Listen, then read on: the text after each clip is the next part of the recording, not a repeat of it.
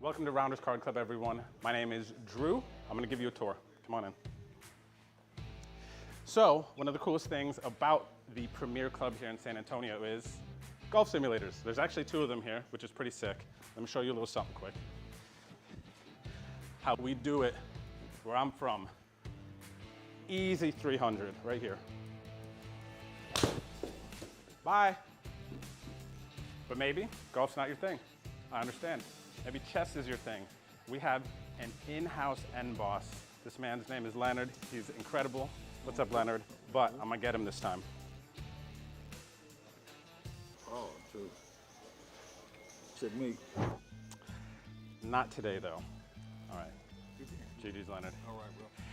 You know, another funny thing, actually, is I've been trying to get a haircut for weeks, but all I've been doing is playing poker. How am I gonna get to the barber shop? There's one here. Hi.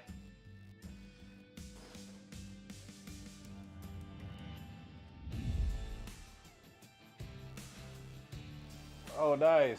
Thank you, Jasmine. And now that we're cleaned up, it's time to get something to eat. One thing you cannot forget to do is visit the Rail Bar and Grill here at Rounders. It has amazing food and drinks. I eat here all the time. I promise you will not be disappointed. You already see there are a bunch of reasons to come visit Rounders, and we haven't even talked about poker yet. Rounders has over 20 tables and action going around the clock. Don't worry about missing your favorite game either. There are TVs at every corner, so sit back, relax, and enjoy the best poker experience in Texas.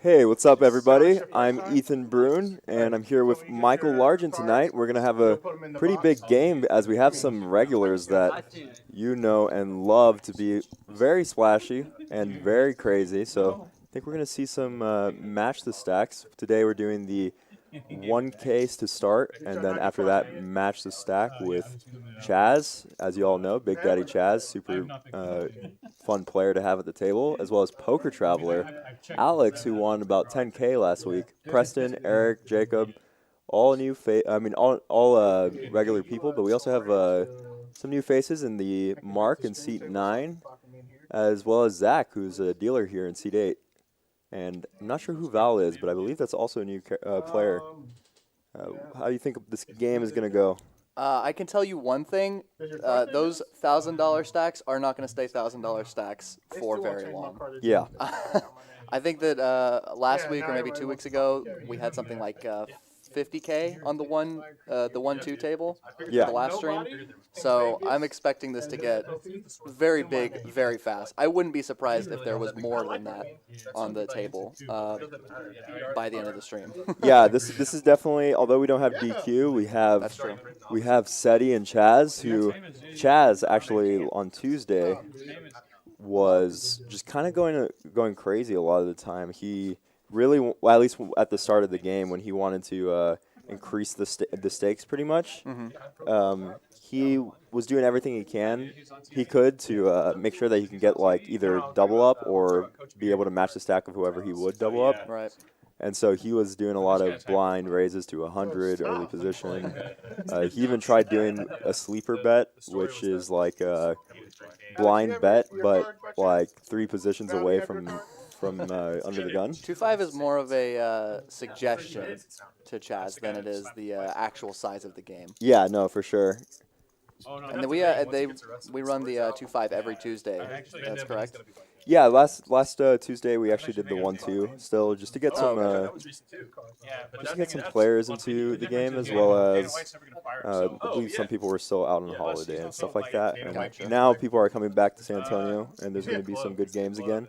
And we already see it with again Preston, Jacob, Eric, CHAZ, SETI, all these guys are very accustomed to playing big stack, but everyone buying in for the max. I don't believe we've actually had that where everyone buys in for 1,000. we usually have one or two people buy in for a little less, maybe like 500, 400 around that area. So it makes me think that these players might, even the new players, might be accustomed to playing bigger stakes. Yeah, definitely.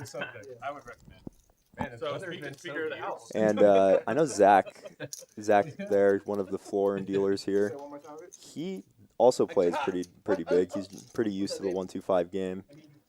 You can see him sometimes with ranging stacks. Obviously, it's Texas, so sometimes you're going to have 500 and other times you're going to have 5K, and you never know. Yeah, I feel like I've seen him on the stream before. Has he been on the stream before? He's been on the stream, a couple times, maybe 2 or 3, but I don't believe he's been on here very recently. Gotcha. Maybe once, but you wouldn't consider him a regular yet? Yeah. Gotcha, that makes sense. Yeah, and it's daunting to play against people like CHAZ and SETI and Preston, who are really ready to play big, as well as ERIK and Jacob. As we've seen, they're not afraid to get in the mix, to make some really big bluffs, and to also get a little sticky too in spots that not many people will get sticky in, and puts you in really uncomfortable positions. Yeah, they're willing to go the distance in spots that other people might not be willing to go the distance, for sure. Yeah, and although I don't know much about Mark and Val, I know Zach is also ready to get in that mix, so at the very least, this is going to be just a really. I think they're really going to try to start outplaying each other throughout. Even though I've already done the predictions on. I think we get an all in on the first orbit. It's been right every time but one. I think this one might get an all in the first 5 hands.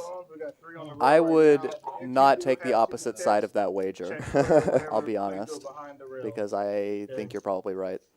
Yeah, especially with the players. I know Alex last week bought in for 1,000, cashed out for 10K.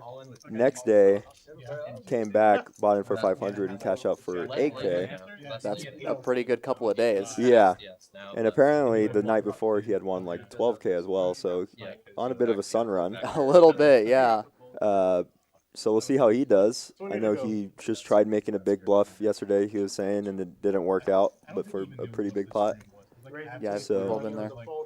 Yeah, and Zach's going to instantly wake up with 9s, your ex-favorite hand. We have a complicated history. It looks like there was a $20 straddle on, if I'm not mistaken. Yes. It was a straddle and then a restraddle. And we got a good hand for Alex here, wearing the Naruto shirt there. Very good hand to wake up with in this straddle. And especially when you flop an ace. Yeah, and this flop is really, I was going to say, Zach is going to continue betting because Alex can really have anything in the straddle. And Alex can also have hands like 7 deuce, but he can also have hands like 7-8, let's just say the 7-8 of diamonds and stuff that he's going to be continuing on here. Right. Really go ahead. It's just really hard to put him on. Oh, now it's really hard to put him on an ace. Now it's definitely hard. Yeah, I was going to say I would like a check back from Zach. 9 on the river, right now. 9 would be brutal. Okay, no 9 on the river, no blood quite yet. Although the jack is helpful, and I like this lead from Alex. Yeah, it does make the call. Yeah, hard to put him on an ace there. Yeah, I like the lead as well in that spot. It's so hard for your opponent to put you on an ace in that spot. Yeah. And, you're going to have some air in that spot for sure. Yeah, and that's a solid ace in the straddle. That's a great lead. Like I never left. Problem is, a lot of the time, not many people are leading and bluffing in that spot, but it's still like your 9s have to be good sometimes. Yeah, for sure. I mean, only 2 overcards, not the worst run out. The top card pairs. I mean, he could even be, calling with a deuce on the flop, and then because he's gonna have. When the raise was only to 50 and he was in the $20 straddle, I'm going to go out on a limb and say he might be calling almost 100% of hands. Yeah, somewhere close to probably 100%. And it looks like Zach does actually add on directly almost for the exact amount that Alex made there. Yeah, this was I remember you and I played a while back on another live stream, and the first 5 hands probably took 20 minutes because after every single hand, everybody would add on to the maximum amount on the table. Yeah, it doesn't doesn't help that in that game there was like 3 all-ins in the first 4 hands. Yeah, that was a crazy game. I remember that. But yeah, I was gonna say on the last hand he could even be turning a deuce into a bluff. You know, trying to get him off pocket 5s, pocket 6s type hands. Yeah. But yeah, 9s I think maybe a little too strong to fold. But he's gonna wake up with kings right away, right after that hand. You can see he's added on to about 1,300 to start this hand. Yeah, it's a little awkward with Val opening so big. He might not get much action because this raise looks pretty strong. Does get a call at the very least. Val probably not aware of how dead he is right now. Yeah, you never think you're in a spot like this. You usually think you at least have some outs, and a king on the flop or a queen high board would be devastating. But pretty clean flop for Val to get away from, and I like the sizing by Zach. Yeah, it looked like a down bet. Yeah, $80. It does get floated. I'm not shocked to see a float for that sizing. No, I think king queen is actually one of the decent hands to float with here, but the problem is that you rather have like a backdoor flush draw, but you definitely want to be floating with these because you can't just fold to the one bet a lot of the time. But that's why the down bet's so good, is that it keeps hands like that in. Nah. It looks like he's going to size up a bit on the turn. I don't expect Val to stick around too much longer. No, but could we ever see a bluff? Is this board something that Val thinks that Zach is using as, you know, a little bit of tilt? You can see he's kind of deliberating over something. It does fold. Does make the way down. You could see the wheels turning there for sure. But fortunately for Val, doesn't go for it all. Zach gets a rebate from the first hand. Not quite for the amount of the first hand, but close to it. Yeah, pretty much there. Picks up $200 on the hand. Hope everyone's having a nice night tonight. Gonna be a fun one. Already 2 crazy hands at the start. No all-ins yet, though. We've only got 3 more hands to see it. Yeah, and Drew taking a break from being in the commentary area, as he has a pretty big tournament coming up. I don't know if you know, but he won a Platinum Pass 3 years ago by winning a tournament. I don't even know what a Platinum Pass is. I'll be completely honest with you. It basically it allows him, well, it's like a tournament event, but you also get like hotel and everything. Oh, okay. But it gives you entry into a 25K. Oh, wow. Yeah. So That's a big tournament. There's going to be 5 mil in that tourney. Ooh, and I like this re-raise in the small blind by Preston. He is going to be against a good hand, but Jacob might just flat with 10s, which gives 7-6 a lot of equity. Yeah, we did see 2 diamonds folded. The queen jack of diamonds did go away after the 3-bet. Yeah. So we'll see. Yeah, actually in worse shape than he probably would be normally because of that. And luckily for Jacob, Preston actually got the queen jack away, although it is a monochrome. Let's change the name. Oh, God. Not this. You can't hear colors. Ooh, Preston's just going to go for it. Yeah, and I don't mind. I mean, you kind of want to bet range here, although this is not amazing for your range. Jacob is very happy to have the 10 of spades, although when we put Preston on hands, he's definitely allowed to have single spades that contain aces and kings. So yeah, and you know you're drawing dead to, or close to dead to, a hand like king jack with a king of spades, queen jack with a queen of spades, ace jack with the ace of spades, etc. Yeah, I mean, this is a spot that you got to proceed with caution as Jacob, and I wonder what he does. Oh, this is an interesting turn in which Preston gets some showdown. Does check. And you can see he's only got 2 outs since the 7 or 6 of spades will not help him. Oh my And he hits the offsuit 7? What was he on the flop, like 3%? Yeah, he had 2% on the flop. Oh no. And he's going to jam. That's brutal. That is really brutal for Jacob. And that's in one of the first hands. Third hand? You were right. You were right. All in third hand. Although, I don't know if it has to be an all-in and a call for you to win the bet. But that is an insane run out for Preston. And also, good of Preston to be cognizant enough to jam for value here. A lot of Yeah. people will just be like, okay, I hit my 2-pair. Good laydown by Jacob. He played the hand, at least put the money in when he was ahead and didn't put any in when he was behind, but Yeah. that's a brutal run out. That Nice hand is. to Preston, though.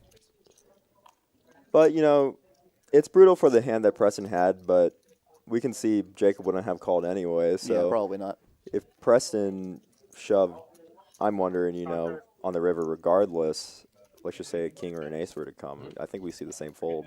Yeah, you're probably right. So good play to Preston as well. Would have been really interesting to see another spade roll off and see if Preston still goes for it.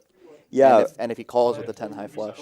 I think what I was most interested in was when Preston got to the turn and hit the 6. I was wondering if he would ever take a shove line or if he's using his showdown value, which he does have showdown value against hands like ace king with the ace of spades, although I'm not sure if ace king would play that way with just a call pre-flop. So it's a super interesting spot. We see BDC with, I believe, what was a blind raise. BDC is Big Daddy CHAZ for all those who don't know what the acronym is for. Yeah, not a different acronym for sure. Anyway, Val has queen 10 here in the $2 big blind, getting slightly better odds to call here with the $2 he's already put in.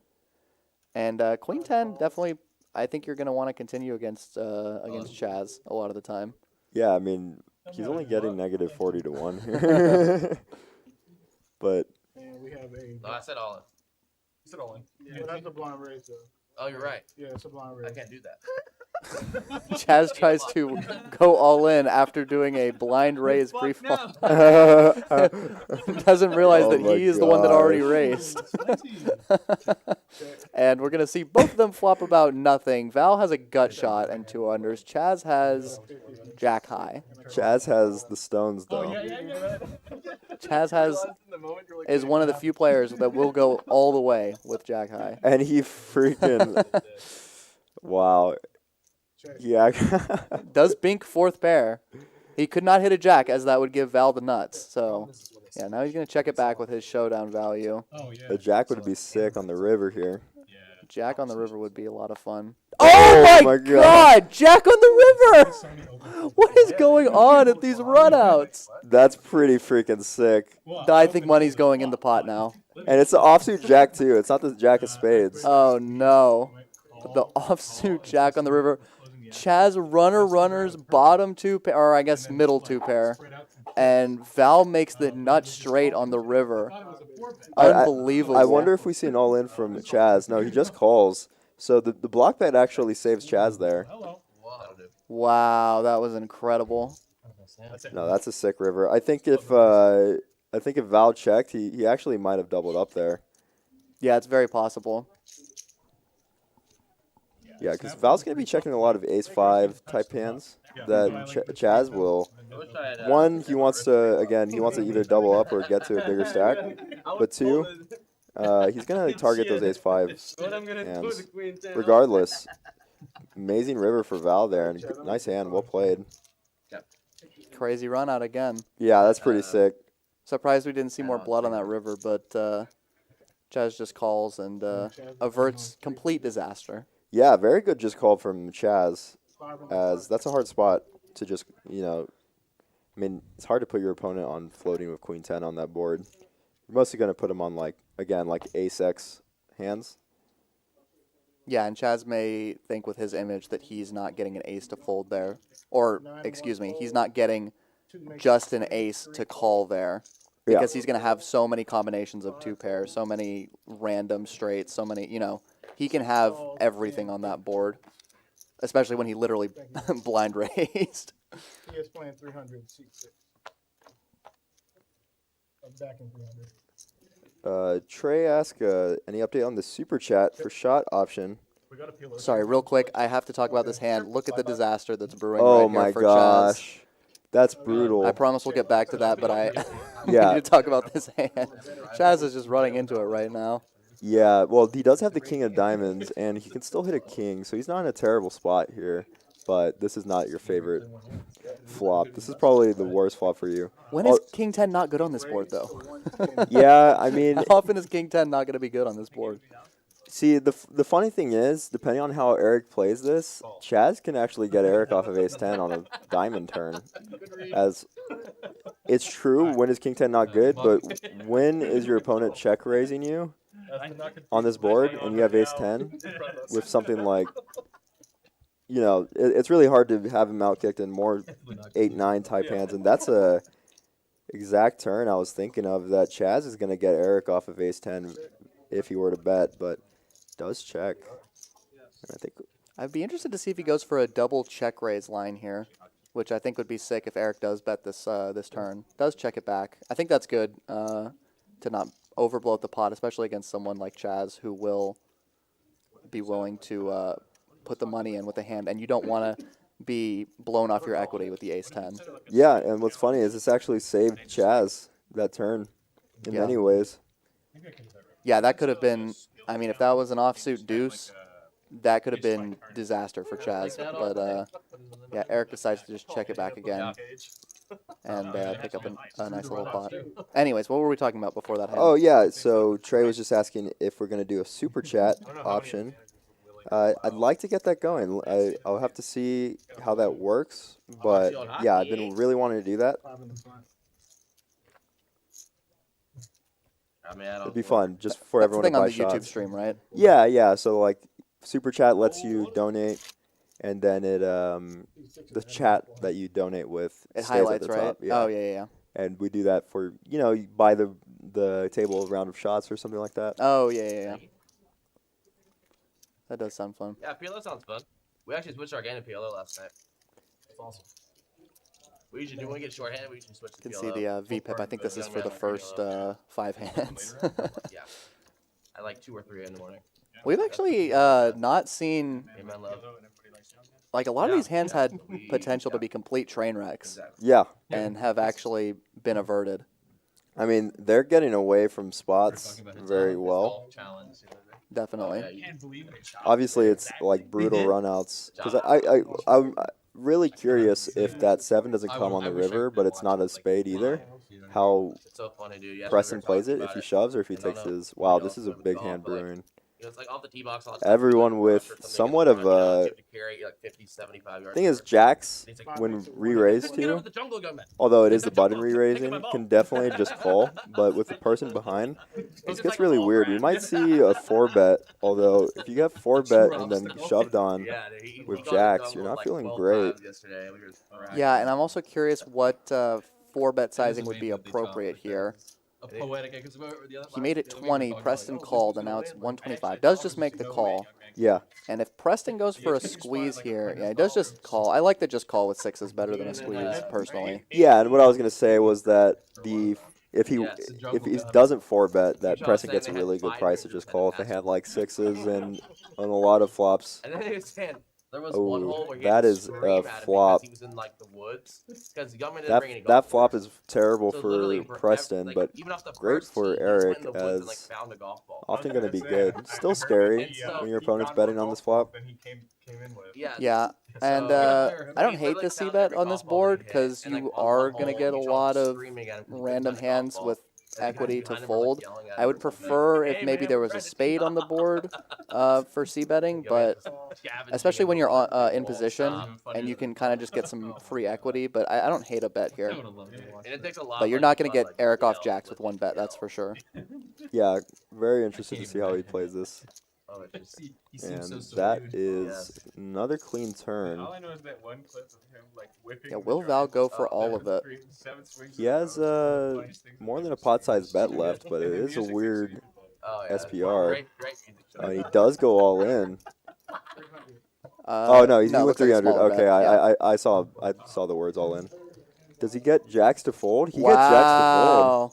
Lets it go. I mean, pocket 9s do improve on the turn there. I think Val does not realize how much of a bullet he just dodged. I don't think he, because I think that jacks is going to be pretty much the top of Erik's range in that spot, because he's definitely not flatting aces, kings, or queens with a player left to act behind.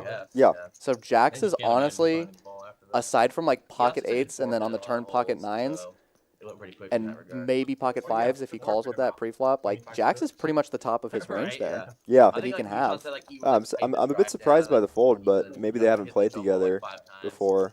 He's like, all right, So you never maybe know we player do- types. You we never do go to the know. next hole. You know, you saw the Queen 10 Mm-hmm. hand, and you're thinking He's like, lost the hole. okay, He's he like, I bet can't win this hole. into CHAZ when he had Queen 10. Yeah, it was Maybe every he's hole, thinking like, $100. well, he's still betting into me. Right, right. Yeah. Yeah, and it's so because they have to just be going for it with air at that point. Although I do believe a club draw rolled off Apparently he was on the up 4 turn, holes to 1. so he could have a hand like ace king of clubs, ace queen of clubs that just picks up equity and continues to barrel. But yeah, great play by Val. Does get a very strong hand to fold on the turn. Yeah. And you were saying Val is relatively new to the stream, right? New to the stream, but I have played with him for. He's a regular. He's been in rounders for a while. So Okay. he's a rounders regular in general. And do you Wow. like disaster flops, Ethan? Wow.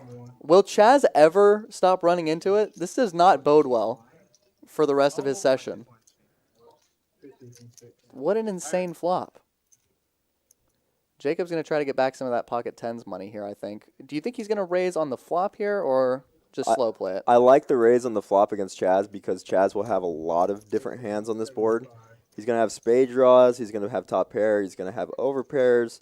CHAZ can literally have anything here. 7-5. 7-5. He can even have 5 deuce of clubs type hands. Right. Because CHAZ is very aggro. He likes to play pots. Does make the call. Yeah, of course not going anywhere with queen jack on this board. Yeah, Jacob's going to have a pot-sized bet left, so he actually really likes this turn as a card that he's going to get called on very often by something like maybe ace-king of spades or ace-king of clubs. That is definitely going to float. Although he doesn't like it in this particular spot because it does give CHAZ a better out. Yeah, it definitely does, but I'm not sure if Chaz is going to get away from it. And by the same token, you know, a lot of Jacob, if he was bluffing with a spade draw, a lot of those did just improve and are now beating Chaz. Wow, let's it go. And again, crisis averted. I don't know how Chaz does not lost more money yet. That's kind of crazy. No, I mean, he, for his image and play style, getting away from those spots is very interesting. Like, I'm surprised, you know? Yeah, yeah, and I don't know that he would have gotten away from it on a non-ace, non-spade turn, but that card may have just saved him $400. But also, you know, very good to recognize that there's a lot that he can be beat by in that spot. Nice and fresh fake, dude. We love that. Looks like we're getting some straddles going here. I think that's Preston with at least the 25 out. Yeah, we got a $10 straddle into a $25 straddle. So, and Val is going to wake up with another monster here. I'm constantly loading out cash and shit. Always good to wake up with ace king when you Discount it, you know. have the $25 straddle on, Yeah. or when the $25 straddle is on. I should Although say. ace king is one of those hands where when you're running good, I feel like you hate to have. What do you mean by that? I know I kind of know what you mean, but what do you mean by that? Yeah, so it's one of those hands where you're running so good that ace king's not going to hit. That you need to have like over pairs or ability to bluff. Mm-hmm. Just one of those weird phenomenons. There's a lot of hands that are like that where, I don't know, you just end up, as the night kind of progresses, I don't know. There's if you play a lot of poker, you know what I mean, but sometimes there's just like that weird feeling you have where you just, you know, it's not going to hit because things are going too well, but maybe I'm wrong. We did see a lot of aces and kings folded. Oh, yeah. Although it is still a decent flop to bet on. Yeah, I like the c-bet on this flop. There's going to be so much like middling hands that are going to have, like Preston's 8-6 of diamonds, for example. I can't imagine him continuing with. Chaz going to call with second pair. I think that's pretty standard. Yeah. Because Val is going to have some air on this board. A ton of air. Val doesn't have many jacks as a big raise pre. He does have a couple of over pairs to the board, but it's hard to put someone on having an over pair as consistently, or especially when he's been betting a couple hands in a row. Yeah, it does just check it. He's still ahead of club draws. Some of those just picked up a pair, hands like 10-9 of clubs, 9-8 of clubs, 9-7 of clubs, Queen-9 of clubs. CHAZ can have all of those, and I don't think a 9 is folding. And this is maybe the most perfect run out for pocket fives. Yeah. I can't imagine him folding. Yeah, he just checks it back and shows it. And Val shows the ace king. does let it go, yeah. Yeah, I don't think pocket fives were folding on that board. Certainly not once the turn is checked. Yeah. And it looks like we're getting some add-ons here. Wow. I mean, that's 4,000 in chips. I'm not sure if he can put that in yet. I guess he's just getting ready to reload. Yeah, maybe. I mean, he should have already had to reload, but somehow he hasn't. Yeah, those might be going in his pocket for later, so they don't have to keep running chips back and forth. And there you can see our current standings. We've had some disasters that actually got avoided from a lot of these players, and we're still waiting on Seti to get here. He's on his way. CHAZ only being down $500 is like borderline miraculous. I don't know how he pulled that off. I got a question in the chat. When is the Rounders Live Fireman's Calendar coming out? Maybe if we hit 1,000 subs. You never know. If you want to see me and Michael in bikinis. Maybe Rudy, too. I don't know if he'd be down for that, but... I think Rudy would be down for it. I hope he's listening to this. We're going to see Val open up the 6-5 suited. And get some calls. Yeah, we'll use like a marker. And it looks like... Oh, excuse me. Val just limped. My mistake. I thought he opened. It looks like he just limped the $20 straddle. Yeah, we have a double straddle here. Ransom91 in the Twitch chat says, I'm not alone anymore. You're never alone with me and Michael. You always got us. I'm always looking. That's kind of creepy. You're never alone. Oh, wow. Alex going to go for a squeeze with ace-deuce offsuit. Yeah. And it looks like Val was the only one that called with the 6-5 suited. Yeah, Val getting in the mix here. Yeah. That's a Wow. ballsy. Wow. It took me a second longer to see it. That is quite a flop. I mean, when you squeeze with ace-deuce, that's not a bad board. No, it's not. I mean, your opponent's not going to have as many hands that hit this. I will say Val will probably have, when his like under the gun limping range, is probably going to have a lot of like pocket fours, pocket threes, maybe even 5s and 6s and 7s that aren't going to fold. And a 6 on the turn gives Val second pair. Yeah, and this is an interesting turn to see. Now that he has showdown value, if Val is just going to call with the 6 or re-raise because of the SPR. And the SPR is kind of telling me re-raise. Yeah, I mean, can he get off Alex? Do you think he can get Alex off of a better hand if he re-raises? In theory, obviously, he has the best hand right now. But do you think you can get him to fold a hand like pocket 10s, pocket 9s on this board? No, but I think you can deny equity from hands that have overcards, and denying equity from any card that has 6 outs is generally pretty good. Although in this spot, he does not have that equity, but I think he does get a hand like 7s, 8s, and 9s to fold, whereas probably doesn't get a hand with a queen to fold. Yeah, I can't imagine a queen folding on this board. Although you do want to get to the point where you're not allowing your opponent to, one, see free cards, but also to bluff you off, as well as have them call. Let's just say the river's a queen. I don't know if you end up folding your 6 very often. And if he can get you off of the 6 with the ace-deuce here, it's definitely a disaster for you. Whereas if you shove, you get called, still have a ton of outs. Yeah, you're at least drawing to the nuts, no matter what. You have 8 clean outs, and then you also have what probably will be the 3 5s and 2 6s. And it must have been... Unless your opponent has ace-deuce. Yeah. Good, how are you? But yeah, usually, I mean, your opponent is, when he squeezes, is very rarely going to have hands that connect super well on this board. Looks like he does just opt to make the call. Yeah, which and I don't hate. I don't hate it either. And he might even have ideas of letting your opponent bluff here. And that's a clean river. We might still see a shove. Wow, and he goes all in. And Val in the blender. And this is kind of what I was afraid of is this river. It's so hard to call, but you're getting such a good price here. Almost, you're getting 3 to 1 here. Sounds good to me. Yeah, that's a tough one. You can see he's really trying to piece through the hand. And kudos to Alex, regardless of how this hand turns out. Kudos to him for going for the triple barrel with Ace Deuce. Because your opponent is going to have a lot of hands that just contain a 5, like 5-4, maybe even 5-3 suited, 5-6. Yeah. That were maybe had a gutter or open-ended on the flop, or just a pair on the flop that haven't really improved. You know, the only straight draw that has improved is 5 deuce and 5-7. Wow, and he lets it go. Great, great play by Alex. Yeah, Alex getting that through. Really good play. Really good recognition of his opponent not being super strong. He does show it, and Val laughs it off. Yeah, it's a rough situation. Like I was saying, the only reason I like a shove on the turn is that you don't want a situation like that, but you also have a ton of equity.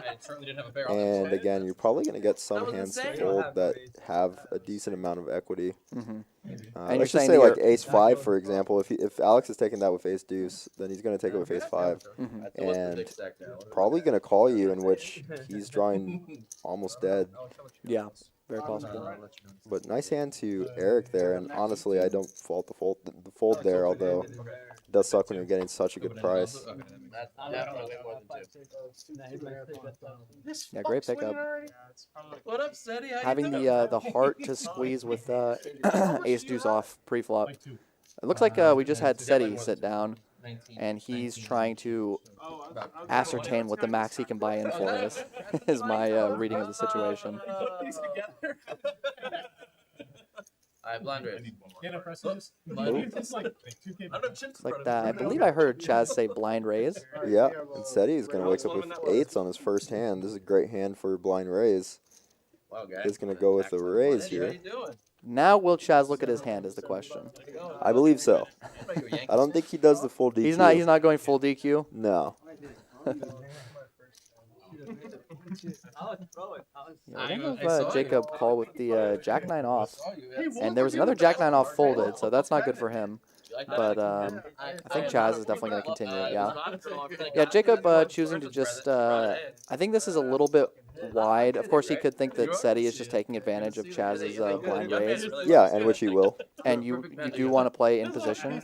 Wow, and that's a terrible flop for SETI when he gets cold by Jacob here. Yeah, there's going to be so many middling aces in there. Ace-8 suited, Ace-9 suited, club draws. Yeah, good queen, king, queen.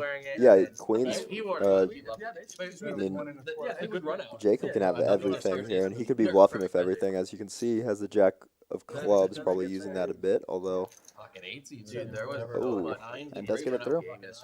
Nice hand. Okay, yeah, does get it through. Yeah. Gets back to even, pretty much. Nice hand to Jacob. Yeah, good awareness. And it looks like we've got at least one plaque on the table. That's that orange rectangle is $1,000 right there. Yeah, that little orange thing is worth a lot of weeks of pay for some people. Yeah, it's pretty crazy. Just that little orange thing. Have you seen the Hustler has these weird ones. They have like these like I don't even know what they are, but they're like they almost look like business cards. I think they're worth like 10K each. I haven't seen but those. They're weird. They have like someone's face on it. I'm not sure whose. But I was like, dang, if that thing's worth 10K, I don't want it. give me 10 1,000 chips. I don't care. Larry Flint, isn't he the guy who owns Hustler? I'm not his sure. Face? Probably, I don't know. It looks like a lawyer. Yeah, like a lawyer's that's face. probably him, but I don't know. Yeah, it's pretty funny. Anyway, I think we have a really cool. We've seen it on the stream a couple times. We have a really cool $5,000 plaque as well. It's golden. I haven't seen that. That does sound cool. It looks like we've got the double straddle on from CHAZ. I believe it's $25. Some early position folds. Hujon never responded. Before Hujon even got a chance to respond. A lot of crappy hands.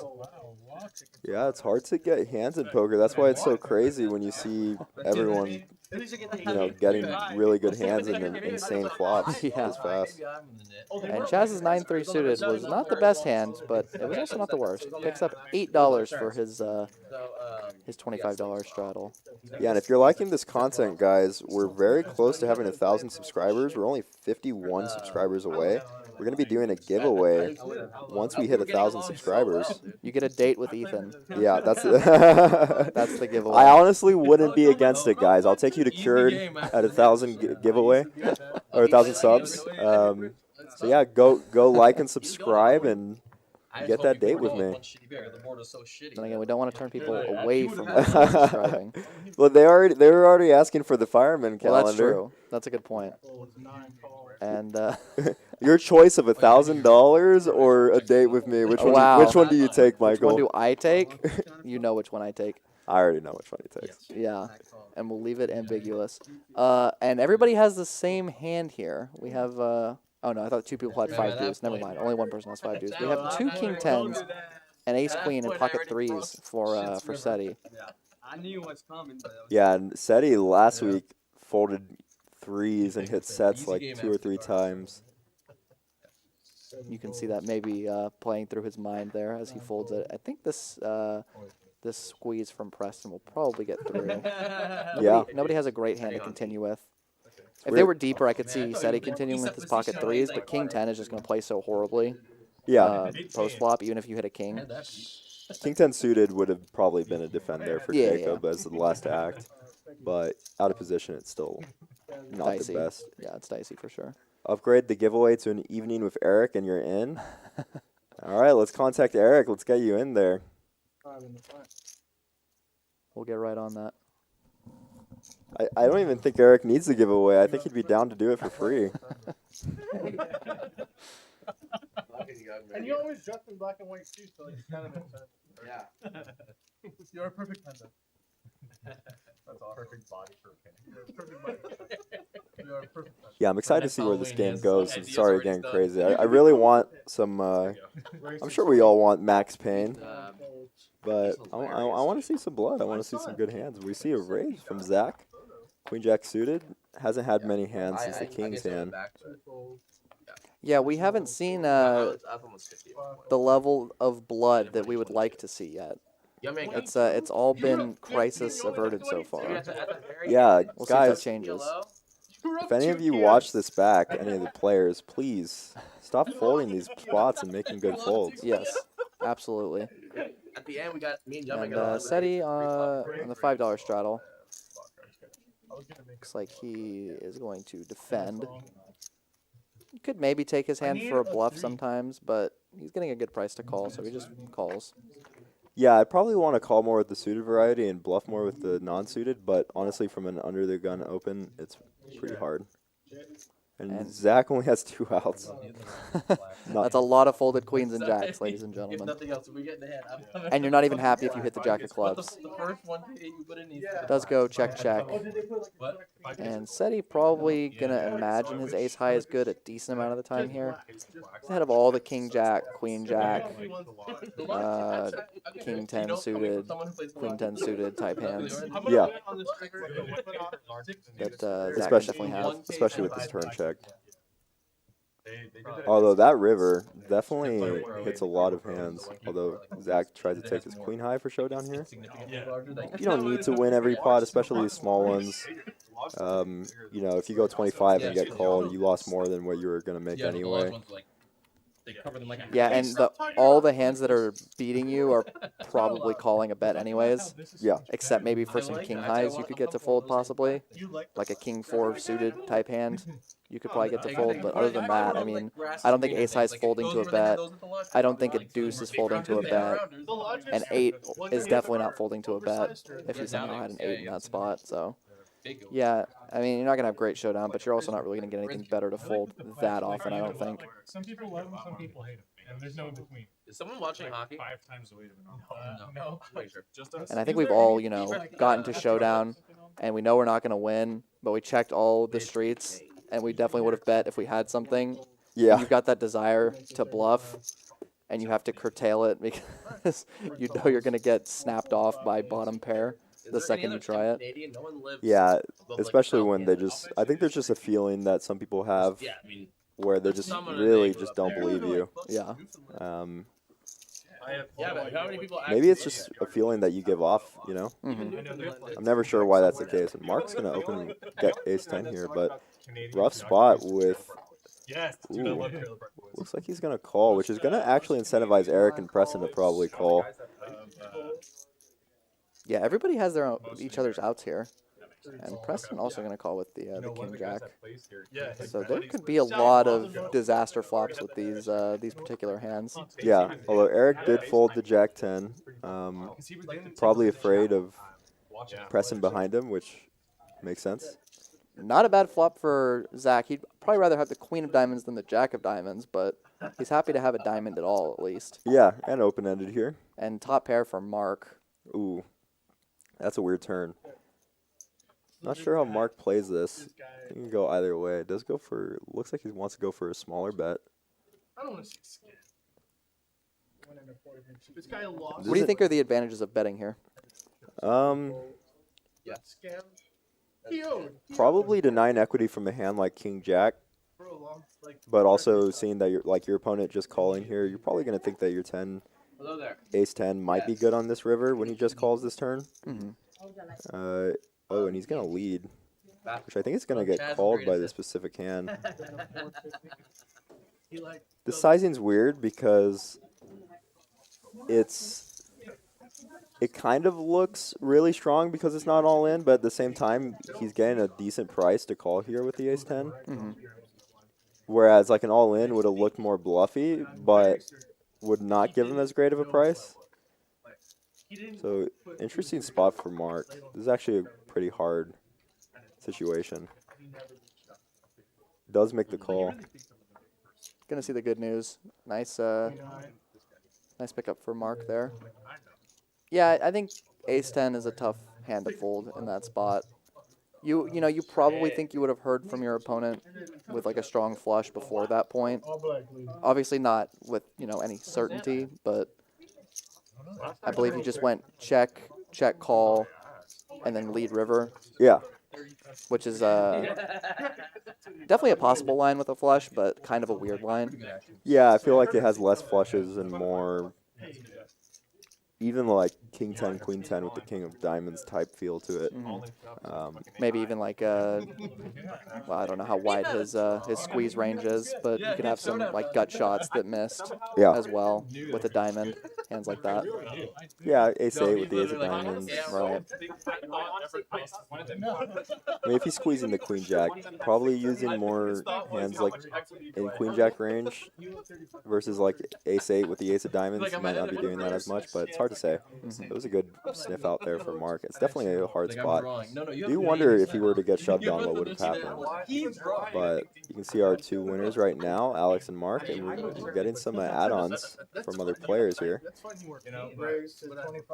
It's like Preston's gonna bump it up with the. Speaking of ace 8, Yeah, and this with is the both diamonds. yeah. Which beats 6-7. CHAZ gonna call on the button with ace deuce of spades. We got 3 suited aces in the mix. I can't imagine SETI going anywhere. The question is, will he squeeze or just call? Does just call. Yeah. And Zach, we'll see if he goes for the. Yeah, does elect to just flat this time with the queen 10 suited. Yeah, and I like that. That's a hand that has a lot of equity, especially multi-way. Especially when all 3 of your opponents have an ace, right? Yeah. You can see his percentage is 48%. And they all have different suits now that I look at it. Yeah, It's kinda everyone. cool. You don't see that often. And Wow. good flop for queen 10. That's an insane flop because Oh, excuse me, we ace have- 8. I forgot. I Yeah. just saw the hearts. Yeah, better flop for ace 8. My mistake.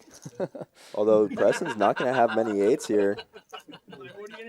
Yeah, if anyone's going to have 8s here, or excuse me, an 8 here, it's definitely going to be Zach in the big blind. And with the hard draw, I would not be shocked to see a raise here, but he does just call. I kind of like the just call because you have so much equity against a lot of their air, and Oh, wow. That's a turn. that is a turn. does like to check, and I think Preston's probably going to continue betting for value here. Although into 2 opponents, it's definitely dicey. Yeah, no, I think he more often goes for a check here, but you can go either way. Maybe small bet. Yeah. Oh. Yeah, because he does know he's at least, even if he is against a flush, obviously you don't want to bloat the pot, but he knows he's at least drawing live to boat outs. Yeah, and now Zach, with not that much, might just go for. Oh, looks like he's going for somewhat of a min raise. Not exactly, but a little over a min raise here. Interesting. And Preston definitely never going to fold to this sizing since he knows that he has boat outs. Yeah. The question is if he just wants to commit Zach's stack right now. It's weird. You don't have any fold equity here, so it's not terrible to just call. And then the problem is, I'm not sure if you're folding if it doesn't boat up anyway. That's a good point, yeah. We've all told ourselves, I'm folding if this doesn't boat up. And then it's like, well, it's only 500. There's not many boat outs either. Yeah, well, with the specific cans that were folded, that's very true. And he does not hit his boat. Zach's Queen 10 of Hearts is still going to be good. It says 300 on the graphic. You can see he actually has a little bit more, like maybe 600 or 700 left. Yeah, he added on right after the last hand. Yeah, and he is gonna shove. And I guess Preston, snap called. Wow, I'm surprised to see the snap. I guess he kind of already decided that he was gonna commit his hand. Yeah, and that's what the Queen Jack play awards Zach in that spot. Yeah, yeah. That showing that he's willing to make these river bluffs definitely works out for him. Yeah, it was well played by Zach, and unfortunate for Preston. I mean, that's the dream flop when you raise a hand like ace-8. When you raise ace-8 from like under the gun or what, or not under the gun, but under the gun +3, and then flop comes 8-8 deuce. Yeah, that's a brutal flop. Yeah. But Zach, actually, I think with the add-on might be in the green now. Yeah, it's very possible. That was a pretty big pot because it was only reading as 300, so he probably is actually, instead of being down 40, he's probably up more like 400 or so. Yeah, well played to Zach there.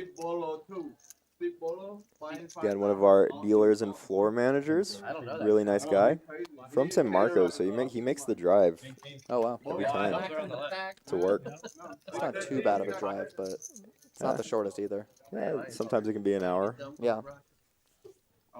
That's called dedication, ladies and gentlemen. And tonight he was dedicated to taking all of Preston's chips. He has that grind set. Don't call it a grind set. Grind set mindset. Looks like we only need 50 subscribers to hit our giveaway, guys. So if you can join up in that and subscribe, like our video, really helps us out. Also helps us do that giveaway. And I want to tell you guys about our coming free rolls. We have a lot of free rolls, but every Friday at 7 p.m. we have this $5,000 free roll. $5,000 guaranteed, and that is all you need to do to play. That is you pay an admin fee, come in, you get those $12,000 in chips with that admin fee, and then you can add on or rebuy $20 for every 12K in chips, as well as $20 for 15K or $40 for 30K at break. Oh, and $60 for 50K. The levels are 15 minutes. Super fun atmosphere. It goes crazy. I believe sometimes we get like somewhere between like 1,000 to 1,500 rebuys, so it gets really crazy. Definitely does. Yeah, that one's a really fun one. I'm sorry, guys. Never mind. Apologize. Looks like we might have some straddles on here. Looks like a $10 straddle at least. And an add-on. Someone is adding on too. Yeah, the game is getting bigger, as we predicted that it would. Yeah, and we're still only in the first little less than an hour coming up here. And I can't imagine where it's going to go in the next hour. Yeah, that was the first hand where we really saw two huge hands collide and it actually get all in. And speaking of huge hands, wow. Eric with ace-king suited. And Preston with twos. It's a flip, guys. See, 50-50. Yeah. Oh, it is literally 50-50 in this spot. Now it goes down by a lot for Preston. And then, like, I win a hand, pretty big hand from him. Yeah, I mean, the thing that pocket twos have over ace king is they're way easier to play. Oh. Yeah. He's like, you should I mean, top especially. Oh my gosh. Okay. So Okay. he puts 50. But we don't see any aces folded. So we see a lot of other cards outside of aces folded. There's 3 live aces in the deck. You never really see that. Yeah, that's pretty. I mean, that's great news for Eric. You can see he's actually not. I mean, a lot of that equity will probably go to Zach. Yeah, it looks like he's going to go 500. I kind of expect it to get committed here. Looks like Preston with maybe, or excuse me, Eric with maybe like 12 or 1300 behind after he makes this 4-bet to 475. Yeah. The question is, will Zach just commit here? It can go both ways. I think Zach can shove, and I think Zach can call. It really depends. But in the small blind, you mostly want to shove with kings here to a 4-bet. You really don't want to be out of position, but he does just go with the call, which is, you know, it's indicative of if I see an ace on the flop, I might get myself to fold, but also I want my opponent to continue bluffing. Also, look at that equity, 54%. Oh. And that's why it was 46 pre-flop, because there are 3 live aces in the deck, as you stated. And now only 1 live king, although Zach still has 15% here. This is a brutal flop, but this is kind of what Zach just called for, is a spot like this where there are going to be a lot of, I mean, Eric pretty much only has ace. What hands do you beat at this point? It's just pocket queens, basically. Yeah, and pocket queens isn't continuing. Yeah, on this board. I mean, pocket queens might down bet to like 200, like 225 area, but and he does go for about that area. So yeah, I like this down bet. You can get called by a lot. I mean, because now if Eric would play pocket jacks that way, those are now ahead. Any ace x hand is now ahead. He's not going to have as many. Eric's not going to have as many flush draws with the ace of spades being on the board. Yeah. So, and especially with Zach having the king of spades also accounted for. Yeah. There are pretty much no flush draw combinations that make a ton of sense. Well, a spade would still be brutal for Zach here, right? As it gives him a ton of equity. But this card is actually a card in which Zach really is not beating anything anymore. And the problem is that he has the king of spades, and he's blocking a lot of the bluffs that would be in Eric's range here that could possibly bluff, like king queen of spades type hands, king 10 of spades. All those are gone.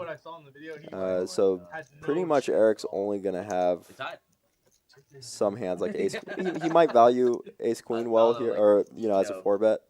Although when you have pocket kings, it is hard to put your opponent on hands that can 4-bet you. Still has pocket aces, still has pocket jacks, still has pocket 9s now. Only beating queens pretty much. We'll see if Zach can get away, because he is getting a decent price here. He really looks like he wants to fold.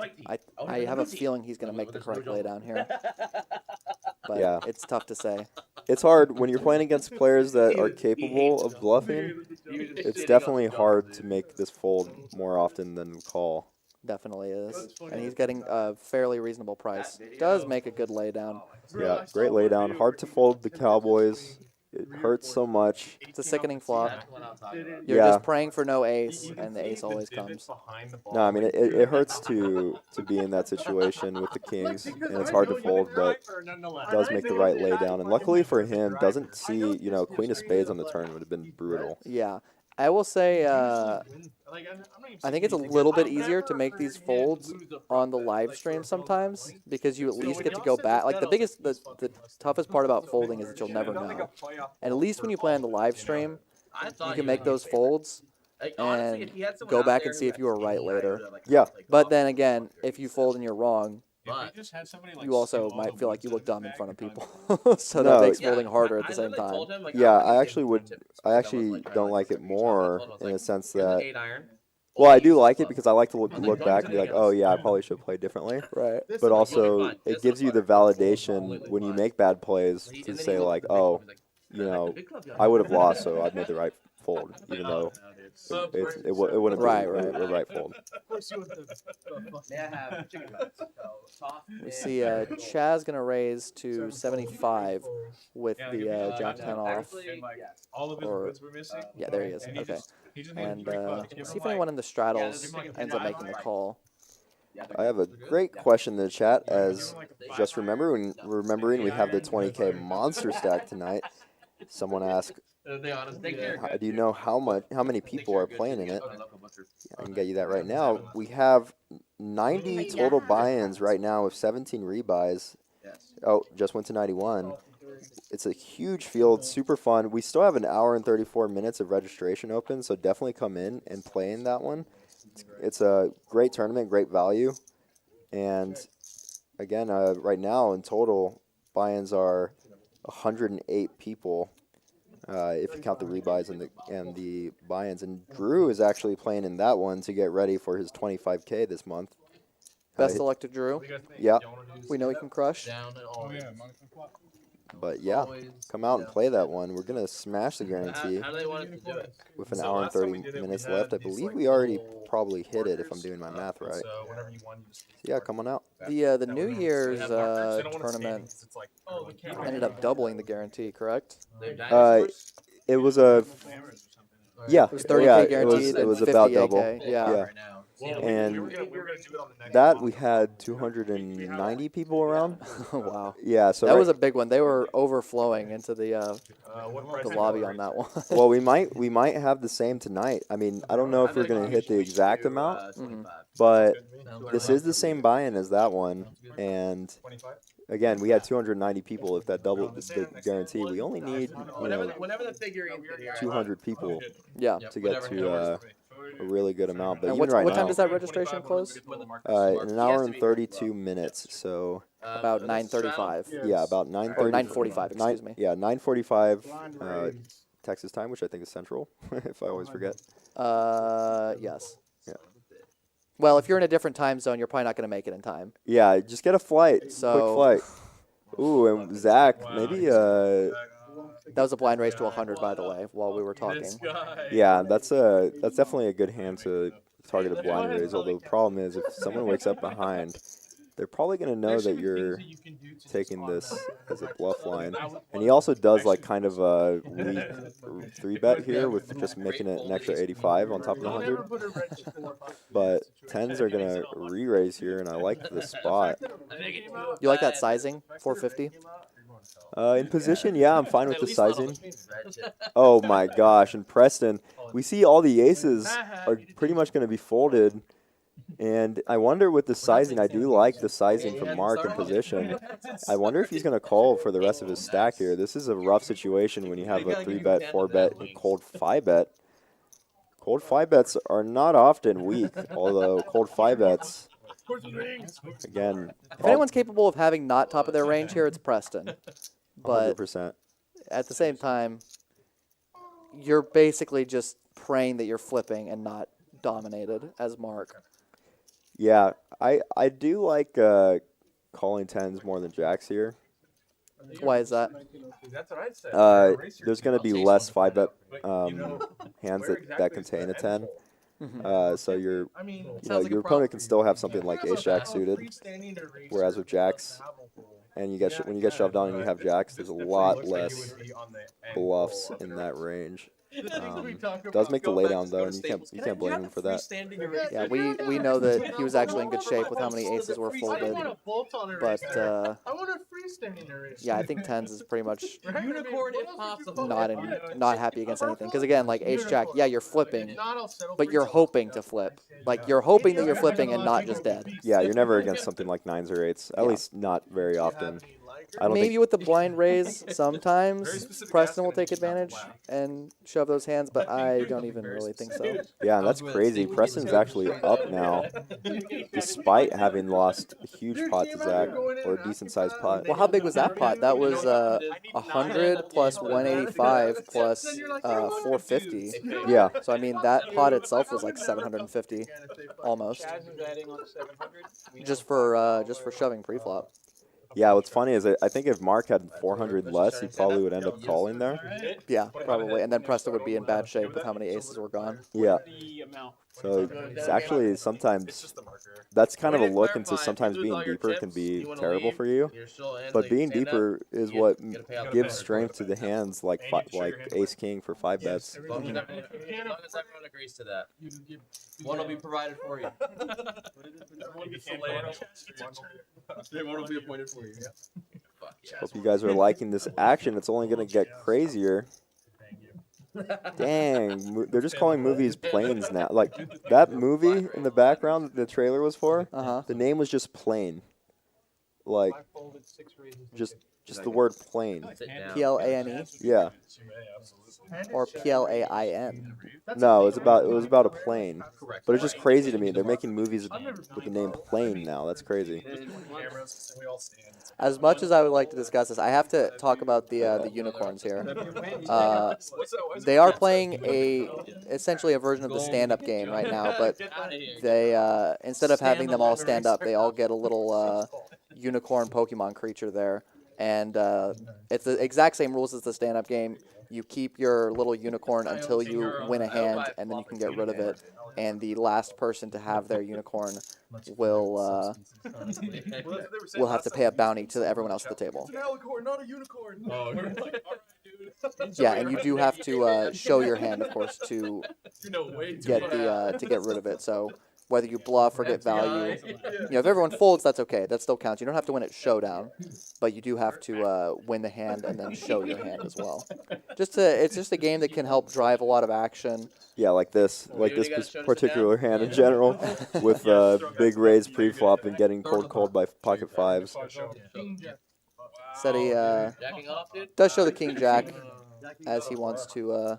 That's what we just mentioned, is you have to show it to get rid of your unicorn there.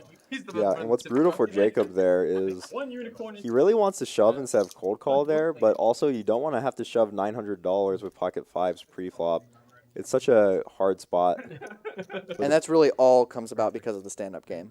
Yeah. That's how you win stand-up. You're way more okay folding pocket fives when there's no bounty on the line. Yeah, with the stand-up game, we are definitely going to get some stacks in here. The value just keeps going up And and up. none of these guys go slow with the stand-up game. Sounds like investment. Very much go crazy. And I was like, so you can just invest in crypto and have the I like same that he's results. got his card protector. Gengar is riding the unicorn. You see that? The bottom left of the screen? Oh, yeah. I didn't even notice that. Oh, that's pretty cool. That's a Pokemon riding the unicorn. Yeah, Pokemon were pretty popular for a while in the Texas poker scene. Yeah, a lot of people had Pokemon card protectors. I know. I think Every time they would stack someone, they would get their Pokemon. That was the is that that where was it the came thing. from? Yeah. Didn't Wolfgang have one for a long time, or still has one? Like that's his little signature. Most likely. I mean, they used to be big. I haven't seen them in a while. I'm not sure why it stopped happening, but someone would I remember. know. Yeah, didn't Sam, our friend Sam, have one at the live stream game we played? Yeah, it might still be. He didn't even know what it was, but he didn't know what Pokemon was. well, he knew it was a Pokemon. He didn't know which Pokemon it was. Yeah. And this is a good flop for Ace Jack. Yeah, curious to see how he plays it. It is a rainbow board, but there are a lot of hands that contain draws, king, queen, ace, king, that you want to deny equity from. Also, a lot of hands that you want to gain value from, but does just call. Playing a little more cautiously. It's a stomach. Yeah, now Val has to really consider what is calling me that is going to then fold on the turn. Like, can I get a 10 off here, for example? And under normal circumstances, I think you could a decent amount of the time. But with the stand-up game being on, I think you're going to have a much more difficult time. Like, this sizing, this 125, I think is a little bit on the small side when it comes to the stand-up game. Because you're not going to get even a 10 to fold for that price. Yeah, and I actually would have liked to seen a raise on the turn now by Eric, but the call is just fine. I was going to say, because you want to deny equity from hands that might call, but maybe he thinks it will get called anyway, and this river is not the best for Eric. Dude, I bet that's going to be fun. Yeah, it looks like Val does decide to slow down and check. My wife and I were Now, playing I that trick to do Scotland, expect and Eric to go for some value here. What do you think his sizing is going to be? I guess I we're about mean, to find it out. would have to be big or small, but it's hard to say. I mean, this river is not your Almost winning a favorite, seat to the Irish as Open. I'm not sure if 10 years old. many hands that you're beating will call. Yeah, and this is also rough for Val because he could even go for a check jam line on this river, trying to target a 10 or maybe even a jack to fold, but he's only got 560 left, and he's going to get pretty much snapped off for how little behind he has. So I think he just kind of has to check fold this river. Yeah, I mean, if you're going for value on a hand like sevens with as Eric, I definitely like the bet, but I'm trying to think of many hands that would call that you have beat. Yeah. I can't find too many. Unless you can get something like Ace King to bluff, and that you feel like you're just gonna call a river shove, No, I think there aren't. hoping that Ace King tries to rep King I Queen. could be wrong. Looks like Val is really considering a call here with fourth pair. That was like 13 years ago, so I don't remember I'm exactly. I'm a bit surprised to see him tanking here. I may have just been like. He would. Even if I win. I don't even know what he would be putting Eric on that he's beating at this point. Yeah, he does lay it down. Yeah, I don't think you can ever call there with. I think sevens are a really rough hand to try to make a call down with on that board because you just beat nothing. Like I don't even know what you would be beating ace queen, and ace king. It's like about it. Yeah. Because even queen 9 makes a pair and probably wouldn't bet the river. Yeah. Maybe queen 9 would turn his hand into a bluff, but I think Eric would have jammed if he was turning a 9 into a bluff, for example. Because you're not really going to get many jacks or 10s to fold for 225 in that spot, I don't think. Yeah, and I'm not sure if he's just calling pre-flop with Ace Queen, although maybe. Yeah, He did just call with the Ace Jack, although Ace Jack is definitely a lot worse of a hand than Ace Queen. Right. Yeah, it's tough to say, but that's why I think it's a good fold from Val. Is like you have to kind of stretch to find hands that you're even potentially beating in that spot. Oh, and Chad's gonna wake up with Ace Queen with the blind raise here. That's a good time to get ace. Speaking of how strong ace queen is, that's a good time to get ace queen. Yeah, especially when everyone knows you're blind raising, and is often gonna re-raise you with hands that are worse, like Ace 10, for example. Or ace 9. Or Ace 9. Are you prescient? Did you just like know that was gonna happen? I am all seeing, all knowing. And looks like Preston gonna go away. Oh, and Chaz just shoves it, which honestly I think Mark folds because Mark only has Ace 9. He might call Ace 9 suited. Yeah, it does let it go. But I don't even know if he calls Ace 9 suited, which I wouldn't blame. As it's not doing good against any I mean, it is doing well against a large portion of hands, but even still, you're probably best in like a 70-30. Yeah, good of Mark to not get too overly focused on winning the stand-up game there. Yeah, and that can be big, as considering this game is a little bigger with people who are a little more used to playing bigger games. They probably have a pretty big ante for the stand-up game. Yeah, I wouldn't be surprised if it's even like $50 ahead, which would be maybe even more. Last time they tried to get me to do 100 ahead, and then Which would have been more than you bought in for, right? Yeah, I mean, yeah. Not only that, like they were like, oh, maybe we can do 100 ahead, and then they were even suggesting some like I don't even know what game. They were like, oh, and we can also do like 10, 20, 40 or whatever. It's like some sort of game. I'm like, and then I suggested like, yeah, why don't we all just go all in with a dry hand on the first hand? Just like, and they didn't go for it? No, I know. I'm surprised. I'm very surprised. Nah, I mean they're crazy. Yeah. You see Preston 3-bet with the 9-8 suited. Yeah. And gets called by Zach's 8-7 off. Doesn't probably expect to have Zach dominated here very often. No, but he is going to be c-betting a lot of boards. Yeah. And with the backdoor flush draw, it's definitely a decent board to do it. And I think Zach's 8 high is, just going to go in the muck. And Preston does show the 9-8 suited. Probably not Still good. expecting to be bluffing with the best hand there. We've upgraded from But, 8 high being good yeah. to 9 high. But And We I hear the got players talking about a that. question in the Twitch chat. Rounders allows playing out of the rack. Don't see that often.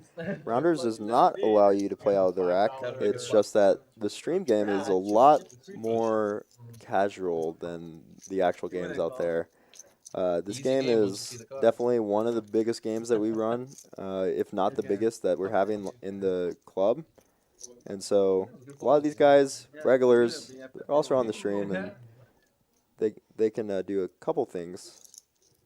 You know, there's a little more leniency, yeah. So don't try to play out of the rack is the point Yeah. being made. Yeah, I know a lot of people might not like when they come to a casino and people are playing out of the rack, but yeah, definitely cannot do that in general. It looked like Jacob tried to raise to 25 there, but didn't say anything, so it was just ruled a call. So he is just gonna, looks like, accidentally limp in for 5 with the 6-4 suited. Yeah, and it's not a terrible hand to just have to limp in. You definitely rather thin the field with a hand like this, but I mean, if it looks like you wanted to raise and you don't, people are gonna raise you less anyway. Yeah, they're definitely gonna be a little bit more cautious. And looks like we're gonna go multi-way to a flop here, and he's really kicking himself that that raise didn't go through pre-flop. But he does allow. I mean, we have pocket threes for Eric, so. Oh yeah, I didn't even realize that. Oh my gosh! And Eric is gonna want to play this a little faster with the flush draw, and no one, especially when Jacob wanted to raise. Jacob's hand looks like an overpair that wants to continue. Yeah, case 3. Val does have it. Wow, and Eric is going to play this slow as well. Going for just calling today.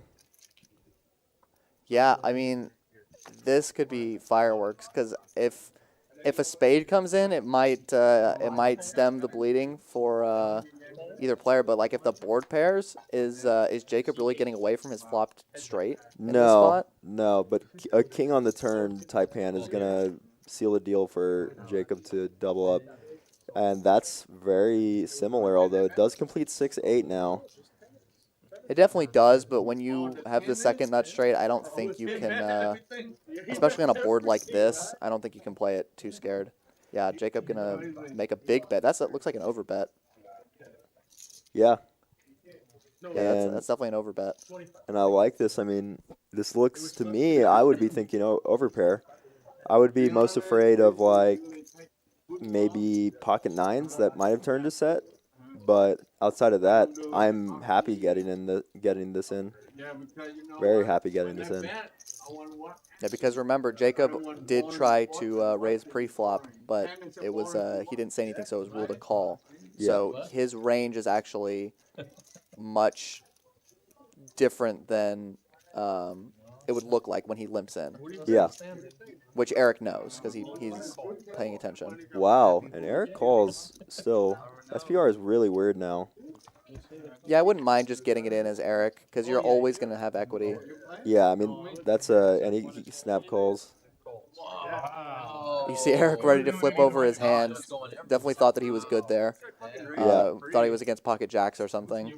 I would imagine. Yeah, and I wonder if Eric called with the intention to fold on a spade river, or to.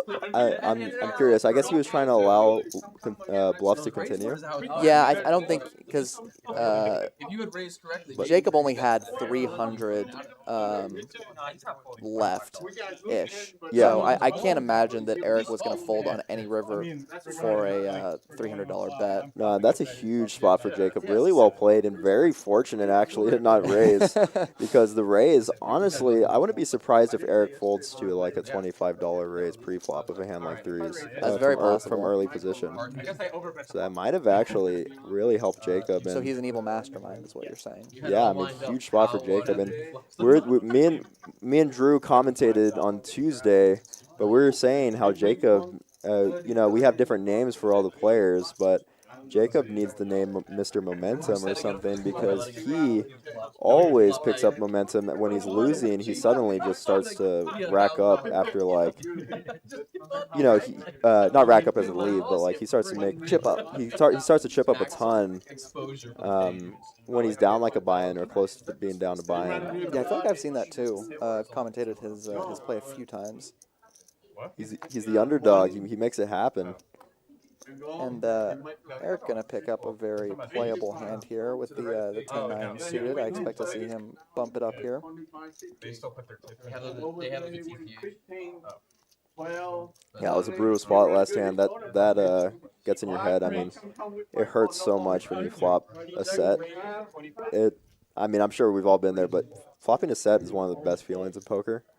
Especially when your opponent meant to raise. He never, ever has a hand that hits that board. Yeah.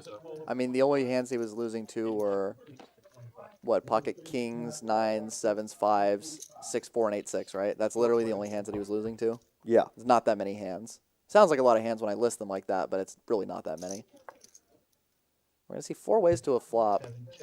And Eric is going to be best here with his pair of 10s. I expect this board to just check around fairly often. I don't think Eric, even though he knows his 10 is probably going to be good a decent amount, yeah, I don't think he wants to bloat the pot up. Yeah. 4 ways. Yeah, I don't blame the check. I mean, I don't know. I like both. They seem reasonable. This is an interesting turn. 4 players, 8 cards, not one club amongst them. So I would not be surprised to see this check all the way around again. Everybody's quoting me like. And we got Eric Nielsen saying "Go Eric" in the chat. So Eric rooting on Eric. Well, you have a bias, Eric. It's like the Obama meme where Obama's giving himself a medal. Oh, Have you seen that meme? I know what you're talking about. Or the Spider-Man meme. And I think this is going to check down most likely, and Eric is going to pick up $100 here. Yeah, picking up $100. It's a lot of change to start getting back to where you were before the pocket 3 hand. Yeah, you're happy when looks like he's actually going to bet it. Interesting. I'm curious what he's. I think he's betting this for value. What hands do you think he's going for value on? Ace highs? I guess ace highs, although I wouldn't be. I don't know if I would want to with that many people. Although maybe he feels like he'll get called by 8s or 7s. Right. Possibly even like 5s and 3s. Yeah, when the play is that passive, you probably think that the hands that you can get called by. I would like it a little bit more if the 4 didn't pair. Yeah. Because that does increase the amount of hands that, you know, 4 is definitely just looking for showdown value until the river where they hit trips, and is going to maybe even still check and try to pick off a bluff, or check raise and get value against a hand exactly like Eric had with the just a pair of 10s that was kind of in the same boat of not wanting to bloat the pot. Yeah, definitely. I mean, if you're first to act, you're not going to want to just lead into 4 people when you hit that 4. Even low flushes, but yeah, I think there's still some hands that you can get value from. There's definitely some, for sure. It's hard in that spot, but also you kind of like, when you just lose that 3s hand, again, it goes back to like, man, I really want to like start getting some back. Right. Said he's not going to try his hand at the 6-4. Lets it go. And Leo in the chat says, say hello to Brazil. Thank you for watching. Really want to go to Brazil, but I love Brazilian food, so. Where the cost of like what is right now, building a deck right now. And we've got some playable hands here from the later position in the straddle. I think I would expect to see Preston raise this. Yeah, I think a raise is pretty good. The only thing I don't want is to be blown off my equity with a hand like Jack 10 suited, but it is a very strong hand, and you might get this ace deuce to fold. I was just shocked that he don't fold between everyone saying. Yeah, it's very possible. I was like, that's crazy. That came out really nice. Yeah, Eric Well paid. definitely considering his options. I'm even curious if he's considering. Yeah, he does just call. Curious if he was even considering a back raise there. Because that's definitely a play that he could make in that spot when he just limps and knows that Preston is an aggro player. Yeah. On the straddle. but does just call about 50-50 Ooh. pre-flop Oh, wow. until action flop. What? And why are we getting so many action flops? I don't know. Why are you complaining about it? Look at this flop, and from what we've seen from Eric, he might just call here, although. See if he goes for the check raise. It's definitely a board that he can check raise, although it kind of reveals that he has mostly a spade draw. Yeah, I think that's the thing with these type of boards is, at least something I've been looking at in my play is on a board like maybe even like 7-4 deuce. Like He does go for the check raise. when you're going to have so many more draws, like 7-4 deuce, 2 spades. When you check raise that board, it looks so much more like 5-6 or a spade draw. You know, you're going to have more draws than value hands on that board. Yeah, although, like you said, it looks like 5-6 and spade draws, but he can have 5-6 in this spot. He can have 5-6 in this spot, absolutely. He could have 7-5 suited probably. Ace-5 suited definitely makes a lot of sense. Wow. And, yeah. I Preston mean, is hating life. that turn is definitely really bad for Preston, as Eric's often just going to have flush draws, although Eric will probably raise the ace-high flush draw on the flop more than he's going to raise like a 9-10 flush draw. Yeah, we'll see if Preston elects to check it back here. And you can see Preston only 2 outs now. A 10 will give him 2 pair, but Eric has aces and 5s, so he would still have the best 2 pair. Looks like Preston is going to bet this.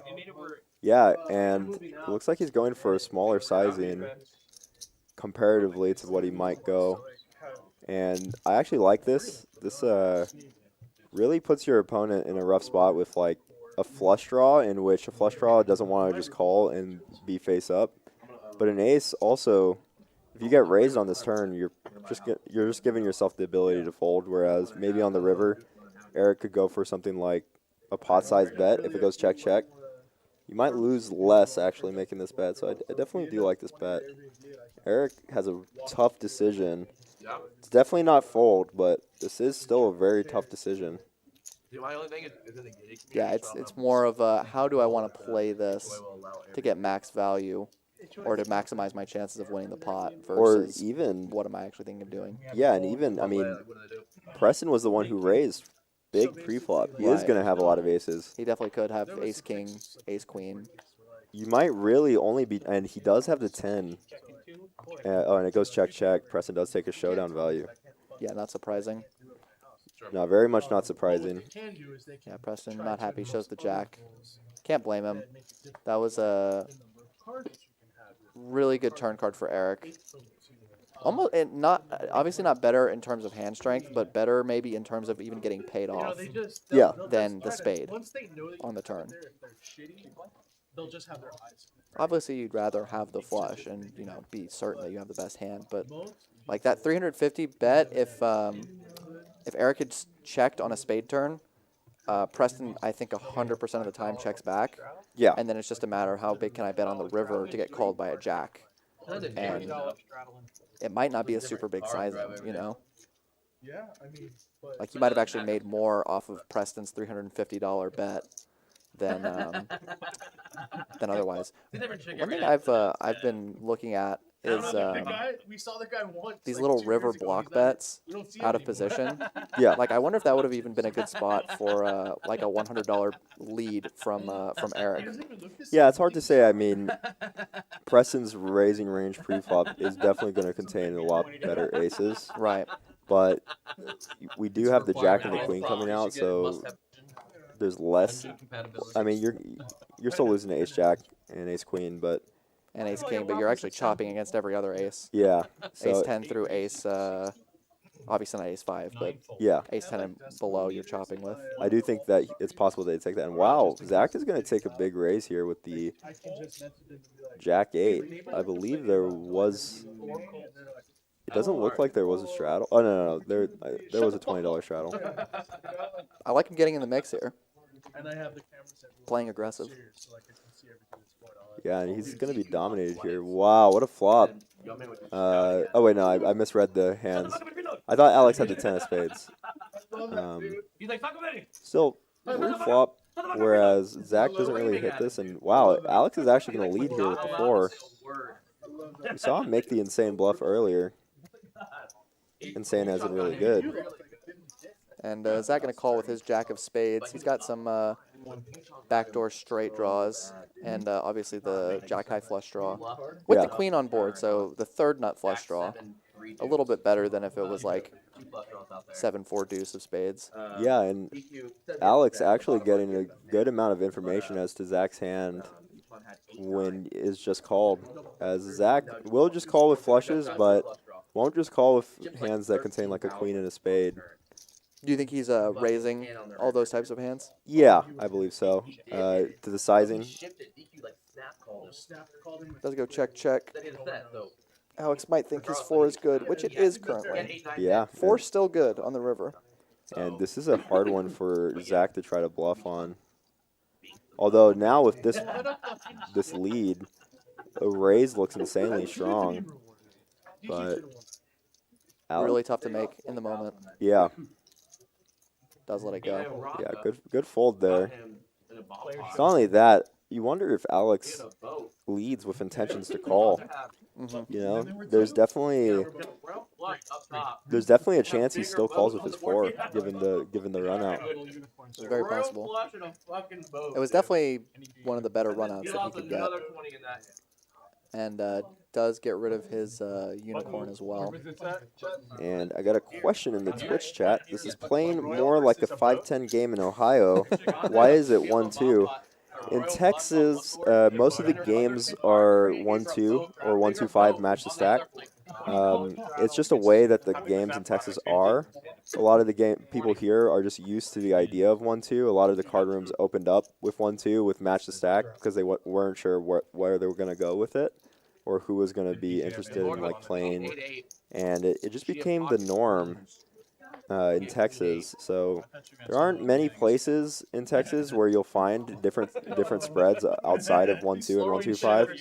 There's maybe like 2 or 3 card rooms in which you will. And it's just kind of, again, the norm here in Texas. You can basically triple to, honestly, triple to 5 to 10x the stated stake. Oh, yeah. And it'll be correct. Like 5-10 here is going to play more like normal 25-50 or even 50-100 a lot of the time. Yeah, I put 5-10 more in the range of 50-100 in Texas. Yeah, so like a Vegas 50-100. Yeah, and then I would put 1-2 and 1-2-5. They vary. They vary very often. Very often. Very. Exactly. But yeah, no. I mean, it's insane how the differences are. I knew that game was gonna be so. Yeah, if you're used to 1-2, $200 max buy-in with $7 raises pre-flop, this is definitely gonna look weird, to say the least. There have been some places lately that have been trying to change it, but you know, people don't really want to change those things. And wow, what a flop! We have an open-ended for SETI, actually winning with Jack High, and I believe Mark has the unicorn still. So again, going back, the stand-up game is in effect, which changes a lot of the play because for those who are new and haven't seen. We're playing the stand-up game, which means... But not standing up. That's what the not unicorns standing up. So if you're the last person to win a hand during before we finish that, you have to pay everyone an ante, which probably is anywhere between $50 to $100. So to each player. To each player, yeah. Yeah. So more like 400. If it's 8 players that you're paying $50 to each. And this is a great turn for SETI, and I do not think he's going to go anywhere to this bet from Mark. Yeah, those are the guys. And I think the right move for SETI here is to just call. You want to keep in all the bluffs like the hand that Mark has. Yeah, just flats it. I like that play. And Mark gonna have about a pot-sized bet on the river. We'll see if he goes for it. I think if the board doesn't significantly change, ooh, I'm curious to see if he still goes for it. And it looks like he does. Yeah, and that's an interesting card because SETI, there's so many hands missed, but this looks really strong. Although you do have the jack. Man. Yeah, it doesn't actually change. I mean, it changes some hands, but you know the flop straight is still the flop straight, and it's still the only straight. Wow. Wow, gets steady off a jack. I'm surprised. I'm very surprised. And he has to show it. And wow, I'm surprised that he folded pretty quickly too. Yeah, Must have put him on a good hand. I'm very surprised to see the fold, given the stand-up game. It's a weird board because it looks more connected than it is. Like, it is connected, but it's a lot less connected than like 5, 6, 7, 9 jack, you know? Where a lot more hands get there in different ways. Like 5, 6, 7, 10 jack, it's still only 8, 9, and 4, 3, and I guess 8, 4 that are straights. But those were all there on the flop. Yeah, As far as top of the range goes. I'm just wondering if overpairs are shoving that river. I think overpairs are checking, trying to get their stand-up. You know, they don't want to jam and get called. So, he looked like he got off the trying to figure out, but really well played by Mark there. Gets to sit down with a great bluff, turning what a lot of people would take for showdown as thinking that it's not good enough, you know? Mm-hmm. Yeah, that was an interestingly played hand. Flop top pair and turn top And CHAZ with the computer hand. It's got to be dominated. now remind me why it's the computer hand. A lot of people thought that it was winning a lot online, that it would win on online poker. Why is that? People were just seeing Queen 7 win a lot online. Called the computer hand. Interesting. I believe that's what it is. And we see Queen 9 suited for Jacob. Both of them whiff this flop pretty hard. Now, I'm not sure if CHAZ's 25 was a blind bet. I'm guessing it probably was. But, yeah, neither player hitting much on this flop. Neither player improving on this turn. And just going to go check again. Both of them may be thinking their queen high is going to have some showdown value. We'll see if anyone decides to bluff at this on the river, because this is a card that... yeah, it looks like he gets Jacob to fold a slightly better queen high. Yeah. Nice bet by CHAZ. He'd probably check a lot of his king and ace highs, I would imagine. But I think queen high is a little bit too weak in terms of showdown value.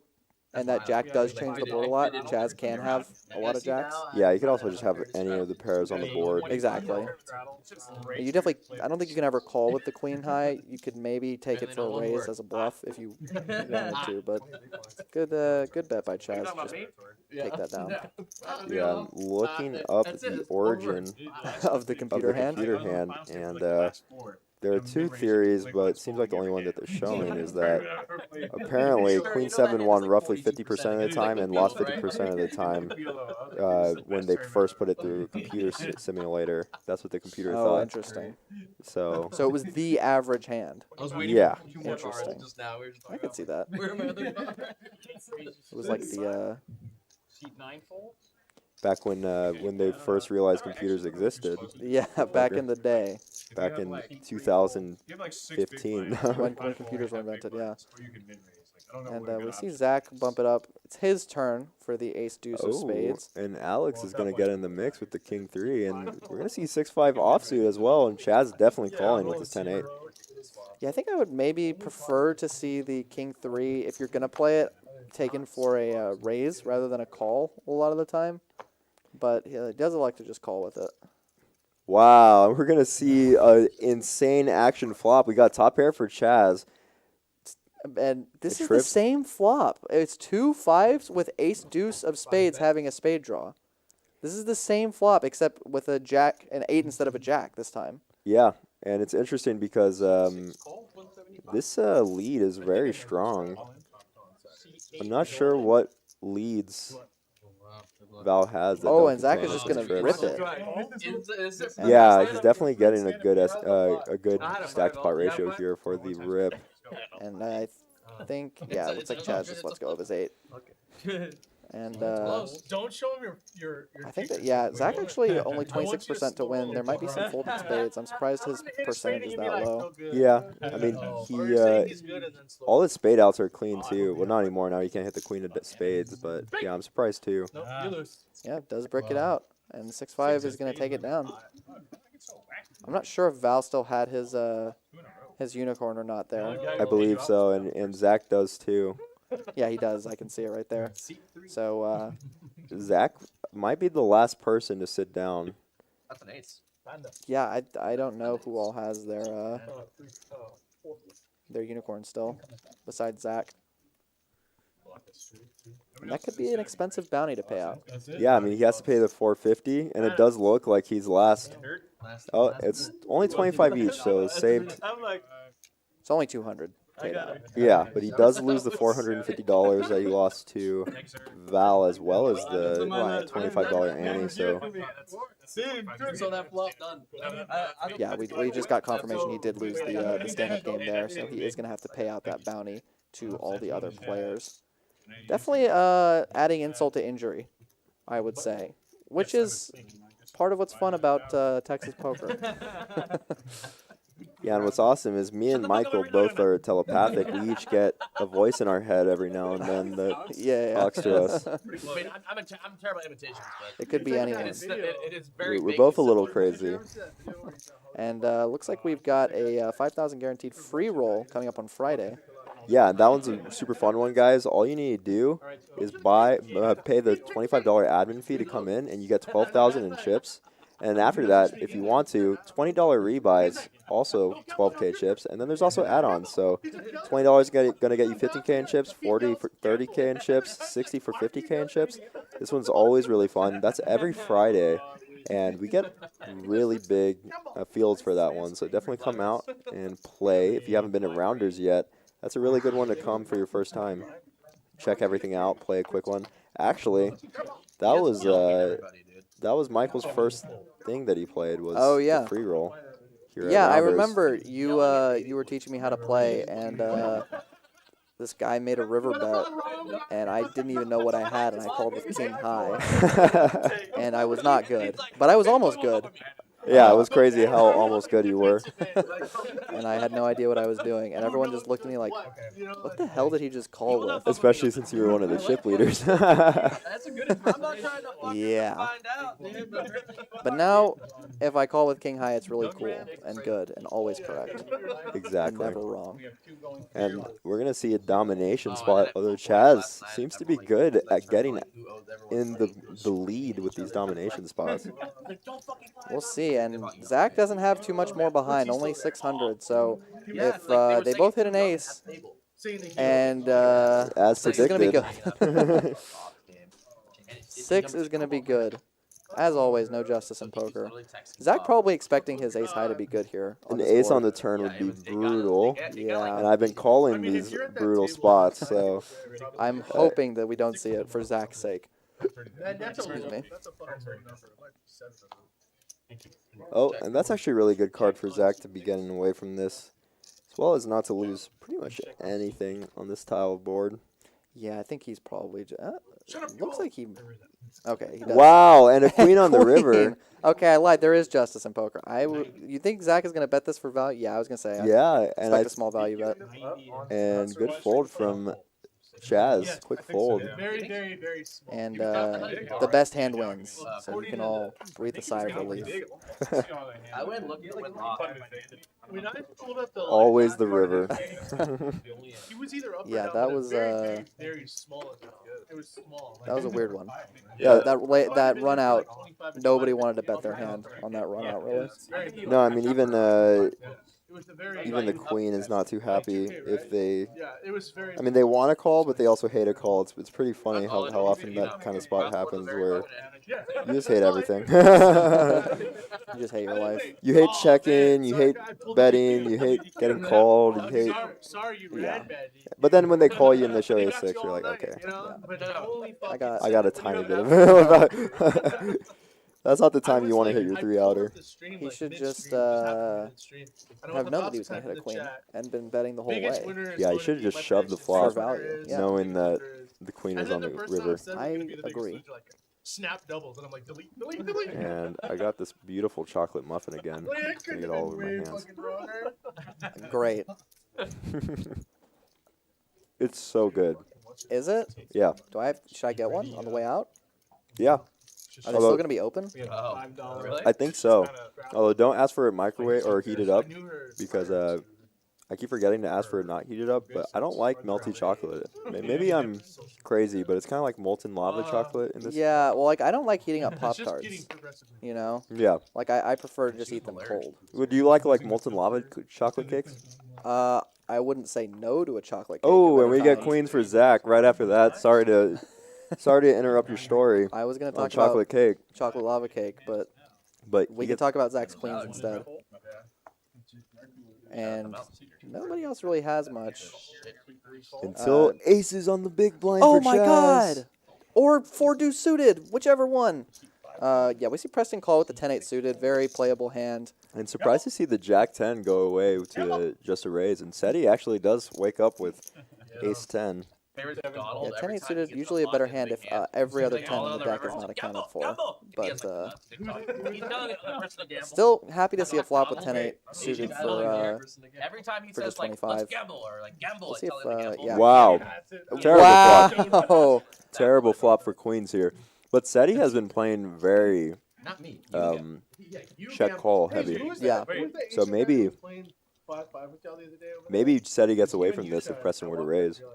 Yeah, I don't know how many raises Preston is going to have on this board. But it looks like he's going to go for us. No, he does just call. My mistake. Yeah, I was going to say, because I don't think he's going to have too many raises into the pre-flop aggressor on an ace-high board. Yeah. So I like just calling. Kevin did that to me once. And we'll see what the Queen of Diamonds on the turn, by the way. One He's like, time. let's go in blind. Okay, never mind. Oh, wow. That's actually He an does insane pick up a card. straight draw, though. Excuse me, Preston does. He turns over king. So I'm like, well, you just fucked me. And they both check to Preston. The question here, it's always so tough to know whether to bet your combo draws in these spots. Yeah, this combo draw definitely wants to get bet. Yeah, I agree. You actually might even be able to get ace 10 to fold if you're in middle position. And 7 fold, 150. nope, no fold but from Seti, but it is just a call, so Preston is going to be able to dictate exactly what price he gets. And you can see he only actually has 7 outs because there's been a lot of folded cards that he needs. And Seti has the ace of clubs, checking if he does. He was Asian. Very surprised by this lead out. Interesting lead. And I think Preston's just going to let it go, yeah. Yeah, interesting lead by Seti there. Yeah, I'm curious what he's targeting, but possibly thinks that Preston might call him with the worst ace. Maybe, yeah, I don't know. Maybe, Maybe like a 9. yeah, maybe a 9 that's just going to check back. I do think if you want to lead there, I like a small lead. Like, maybe even like 100. Yeah. Maybe even 50 sometimes, because even 50 I think is going to induce bluffs to some extent. Now Preston might be, he's definitely skilled enough to sniff something like that out at least a portion of the time. But the $300 lead is definitely on the larger side than I would expect. And here you can see our wins and losses. Alex has been somewhat quiet, still up a lot. And Eric made a comeback. And yeah, Mark Newcomer doing well. Seems like our newcomers tend to do well the first time at least. Then they get a taste, and then they come back, and then They come back and CHAZ blind shoves CHAZ, 4K. And you lose 4K to 8-deuce offsuit. And then you wonder, where did I go wrong? everything's bigger in Texas, especially the blind raises. Oh, we had on Tuesday, we had Hannah blind limp with Jack 4 offsuit, CHAZ blind shove 10-deuce suited, blind versus blind, and Hannah blind call the all-in for 1,000. Who won? CHAZ won with 10 deuce. Wow, the best hand never, pre-flop never wins, huh? No, especially with the Robbie. How do you lose with the Robbie? It's the best hand. And we're going to see Eric. It looks like Jacob just limped with ace-8 off, and then Eric is going to put on a little bit of a squeeze with ace-6 suited. Yeah. I like taking it for a raise rather than just a limp. Yeah, and we're seeing a ton of domination stations over here where people are not able to have their aces not be dominated. Yeah, there have been a lot of aces dealt out. And looks like Jacob does make the call. I think it's because all these guys are A+ students. That's why they get so many You think aces. that's why? Yeah, definitely.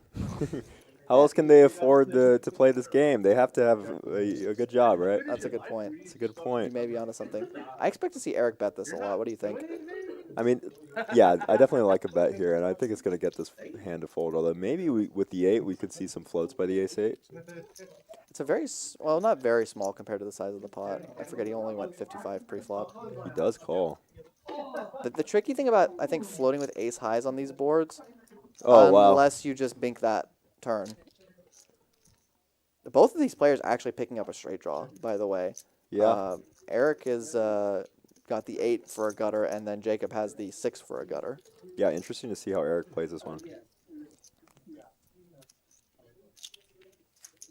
You don't really want to blow the pot, but you also you don't want to be going into the river with a gut shot and ace high. Yeah, and that's what I was going to say. And it looks like actually an overbet on the turn from, or maybe just a pot-size bet from Eric on the turn. But what I was going to say about floating with ace high on the flop, especially when you don't have 2 overs, is that you're never really feeling good about floating multiple streets. Yeah. You're just trying to float the flop and then pray that they check the turn if you don't improve, you know? Which can make it really tricky, yeah. And that's exactly what I was even with talking about. with a ton of equity, probably one of the best cards. You can't really continue. Yeah, it's curious. I mean, it's just something that I've noticed from playing is that, like, because you're like, my ace high is probably good on this board. Like, I don't think he's going to hit this board that often, but 3 streets of aggression, just you can't continue, you know? and there you can see our V-pips. Everyone kind of getting in the mix. I remember. I went there because Yeah, we got CHAZ, of course, with the 46%. Halfway to the DQ 92% that was on Tuesday, or maybe that was last Thursday. I'm not Last sure. Thursday, yeah. Yeah. No, I mean, Tuesday, CHAZ was around 75 to 80%. And if you guys want to go watch any of our other videos, please subscribe and like our YouTube channel. We're posting a ton of our content, as well as clips to every video that we've done, every stream that we've done. We have clips of the best hands, and you can also just watch the full stream if you'd like, all in our YouTube. So give us a like and subscribe. Really helps us out. We're actually very close to the giveaway. I believe we're only 47 people left to our YouTube giveaway. I just got a text from our friend Sam saying that he could hear us on the stream. And hello, Sam. We were talking about him earlier. But Sam the Candy Man. Sam the Candy Man. We love Sam. He does make good candy, I will say that. Probably the best chocolates I've had. Yeah, they Very were good. I had his chocolate almonds. They were definitely better than the ones from Costco. Yeah, you actually like went and tried to test them out, like to see if they're. Yeah. I did a taste test. Yeah, it was definitely you could tell the difference. Yeah, I wonder if Sam does those taste tests. Like he just goes to like all the Costco's and Targets and like tries all the different. Like he's like, Probably does. Yeah, I can imagine so. Or probably also gotta just know what the pays people to do competition's it. He's running his own focus groups, maybe. When is Sam gonna get on one of these streams? Has he been on any of the Rounder streams? I asked him before. I think he said he wants to eventually. Get over here, Sam. Anyway, back to the hands. We got a raise from under the gun with the Queen Jack off from Jacob here. Looks like nobody else really waking up with too much in this spot. And it's going to get all the way back to Mark, who's going to fold the 9-3, and Jacob picks up $3. I mean, honestly, 1-2, baby. Honestly, you're not too mad with just taking blinds down with Queen Jack. It's not. I would agree if the blinds were not $1 or $2. Yeah. In a game where everybody's stacks are like 3,000. For sure. It's one of those weird spots where. Yeah, you're not thrilled when you get called, though. You're not thrilled when it's the weird thing about these games where you're playing against people who are deep and who also are so ready to 3-bet. Mm-hmm. And Queen Jack off is going to play so much worse when you're deep than Queen Jack suited. Yeah. That it's a really, like, I think the quote unquote, like if you look at the charts and the solvers and all that, you know, all that stuff. Yeah, sorry to interrupt, but he just blind raised 100 with and ace looks queen down again. to ace queen again. This is the second time that he's raised to 100 with ace queen. He was literally Blind. literally Right now? back looking like eating or something, and then Fuck it. literally just as he's rolling back says 100. Well, I'm surprised to see ERIK fold There we the are. ace-9 to the blind raise. Alright, Maybe he's speak worried for about it, getting don't have squeezed an off offer, right? in the blinds. Yeah, I It think it's a should lot be of good. Preston. Preston is definitely a player who's gonna be able to 3-bet, especially against CHAZ. And Alex is gonna flop the best of it here when CHAZ blind raises. You're never putting him on anything that's beating, but that gives a lot of equity to CHAZ. So let's see how he plays it. Does go with the check back. Wow. Yes. Just trying to Super get to showdown interesting. for both of these players. Because his ace-queen is going to be ahead a lot of the time.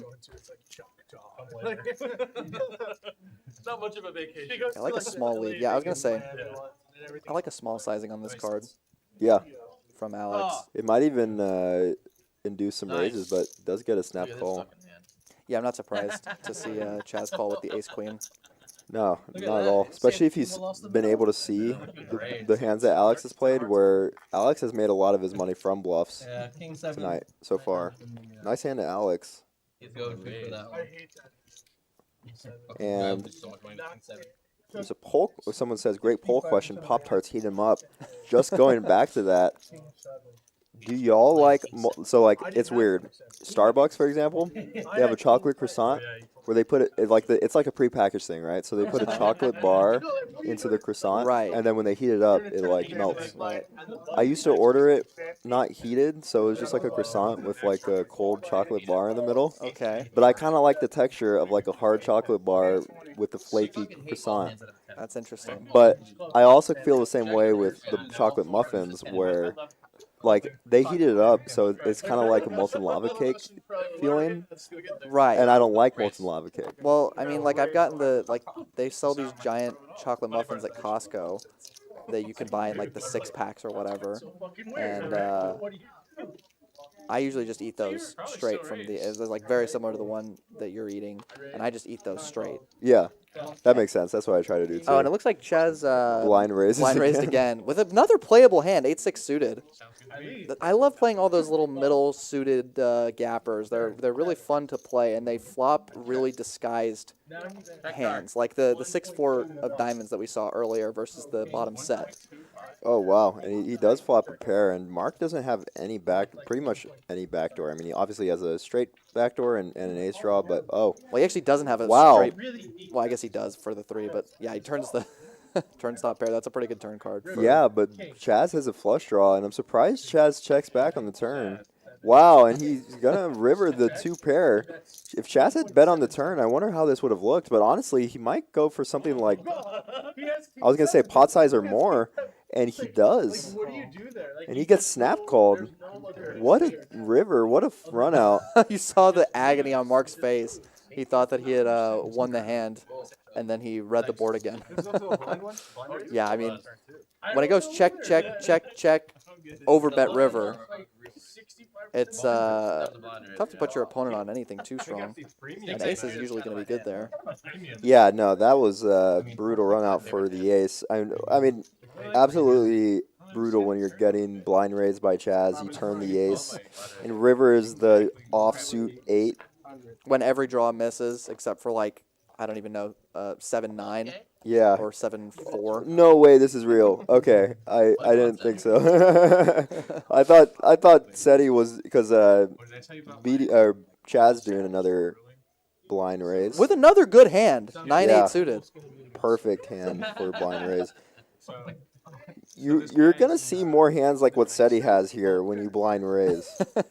Or But even what Zach has with the 7-5 off. It's you're not going to get a good hand very often. no, but he is dominated in this spot, which is also when you're blind raising and getting called for 100. You also don't expect to be dominated.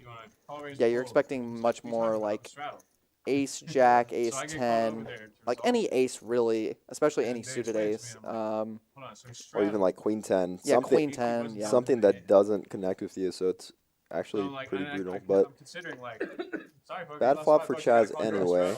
Yeah, pretty much the worst conceivable flop for 9-8 suited. But Ace, king, queen, but rainbow, I ended up none of your just suit. saying, like, I think he's alright, just going to you go away on play this for flop. 5 and you don't have an Yeah. option. I'm interested to see Mark actually But I thought choose it to would've bet. been Maybe he thinks he can hilarious get some if he value called from me. Chaz's like Jack X and 10X Oh, hands, and maybe like even like queen deuce offsuit type hands that he's definitely going to have. Yeah, I think part of it We is should also make he just history. doesn't want the same Maybe thing the to first happen like person last to bet time. the Right, game right. Runner, runner, two pair or something. Right, doesn't want to get drawn out on. That could definitely be part of it. And Ghost in the Twitch chat says 2 6-packs for $7.99 at Costco for the muffins. But if you think they're good, he says, cut them in half and toast them up in the pan. Never thought about that. Although I don't like hot food, like hot desserts. I'm more It's of definitely a a preference thing. yeah. I'm more of like a cold. Like I want some chocolate. I want some fruit. I want some like sort of custard cream in there. Yeah, Like I know what you mean. I like those light, airy cakes. Looks like again we're I'm gonna getting see hungry. Chaz with the blind raise. If you're getting hungry, we have a full bar and grill here at Rounders. The crazy thing is I ate salmon there right before I came to do this commentary, and I'm still getting hungry from talking about all these desserts. Well, salmon is only And like also, real 200 quick, calories. to go back to the hands, we've got some actual hands here. We got the king queen. We got the 3-bet excuse me. We got the 3-bet from Zach with the ace 3 off. Mark is going to cold call with the king queen, and Jacob now has a decision with a very strong hand, ace 9 suited.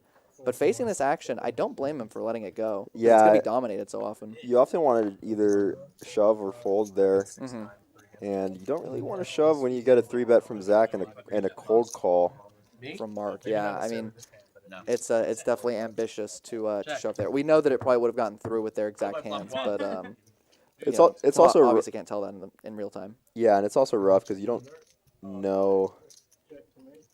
I mean, Mark's not generally going to have queens plus when he just calls, but you don't know what he is going to want. Like maybe he just calls tens, for example. Right. A hand that's not going to fold probably to a jam. Yeah. And Chaz has the best of it with his jack. We've got a gutter for Mark. Nothing really for Zach. Probably going to let it go. And Mark does let it go as well. Yeah, and Chaz, like I said, always finds a way to get in the lead. Very good at doing that with his blind raises. It's definitely a skill that can't be taught. No, I mean, he's still down, but like it's funny how I always just feel it, you know. I mean, Jack 8 offsuit, not a great hand, but far from the very bottom of the hands that you can be dealt in Texas Hold'em. Oh, especially when you're blind raising. When you're blind again. raising, when your hand can be literally anything. Exactly. Plug that one into your solver, kid. When a human fails a Turing test, quote, I don't like molten lava cake. Yeah, no, that's often something I get. I'm like, how do you know like molten? It's so rich. There's so much flavor. I'm like, it's all chocolate. My mouth is just chocolate. I'm just like, man. You're eating a chocolate muffin with chocolate chips, and you're complaining about you're complaining about things being too chocolatey. Like I don't know what this conversation is. It's a little lighter. Did Chaz just blind raise to 50 with pocket sevens? Yeah. Did that just happen? Yes. And he might shove, honestly. Oh, and we do see a 7 folded, but Chaz has taken these spots to shove sometimes. I mean, sevens is like an insanely strong hand for him to have here. And you hear him say, how much do you have behind, Zach? Not the words you want to hear with 4-3 suited. And the rack goes in the middle. And Preston, I think, is going to have to fold his 10 high. You're just not beating anything. You're like sevens is actually the best case scenario. Yeah, it does let it go. I mean, how does Chaz have pocket sevens there? It does show it and then laugh. Oh, sorry. My bad. Chaz honestly happy to get a shove through there. He was against two hands that were going to have some decent equity against him. And there's very few flops with sevens where you're super happy, other than when you flop a set. So it does just pick up the 250 there. Pretty funny. I mean, what has he got in his last blind raises? Ace queen, Jack 8, 9-8, 9-8 suited, 8-6 suited, and pocket sevens. Yeah. Like the only not good hand that he's gotten is Jack 8 offsuit, and that's like not an awful hand. And he also outflopped. And he also outflopped everyone. Yeah. Some free flights and shit. If you could like harness qualify under like food and this ability when- to blind raise and always have a decent hand. I know the law- Like what if you could always blind raise and always know that you'd have the top 50% of hands? I will Would say blind I've, raising be good? I've been very lucky in my blind raises. I've gotten a lot of spots in my blind raises where I happen to. Even yesterday, I double straddled and then tripled up with like, you know, I mean, it's essentially blind at the lower stake. Right. But no, I mean, I've been really fortunate with it every time I do it. So I wonder. A lot of people just never put you on a hand, which ends up having them call with worse hands. Right, exactly. They play hands they wouldn't normally play. Yeah. And pretty safe flop for Alex's pocket nines. Definitely not a bad board for him. Oh, and Val's gonna float here with the ace high. And It's a really good turn for Alex now. yeah, it's a great turn. Now, depending on what sizing he wants to go, he probably wants to target 5. So And ace highs, I think that yeah, there's going to be a decent amount of. I like 75 for targeting both those types of hands. yeah, and a 5 on the river would be brutal. Oh my gosh. And now Val is playing the board here. Alex with a better full house than the board. And he's going to go 200. And Val looks like he wants to call this. Yeah, I mean, like I was saying, he's gonna have to pay off on a 5 on the river, and that's brutal. I don't mean to know. Yeah. That's a tough river to fold for sure. That's crazy, man. Yeah, because he's only losing in that spot to quads or a pocket pair of 6s or better. Yeah, Those are the only hands he's losing to. Alex, the silent, he's just Assassin? creeping up. Yeah, he's creeping up to just randomly somehow at 2,500. I feel like he hasn't played, or almost 26. I feel like he hasn't played like in many hands, but he's profiting so much. And Chaz's still down despite getting all those crazy hands. Yeah. Everyone else kind of just in there in the mix. Yeah, Erik up a decent amount, which is actually very impressive after losing a lot on the pocket 3s hand. Yeah. Understandably losing a lot on the pocket 3s hand. That was just a standard cooler. And let's see, Jacob, I would expect to see him raise the 9-8 suited a decent amount, even from early position. We'll see what he chooses to do. And if he does so, I expect he's definitely going to get re-raised by Erik here. Yeah, he goes big. And by Erik's fans in the chat, Erik's never in a according to them. He does have fans in the chat. You don't know how many times I've read, can you tell Erik to take his shirt off? In that moment, I throw all those I hope you're happy, Erik. We definitely need a day where we just have Erik doing like some fireman poses. We can do some calendar stuff for sure. I'm down. I'm sure Erik is. You think so? Yeah, definitely. When you have ace king here, you're definitely down 10 to jack do queen it. right now. That would be brutal. Although that's the opposite of brutal. I think Jacob's going to get away from this one. He might not know that he has hearts and not diamonds. Oh, that's true. He could think he just flopped a flush. That's about the only way I think he's going to put another $1 in this pot. And this is a weird spot for Erik, too, because you have such a strong hand, but yeah, he does like to bet. It's kind of weird because I don't know that you're going to get as much value. I mean, obviously, like the jack of diamonds and the 10 of diamonds are probably going to call, but it's less so like if it was all low diamonds where, the ace, king, queen, jack, and 10 are all probably going to float you with a single diamond. But he does just take it down. Probably doesn't want to see another diamond or straight card roll off. I don't blame him for betting that board. Yeah, he could even be up against ace queen. Right, exactly. And ace queen's not going anywhere quite yet.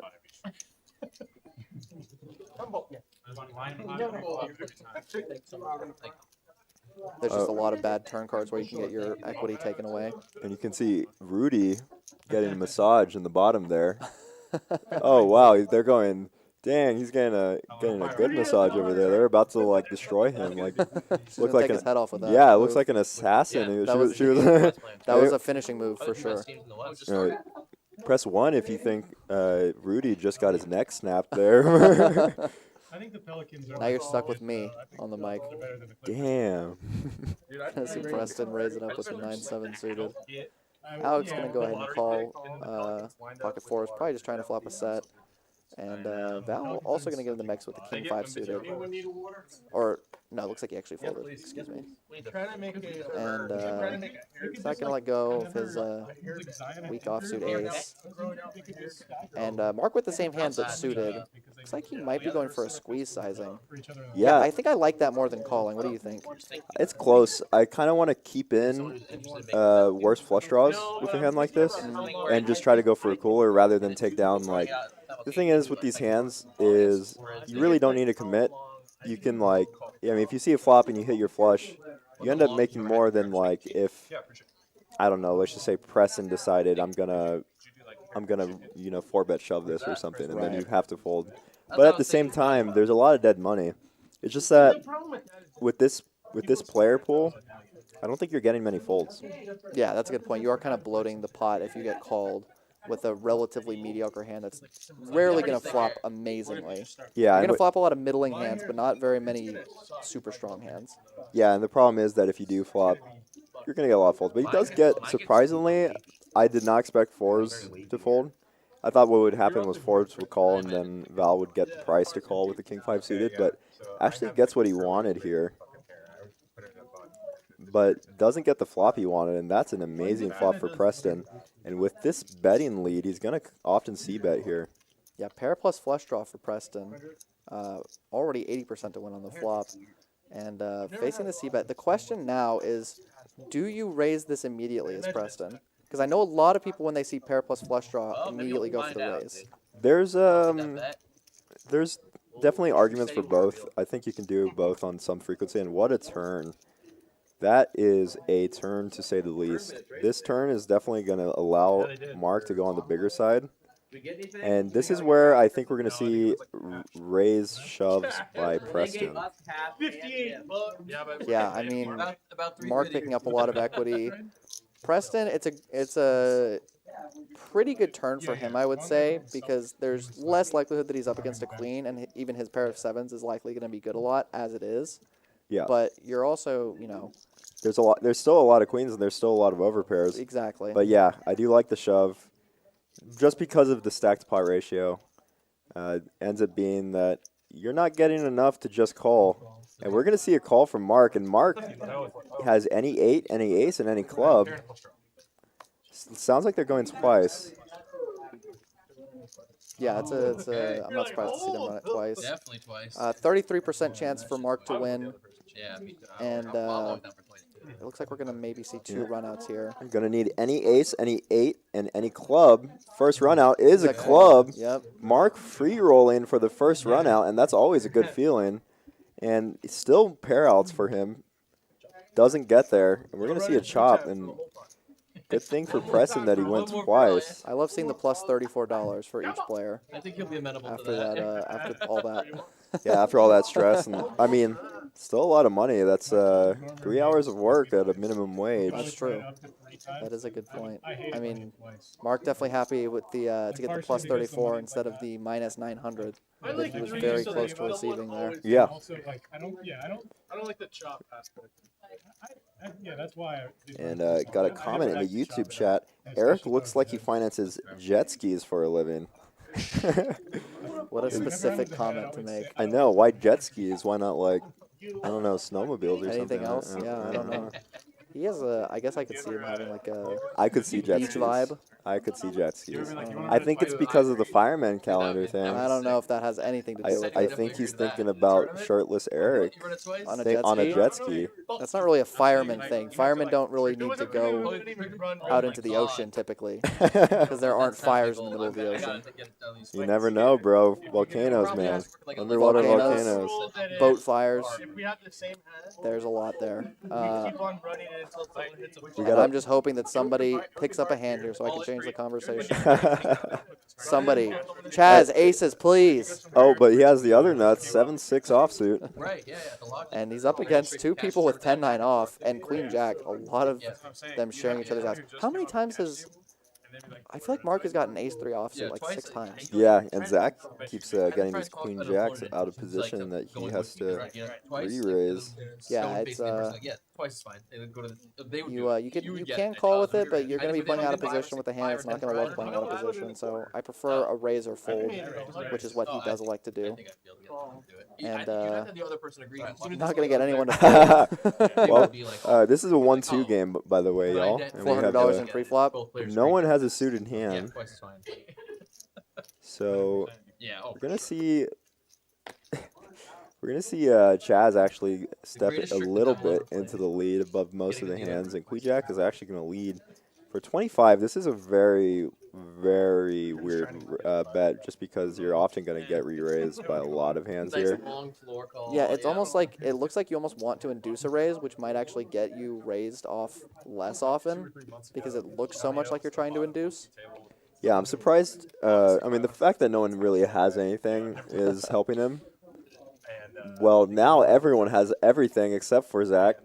And Zach's actually going to continue on this turn. Now, this is very surprising. Only Jacob with a spade here, but it's only the 9 of spades. There are He has still 5 open-ended. spades Johnny higher. on top two. I was like, Johnny, that's not okay. He is open. Oh, yeah, of course he is open-ended, He was but like, yeah, just don't say anything. as is Seti, but Don't do that to me. nobody else has an actual flush draw. Yeah. And And CHAZ is the only one with a pair, and does make the call. Wow, I'm surprised to see the call after. I mean, he also has the straight draw, but after seeing a bet on this turn and a call, calling with just his pair of sevens is pretty ballsy. yeah, and even you can see how ballsy that is because CHAZ folds open-ended. And, Seti, you mean? oh, yeah. No. Oh, yeah, Seti, sorry. Yeah. And CHAZ's 7 holds up. Still got the best hand. Question is, will Jacob turn his hand into a bluff? He's pretty much got the worst hand he'll ever have in this spot. It's a with great 10 high. bluff candidate, and I thought you might check raise the turn. I mean, not check raise. I might just straight up raise the turn. But it's definitely a good bluff candidate. Yeah, I like this because I don't think he can actually have a worse hand than 10 high right now.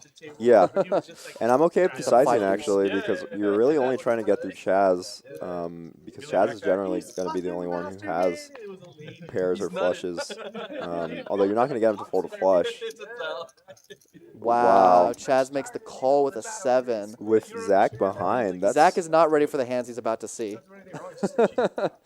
no, very surprising to see the call there, but you know, I think it's an effect of the CHAZ effect, which actually me and Drew were talking about when we were commentating. CHAZ just has a CHAZ effect.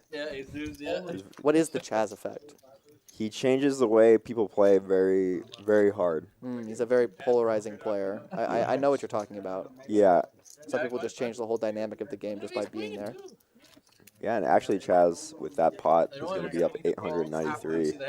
He's a BDC on the leaderboard, Big Daddy CHAZ. Okay, I thought Don't no. CHAZ I up. misheard CHAZ that. up 900. ERIK up 1200. Alex up 1500. So far, Zach, our big loser of the night, he's been kind of running into it. Yeah, Quite a bit. but he can definitely make it back as we've seen. Absolutely.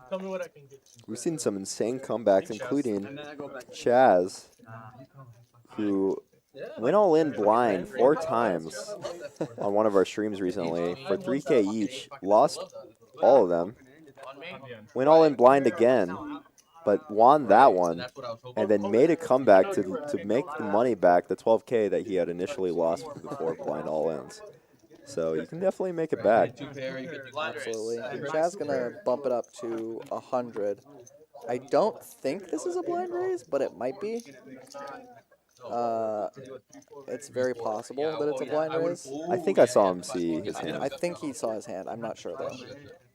Don't want to say for sure. I don't want to besmirch his character by saying that he actually looked at the cards he was dealt. So I'm not going to give a definitive answer on whether he did look at the hand or not. Man, that asshole Michael said I looked at Looked my at hand. my card. Does he know who I am? And CHAZ is going to flop the best of it. Oh, no, maybe he just looked at his hand, so maybe he did go blind. That's why I didn't want to say one way or the other. Zach gonna fold his 5 high no draw. Preston gonna fold his ace high no draw.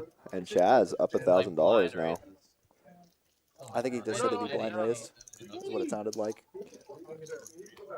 He's getting a lot of really good hands with the blind raise. He hasn't gotten a bad hand yet. He's only gotten one mediocre hand, which is Jack 8 offsuit. All the rest have been in like easily the top 25% of hands. Like easily in the top 25%. Which is kind of crazy because he's blind raised like 7 times. Yeah. And if y'all are liking this content, please go to our YouTube at Rounders Tonight. Give us a like and subscribe. We're only 46 subscribers away from hitting our giveaway. And we haven't announced what we're giving away yet, but that's going to be a great giveaway. And we have our free roll, 5,000 guaranteed, every Friday at 7 p.m. This is a great turn, great value for your buy-in, as it's only the admin fee that you pay when you walk in, and after that you get 12,000 in chips. But also rebuys only $20. You get 12,000 in chips as well as add-ons, which are $20 for 15K, $40 for 30K, $60 for 50K at 15-minute levels. This is a great game if you're just feeling like you want a chill weekend, but the payout structure really does end up paying a lot of people, as well as having just a big tends to hit the guarantee pretty hard. Yeah, I mean, those rolls are always hitting the guarantees, it seems like. Yeah, Pretty much every time. sometimes double. And if you're not used to playing poker and you want to get into the game, it's a great way to do it. If you're more of an online player and you want to start learning, it's a great way to do it as well. And we're gonna see Ace King Versus another blind raise from CHAZ with the Queen 5 suited. Not a great hand, but no, it cannot be CHAZ versus Ace King and Ace King with Queen 5 suited having the highest percent to win the hand. No, we're gonna see a raise from Alex here. That's so probably true, but he does raise. He went about 850 to 900. It looked like 825. and CHAZ does let it go. Okay, I thought he might go with it. That would have been something to see. Now we have seen some brutal spots where people have been getting these 4 flush boards, but both players have only one suit. This is actually a weird spot because if Eric chooses to jam this, Alex isn't happy calling off with Ace King offsuit. No, and Eric does use it as an all-in. Although Alex is a little too committed to fold here, but yes, he is not happy, especially when he only bought in for 1,000. Yeah, he won all of the chips in front of him. God, I wanted to see CHAZ just rip it versus Ace King and Ace King and just have the best equity. Alex does call. Yeah, they're going to probably end up chopping this board up. They're deciding whether to run it once or twice. Suck out. Flush. They said twice, but I'm not sure if they're still running it twice as they have the same hand. Yeah, we'll see. I mean, yeah, this is usually going to be a chop here. Eric still has 52% here, which is indicative of the hearts, probably. Like we know CHAZ folded 2 clubs, so there's probably more hearts in the deck than clubs. Oh, and free roll for Alex on this board. And CHAZ really would have flopped. Insane. Gutter and flush draw. And a pair draw. Yeah, they're chopping at this point. Oh, wow. CHAZ would have bricked. That's pretty funny. And that's a lot of clubs being taken away. And almost no hearts being taken away. And there we go. We have 2 hearts. Oh my gosh, another heart on the turn. Are we going to see a brutal ending, brutal spot for Alex here? And the dealer is giving us a little sweat here. What is this sweat? Oh. And it is a chop. Oh, and all that for $55. Alex's heart. Get it? Because it was hearts. Is definitely beating after that one. You can see his face is a bit red. And when you see that heart, it's close to Valentine's Day. You definitely expect that river to be a heart, but doesn't get there. And okay, first of all, it's January 5th. Let's hold off a little bit. Hey, January 5th in the flower business is basically Valentine's Day. Okay, so that's fair. Yeah, they do end up chopping up CHAZ's blind raise, so they each made $55. If CHAZ hadn't blind raised there, they would have each made like $5. Yeah. So they can say thank you to CHAZ. You lost 170K. CHAZ donating to those in need. I'm like, what? At least there are 2 of He us. goes 170K online copy. CHAZ looks like he's gonna bump it up to 100. I think that's a blind raise. the way his cards are positioned, it doesn't really look like he's seen them. I need to pay more attention because I need to know when these are. I think 100 indicates blind raise, if I'm not, at least the way he's been doing it. I mean, 9-8 off, not the worst hand to have in this spot, especially when nobody wakes up with anything. Yeah, to take it down. Hey, just like every other poker player, risk 10x of what you're trying to make, just to risk $100 to make $8. Yeah. That's the classic poker move. Eric Nielsen says, "I'm just here for the commentary." Thank you for the compliment. Thank you, Eric. Appreciate that. I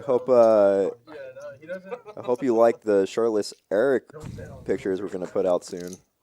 Definitely got to collaborate with him once we get to 1,000 subscribers. All right, this one definitely is a blind raise from CHAZ. I know for sure because I watched. The 100's been out since before he got cards. What does that even mean? And, I mean, he picks up an ace. SETI with, What's the best name for a yeah, I'm just going to let it go. I'm not surprised. The ace-4 not going to really be good enough to isolate the blind raise. Because if somebody wakes up with if you try to raise to isolate the blind raise and somebody wakes up with a hand behind, Wow, you're going to get squeezed off and lose probably $200, $250. Yeah, and like you said, Preston going to be squeezing here, and surprisingly going to be behind by a decent amount here. Surprised to see it run like that, even with an ace folded. Yeah, and honestly, CHAZ, I was going to say I didn't know what he was going to go with, but I could see him shoving here too. Yeah, does just call. For Preston only having 1,500 to start the hand, I could definitely see CHAZ shoving as a semi-bluff there. Try to get Preston to fold the exact type of hand that he has, but he does just call. Yeah, and let's see if he presses on with a C-bet on this flop. This flop, which is going to be... Oh, wow. Give him a 9. Pretty good, pretty good. I mean, against a blind range, I mean, obviously he's not blind anymore. I think he looked at his hand before calling. Yeah, and he definitely pressed on this one. You already said that. Well, you can't just do it again. I was wondering if he would press on. He did press on. Just for those who didn't know what the joke originally was gonna mean, and this 6 is actually a little scary for pressed on, because CHAZ does have some 10s, and there's a lot of hands. If he is calling you on this flop, he's not gonna float as much of a hand like Ace Deuce, and it looks like Preston actually might have like 500 more. Yeah, this is a very committing bet with the 425 when Preston's only got, it looks like, according to the graphic, he's only got like 600 left. And, wow, CHAZ is going to float here with ace, or not float, I mean, I guess at this point he's just calling down with ace high on this board. Yeah, and it's also indicative of knowing his image is that Preston is one of the players who will be willing to bet here with Queen Jack, for example. And, wow, this river is terrible for Preston. If CHAZ goes all in, he's putting him in the blender here, although CHAZ does have ace high, which has a bit of showdown value, but this river hits him. Yeah, I mean, we look at the hands that CHAZ is beating, it's going to be like Queen Jack. Oh, and he goes all in. Oh, no.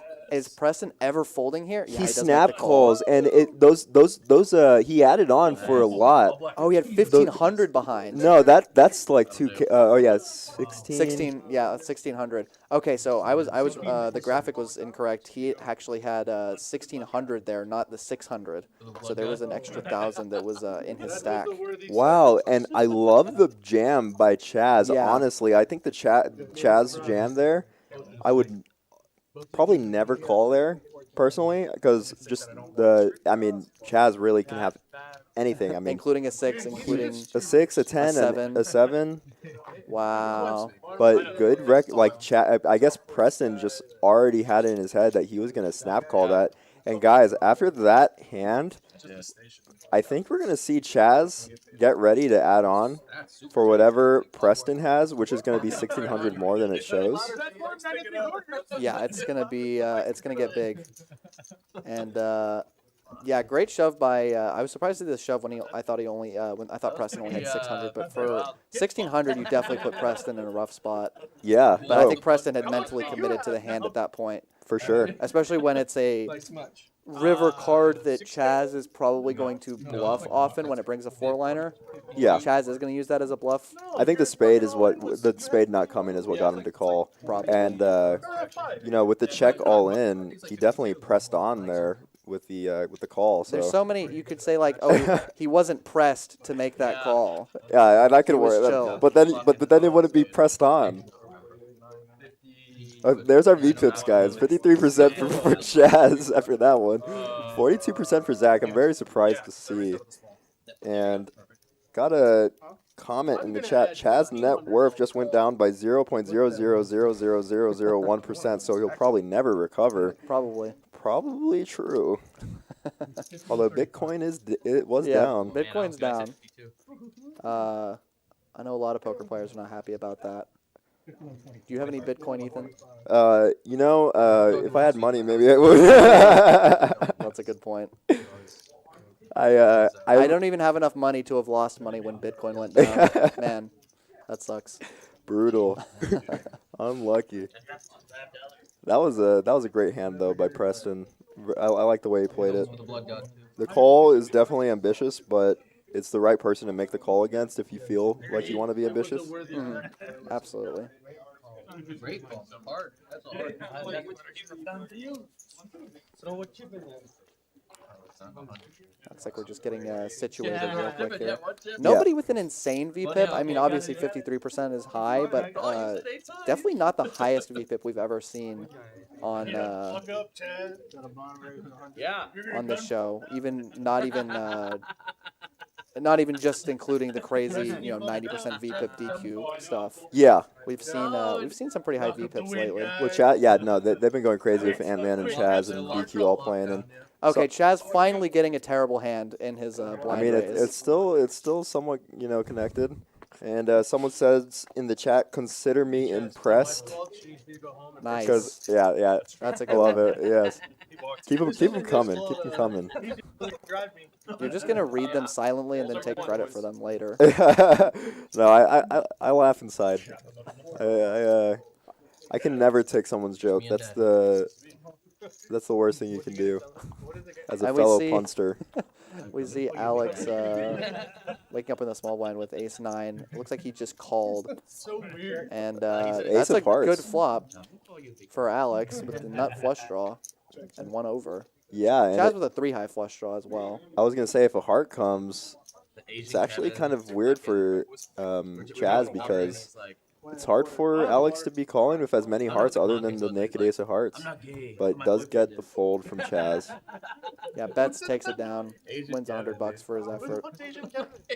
And CHAZ finally waking up with a really bad hand in the blind. I was going to say the straddle, but it's really more of a blind raise than a straddle. No, not scoop. No. Do you know if the normal max straddle of $10 applies for this 1-2 game as well? On stream? So they've been. I don't know exactly what they ended up doing, but I remember recently, it might have been when DQ was playing, or maybe the game before that. But Yu-Chan, Rhonda, and all of them were discussing how they felt about the straddle and where they wanted it to be. And I think they concluded that they wanted it to be a certain max. I'm not sure where it comes from, or where not where it comes from, but I'm not sure where it ends. Right. But there's still double straddle, triple straddle, etc. Right.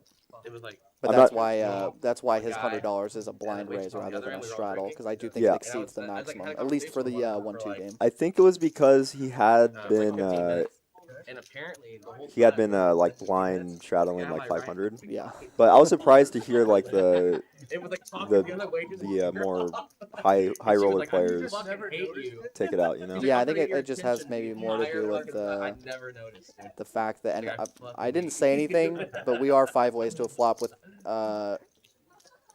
2 players having the exact same hand, and Jacob flops the best of it with his ace no kicker. Yeah, you know what's funny though is you're multi-way. You don't really like ace deuce here, but like in this game, you never know. Like You could be good. you really can be good, but you're often not. Like these multi-way spots are really hard when you flop ace no kicker. There's gonna be a lot of 2 pairs, a lot of random better aces like ace 8 that you're drawing dead to, even sets of 5s. that just limped. Right, and I was wanting mean, to just get this all 6-7 is also going to be in there. Obviously, you're ahead of that, but it just adds to the number of cards that are bad for you to see on the turn. 3 is pretty much the safest card for his exact hand, but 3 looks of like clubs. Alex picks up a flush draw here, and I think he's gonna start bluffing at it. It looks like, yeah, he does have a pair of 5s, but I guess he thinks that he doesn't have enough showdown value here. Well, Alex did bet the flop. Right. Yeah, so And it picks up equity. yeah, he still has some aces in his repping range. He also has some 2 pairs. I think mostly sets that you'd be afraid of. But a club would be brutal, as backdoor clubs are hard to look at. And When the ace of clubs is on the board, especially hard. 2 of clubs would be absolutely brutal. On the table. It's just like a shot of Okay, I don't have that much power. We all waited with bated breath. And yeah, it looks like Alex is gonna triple barrel this off. Yeah, and it looks like all in, yeah. Wow, so he's all in for Jacob's, and wow, Jacob snap calls. Dang. What are these snap calls? Yeah, no, they're not even like, dang, that's the effect of the stream, huh?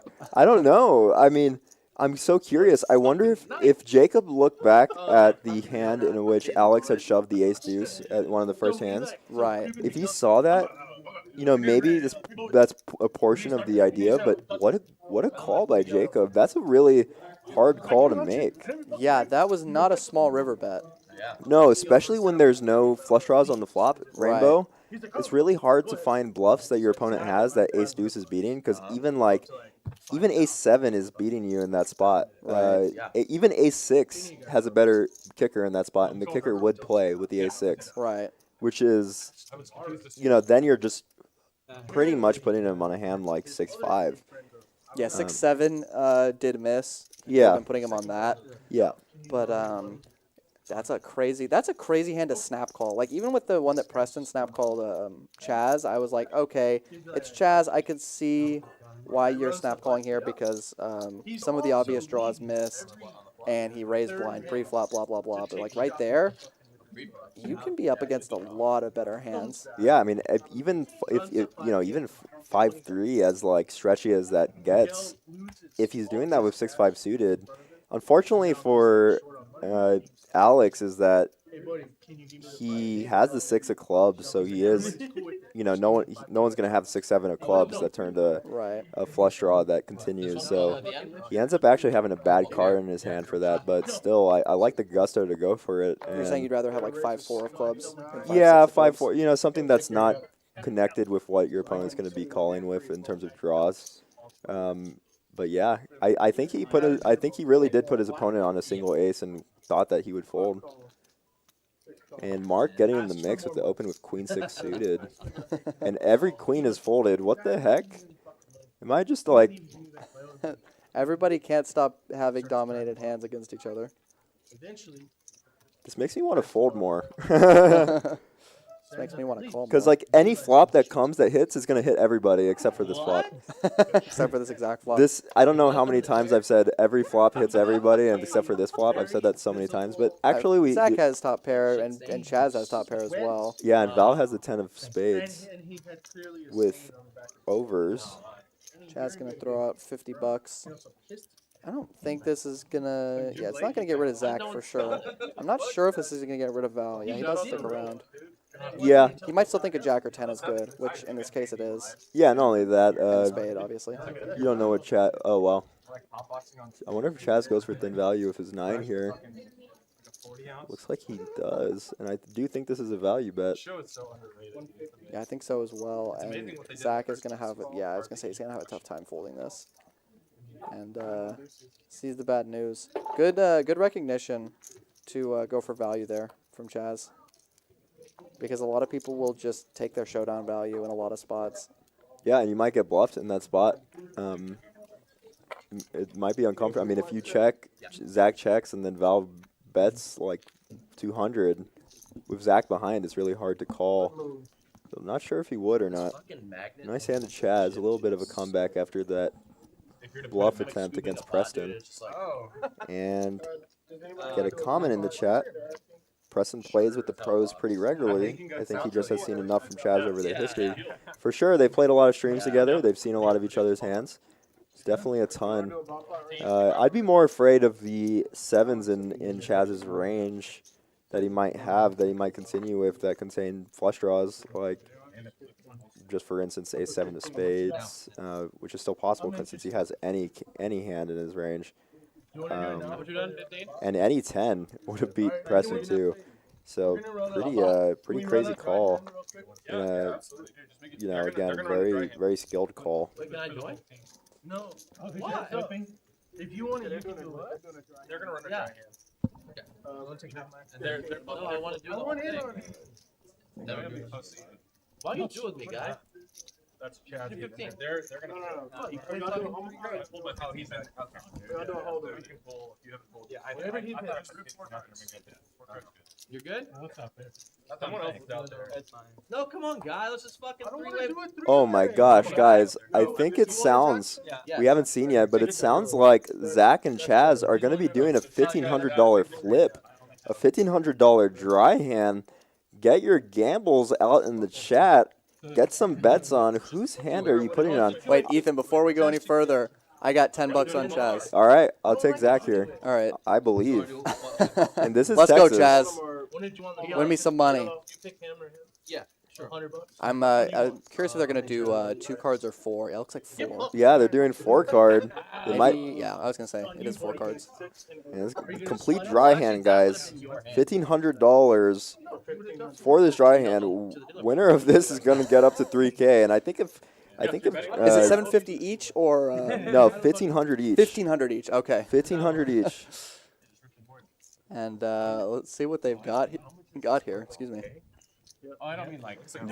Wow, and they have. This is actually almost a 50-50 in terms of hands. Which is why Omaha dry hands are so much more fun, because there are going to be a lot more. Ooh, and top pair for Zach. It's going to put him in the lead. Chaz drawing to ace-queen. And Chaz doesn't get there. The Jack-9 is going to hit it, but they don't know what they have yet. Yeah, flipping 1 card at a time. Yeah. Terrible card. You need an 8. You need an 8. And Ace Jack or 8. Jack or 8. Oh wow. and he's already drawing dead. They just flip over the rest of the cards. And looks like Zach is going to pick up the dry hand here. Very well played there by Zach. Now I owe you $10. Well played, Zach. Let's go, Zach. Make me those $10. Let's go. I don't even know if I have a 10. Oh, yeah. We'll figure it out. You know why? You know why this And I think I don't have a 10. I should have said Because not 20. only did But I actually, I should have said nothing. But Yeah, you took the good odds. I mean, here's the, you can hear it. There's the, that's a 10. there's the 10. Thank you for participating. There's a 10. I'm happy that you doubled. No, And I'm yeah. happy that I won. Just Catman do ask, they rake that. There is no rake allowed in Texas. No Texas card room does rake. It's all time. So the way it works is that you're paying the seat to sit at a chair. So you're paying for that seat rental. So that's an hourly. Here at Rounders, it's $11 an hour, but you get $1 back to eat anywhere. We have a grill and a bar, as well as a barbershop, golf simulators. So you can use the $1 that you make per hour. It racks up pretty fast. I ordered salmon today, and I asked her to tell me how many points I have left, and I have $94 on my card. And also, just to go back to the hand, it looks like, so I can get salmon like 8 more times. Yeah. But it looks like we're going to a 4-card bomb pot here. It's going to be a PLO double board bomb pot, I believe. And we'll see what we'll see how this goes. These can get very big very quickly. Yeah, and I think that they all decided, let's go for it, let's gamble, let's get in there. And these PLO bomb pots can change fortunes very fast, as we saw the other night. Actually, all of the other nights. Let's go ahead and see the first flop, which is going to be 10-5 deuce, pretty unassuming. I topped up to 5. And the second flop, the 3-6-6. Now they have to play 2 cards from their hand on each board. It can be two different cards. So if you had like 10-5, 6-3, you could play 10-5 on one board and 6-3 on the other board. Yeah. And looks like SETI with a 9-high flush And draw. Zach actually has a nutty hand. He has trips with a gut shot and diamond draw and 2 pair. So he has a little bit of everything. You pick your color though. I don't care. And that's, you know, a great spot to be in right after you just doubled up through a PLO dry hand. Yeah, definitely. I think that actually made him back most of the money he lost on the stream tonight. Yeah, and I mean, honestly, the hand that he currently has is often going to be a scooper. Yeah, a decent amount of the time it is.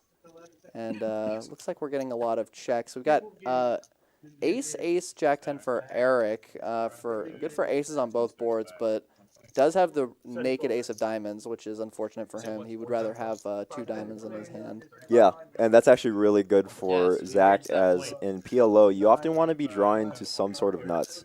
You want a hand that has some potential to win on both boards, and one very particular hand is like Zach's hand, 6-5-4-2, has a very good chance of getting people to fold hands like ace jack 10, which is very strong, but 2, also it's going to be doing really well against most hands. For example, Chaz's hand, who Chaz has ace queen 6-4, which is just a 6, but drawing basically to a chop on the other side.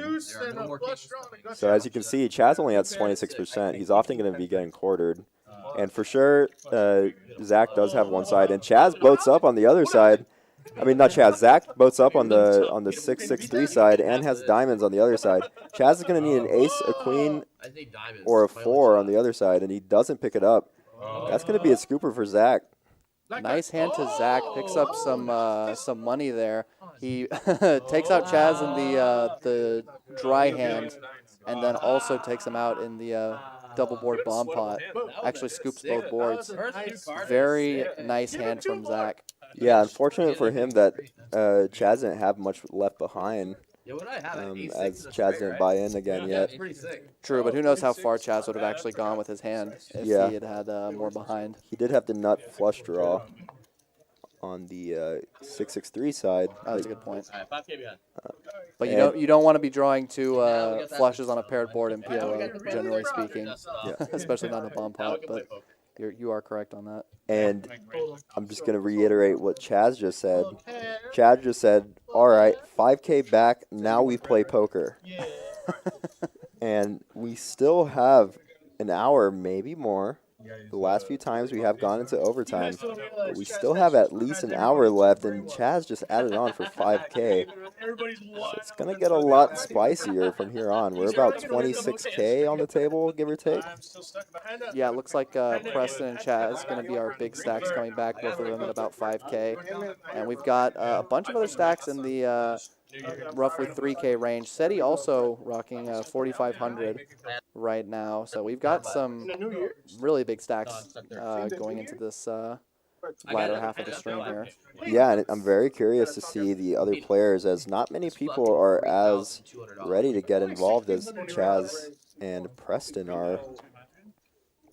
We do see Jacob raise. Oh, sorry. Go ahead. Oh yeah, no, I was gonna say, although Jacob is definitely one of them. He's been pretty active in our streams. Yeah, he hasn't been scared to play for stacks so far. He raises up the king jack. We know at least 2 jacks were folded. We'll get real fucking. So we're gonna see if anybody has a hand to call with. Looks like Mark picks up the 6-4 offsuit in the under the gun straddle, and does elect to call. Black window, So red. we're going to a flop. Yeah, you can see with all the folded jacks, they're actually pretty much 50-50 here. And what's great for 6-4 is it doesn't connect with hands like king jack, but just flops the nuts. We need Jacob, I'm curious to see if he just fast plays this. I think when the pot is so small, it's okay to fast play. Obviously not going to get any value from 6-4. Yeah, But too good of a flop. yeah, a little too good. And I got a question in the chat. Will we be streaming tomorrow? We do not stream on Fridays, but we stream every Tuesday and Thursday of the week. We have some streams every now and then for tournaments. For example, last Sunday, we did a feature table for our 30K Monster Stack guarantee. But we do have all our streams available on our YouTube, so if you can give us a subscribe and like, go check those out. We have some really cool ones. If you haven't checked out the one where I commentated with Jesse Sylvia or the one where I commentated with Nikki Limo, those are really good ones. The one I did with Nikki was a 25-50 huge game with Jesse Sylvia was in there, Seti was in there, I believe Preston was in there, Rhonda, a lot of Ebony Kenny, Ashley Sleeth. It was a great game. Poker Guru.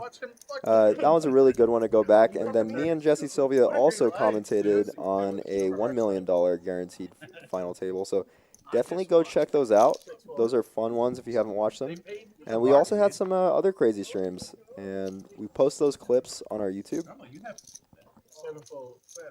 And we've got a raise here from early position by ERIK to 30 with the ace-king. And looks like Mark is going to go ahead and call with the king-4 suited, and Jacob is going to call with the 6-5 offsuit. And Ooh. king-4 suited picks up a flush draw. Yeah, and it's interesting because this is probably the worst board for ERIK in history. Yeah, it's a tough board to rep too much but overpairs on. And as we've seen, when you try to rep overpairs in Texas, a lot of the time people are not going to believe you. Yeah. It's weird, though. It is definitely a game where these players are capable, as we've seen, to make big folds. But they're also very capable to be extremely sticky. In spots where I'm very surprised to see them be sticky. Yeah, and so we actually see Jacob. Oh, that was actually Jacob that let out with the 6 high. Gets ERIK to fold the ace-king right off the bat.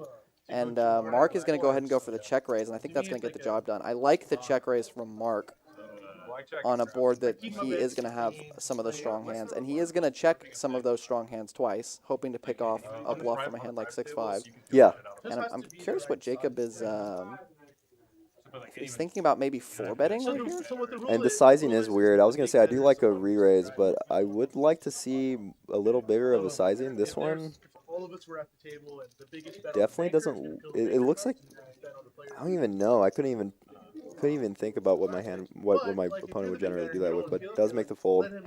Yeah, it almost looked like he was looking at going for another raise there, and maybe making it like 500 or something, and trying to put like the exact hand that Mark has in the blender, but does end up just letting it go. The smaller sizing is a bit suspicious, but sometimes it can be suspicious and like it seems like you really want to get called, you know? Yeah. And got someone saying in the chat 55% VPIP. And someone says, yeah, he's a maniac, but a dangerous one to be sure. Yeah, no, I mean it's definitely Texas style, right? Like there's a completely different style of play here, and I see it a lot when people come from, good players come from many places around the world. It tends to be really strange to get into this game, and you don't really know, how to play it. It's very unorthodox. It's very out of the box. Very many, or let me re-say that. A lot of the pots are going to be multi-way, which really throws people off.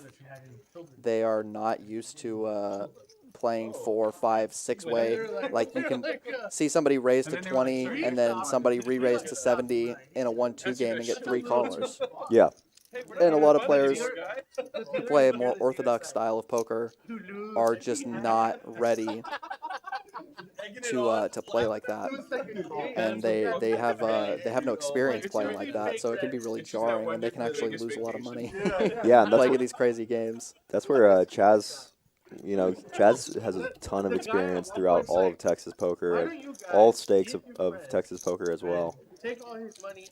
Not the worst flop for Mark. Obviously, you don't love the ace, but you're also going to have a lot of very strong hands on this board when you 3-bet CHAZ is open.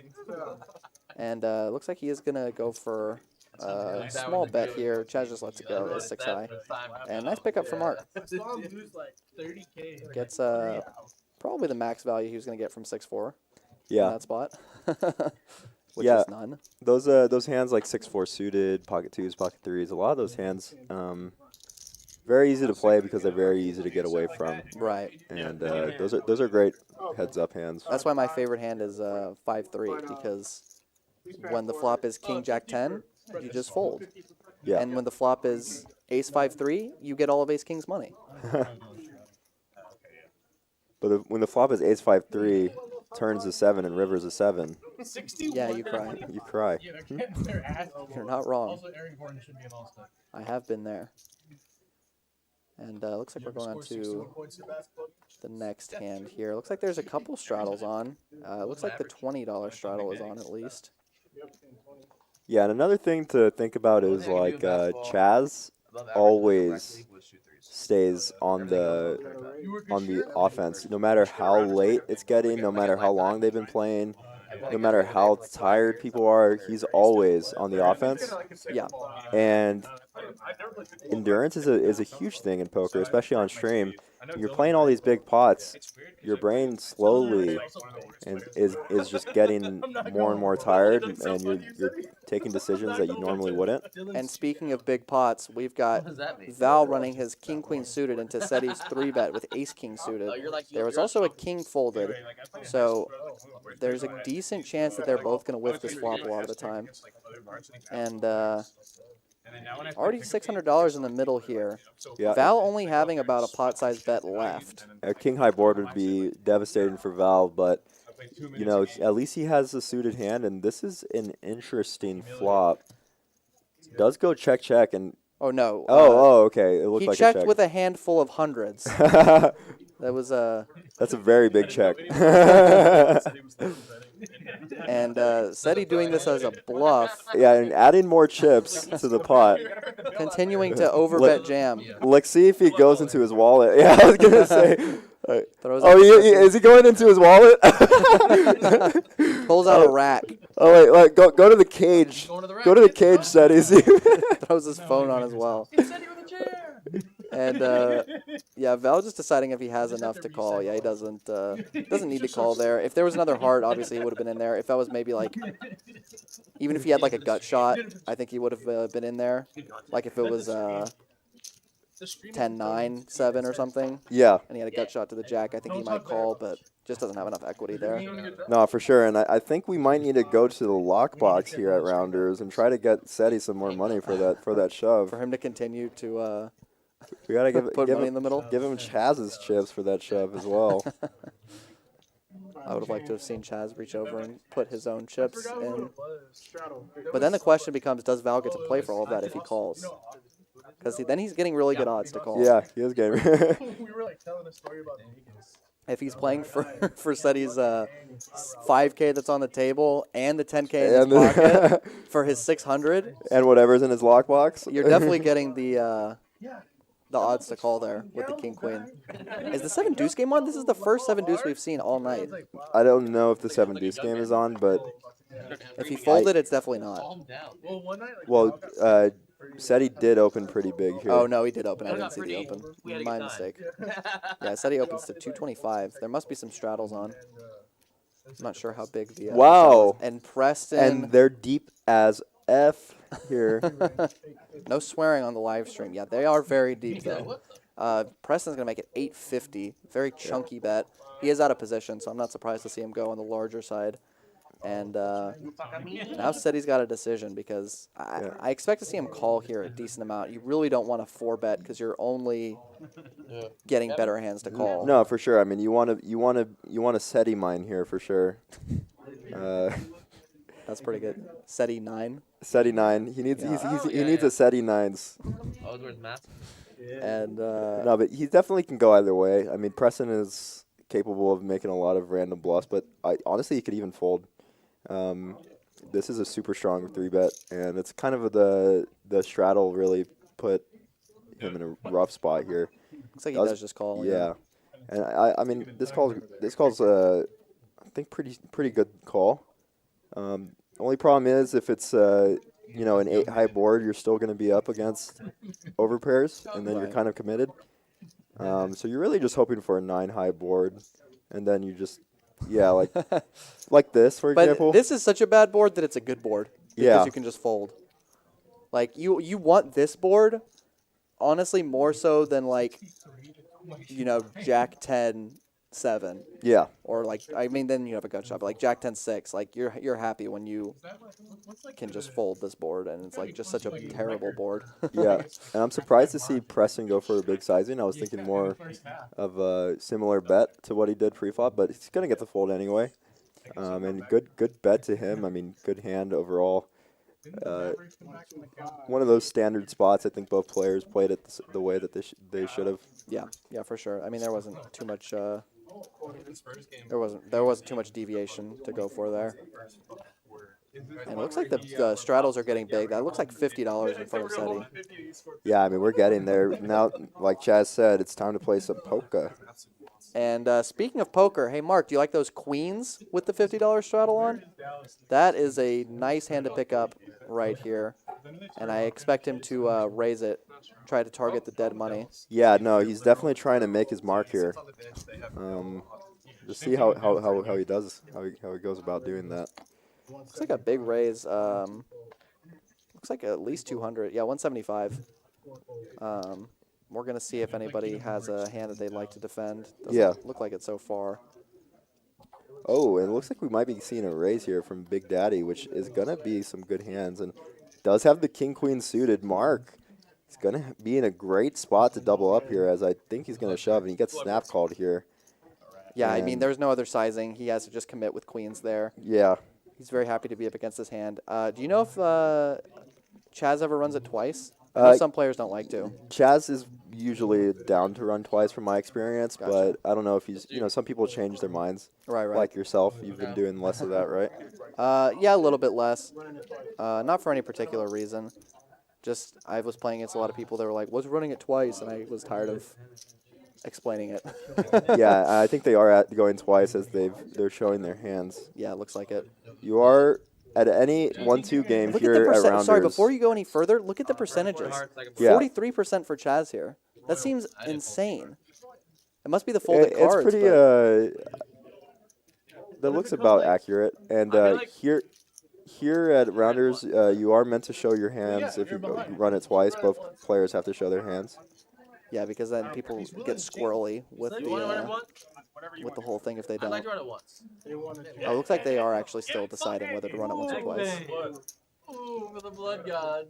For the blood god. Another offer. Sounds like they're going to end up going once, actually. And CHAZ is very happy that they're going once. I mean, sorry, SETI's very happy that they're going once. He wants to sacrifice for the blood god, as he said. Ooh, Okay. pretty clean for queens. A club would be very, put him at ease here. Yeah, definitely would. That's not a club, that's a heart. Okay. CHAZ picks up some outs. It's so many outs. 9 outs specifically. Let's see this river card. Oh, don't do it to the kid. Oh, and they he don't. survives. Y'all get to see the card before And Mark breathes a sigh of relief. I've breathed a sigh of relief for him. I kind of felt the pain there. And looks like he did make his mark this time with the double up. Nice. Good job to Mark there. I'm before him too. gonna have to mark that on my calendar as a good Momentous good occasion, spot. yeah. Yeah. Congrats to Mark, getting a nice double up. Oh, I thought you were about to make a pun. I wasn't. No. I was just going to congratulate Mark on winning $1,600 in that pot.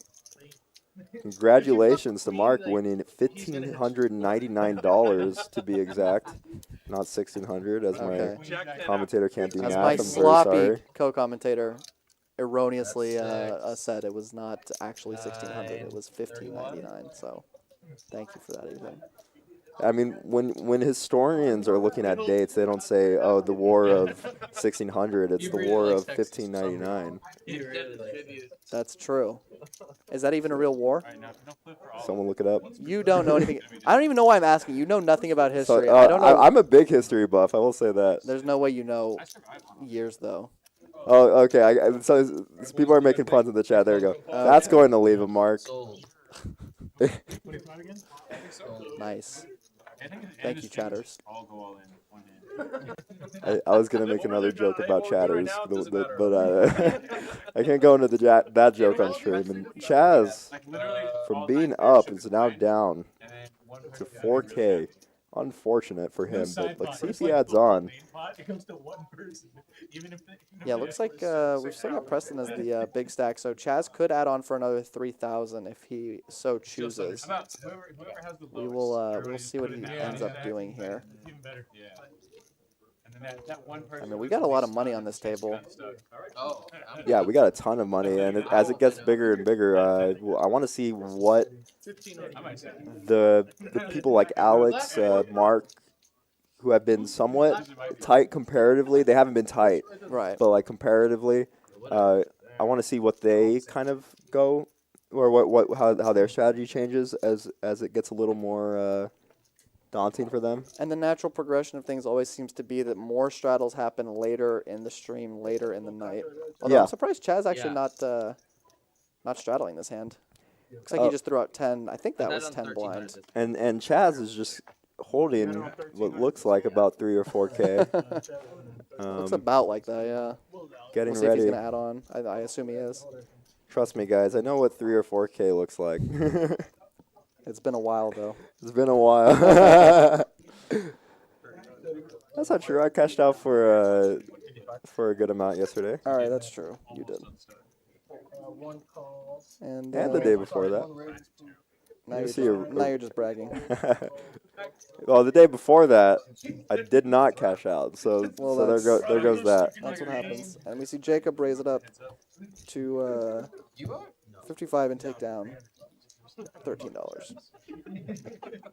Hey, in this game, making the $13 is way better than getting 3-bet shoved on. That is true. That would be a big shove. He only made it 55. You never know. Chaz just jams for like 60x the raise. I mean, that's what he was doing on like a week, or now I guess 2 weeks ago. He was literally shoving over like $40 raises. Literally shoved to a limb. So Well, sometimes you gotta make the action. You know? beat the action. Jacob picking up a very nice hand here. Yeah. Ace queen suited. And he just raised last hand. And it's impossible, as we all know, to have a hand 2 hands in a row. You can't get 2 good hands in a row, so everyone's gonna be suspicious here. Not allowed. Yeah, the minus 45. See if anybody has anything they want to call here with. Alex is going to call it the dominated ace, and we did see another ace folded.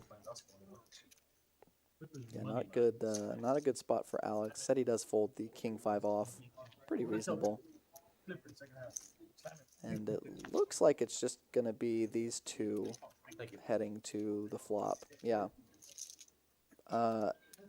Pretty safe board for ace queen. Your ace high is very, very often gonna be good here.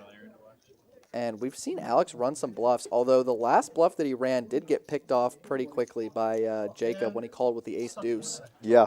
So if he decides to take this ace 7 as a bluff, does just call, thinks his ace high is good enough, which a lot of the time it will be on this board. Yeah, and he might just be floating to bluff a later street, which in position makes sense. Oh, or just hit a 7, which if he It's thought his also see his high was good, he definitely thinks a 7's good. Yeah, and they go, or excuse me, Jacob checks. And let's see if Alex decides to go. He does go for 100. Wow, he's actually decides to immediately go for a value bet here. And does get called by worse. Yeah, and I think he'll get called if he makes a small, or he might go really small or really big, but it looks like he goes somewhat in the middle with what looks like a 2/3 pot bet. Yeah, 250. And this is definitely harkening back to the earlier hand where Jacob snap called him with an ace on a and no kicker on a very dangerous board. Does go ahead and fold it this time. Yeah. But Alex might think that he can target. That's not a word. He can target Jacob. I don't even know what word I mixed it up with. No, target is the right word. Okay, he can target Jacob with more thin value if he thinks that he's going to get called lighter. But does end up getting the fold. I think I would have liked a little bit smaller sizing to get called by ace high. How was that possible? Yeah, no, for sure. I mean, smaller sizings definitely target those ace high. I have regrets. Chaz with the 41% pre-flop raise percent. Yeah, that's not VPIP. That's pre-flop raise. That's gonna be less than VPIP. So Yeah, I mean, you can see all the other players hovering around 15%, 10%. Most of the pack is around 10%. And you got CHAZ with 40%. Sorry, 41%. I know how much you value the accuracy there. May never see that again. Looks like we're going to get a raise from Preston with King 5 suited. yep, A hasn't little been in bit the mix. frisky. Yeah, maybe hasn't played a hand in a little while. I definitely raised King 4 suited from like early position in the cash game I played earlier. I think we're gonna see a call from Preston when it gets heads up. That's one of my favorites. Yeah, CHAZ does bump it up to 110. And yeah, Preston not shying away, looking to play pots. Yeah, and this is It's gonna be the one, dude. a The throwback ones to I gotta earlier like. when he made the big call. See if he can get there again. Wow, this would be a very and if you look at all of Preston's outs, they're all folded except for the 5. I mean, except for 1 king. And the other thing to keep in mind, they are both sharing the same gut shot right now. Yeah. So an 8 No, not anymore. and Preston going to pull a few more outs. He can now hit a 3 or a king. And he can bluff. He can also bluff, of course. This is not a bad board for him to bluff at all, especially when CHAZ checks twice. But looks like he's just going to go ahead and check and try to realize some equity. An 8 would be brutal. And it's a Man. 4. You don't have psychic powers. Man. And I'm curious if Preston bluffs here if he thinks that king high is good enough. Yeah, just let it go. Everyone wanted an 8. Come on. Pretty hand. 8 would have been a fun card. You guys wanted an 8, right? Really? They're not a bunch of psychopaths. No, you playing it. I would go there. I think anyone who watches poker is a little bit of a psycho. It's probably true. You have a point. Minus EV side bets. Sorry, I should say anyone who plays. Okay, yeah. That's more on the right line. That's probably more accurate. Yeah, that was a pretty anticlimactic one, but none of them hit any. There were no action cards. It was just like, because king high is going to be good sometimes there. Yeah. You know, against like queen 10, queen jack type hands.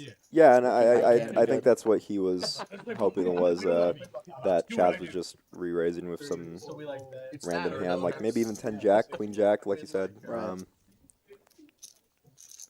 And yeah, it looks like the 7 deuce game is not on, because that's the second time I've seen 7 deuce folded without a fight. Maybe the 4 deuce game is on. Maybe so. Shout out to Mike Loftus, wherever he is. I actually played with him earlier today. That's his favorite hand. He's a very fun San Antonio poker player. And comment in the chat, I love Trainwrecks. Well, if you love Trainwrecks, subscribe and like our YouTube channel on Rounders Tonight. Wait, whoa! YouTube. That's not how we were told to promote the stream. Well, I was gonna say if you go back and watch our clips, we have a ton of Trainwrecks. That's true. A ton of highlighted Trainwrecks. All of them including caught on some film. 20K. All of them on film, and some of them. One was a crazy one actually. Poker Guru played a 20K pot against Rhonda. That's a really fun one to watch. But a ton of Trainwrecks, Jesse Sylvia getting quads, and then his opponent rivering the second up flush. Some absolute crazy hands. If you want to go back to our YouTube, please subscribe. We're very close to our giveaway. I believe we're only 44 subscribers away from that. Hey, we've gotten 7 subscribers since we started the stream. Let's go. Yeah, actually 10. Oh, 10? Yeah. Well, even better. That's 10 more than we started with. That is how numbers work. And we see Mark raise the 8-7 suited, get called by Val with the king jack. Mark also going to call with the queen jack, and then Eric in there with king 7 suited. So a lot of people sharing cards here. Actually, every card except for the queen is shared with another player, and I guess the 8. Any flop is going to hit at least 2 people. You keep saying that. Oh, And yeah, that's the one. There we go. Finally. About time. Literally every time it hasn't been the case, but this kind of hits a little bit of everyone. Even 8-7 suited has a backdoor, but we do see a bet by the king jack. Yeah, I don't think Val's been too active lately, so this might be setting off some alarm bells. Like, I don't think Mark can call here with the queen with 2 players still left to act behind. This is not a great flop for. Wow, it looks like he's gonna call anyway. Yeah, I mean, he might think that his jack is good, and he might think that his straight draw is good. Right. His backdoor straight draw, yeah. Yeah. And yeah, everyone else is gonna get out of there. Wow, King 7 makes a quick fold. Very good fold. And he's in terrible position here, Mark. Yeah, Mark not loving the spot. And both players pick up straight draw. And Val did go for a big sizing on the flop, so yeah, I was gonna say Yeah, I think he he's gonna goes all commit. in, and he gets snap called. Terrible spot for Mark. Wow, I'm surprised to see a snap call. Wow, He's ready to gamble. he might think that his opponent just has top pair. It sounds like they're going twice. Oh, and one. Oh no, they went once. Oh wow, and they chop. Wow, unfortunate spot for Val. He definitely was very close to a double up there. Yeah, you can see he's a little bit disappointed. I mean, that's probably the worst hand to see when you shove, get called, and then Right. end up. I mean, that river is. Mark just, only like, had so 2 outs brutal. on the flop. You because almost he can't hit a jack, obviously. you almost rather see the queen on the river. That's your inner degenerate gambler talking right there. I mean, You'd rather lose, so at least you felt something. It's Not a good. It's painful in the worst way, because look, you get stacked there, you leave, you're feeling bad for the night, but at least something happened, you know? Treat it as like you're converting crypto. Yeah, You I'd provided still rather not lose $2,000 because I'm not a psychopath. I'm sure there's someone out there who agrees with me. I'm sure there are people that resonate with what you're saying. I'm just not one of them. And see, CHAZ. It looks like we got some straddles going here. That looks like a $20 straddle on. Yeah, rough break for Val. He hasn't been getting super active, but he's been in a few big hands, like the one with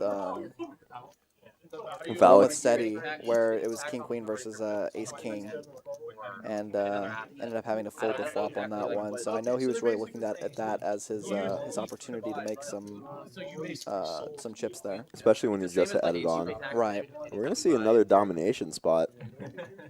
I think it was the same hands. Wasn't it Queen 9 and 9-8 last time? Yeah, I think all these guys. And Ace Queen for Preston? Wow. And Preston just calls. A little bit of trickiness here.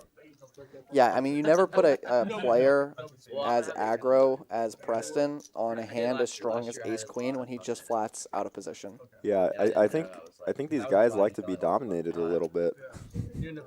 Might be a thing, but we'll see.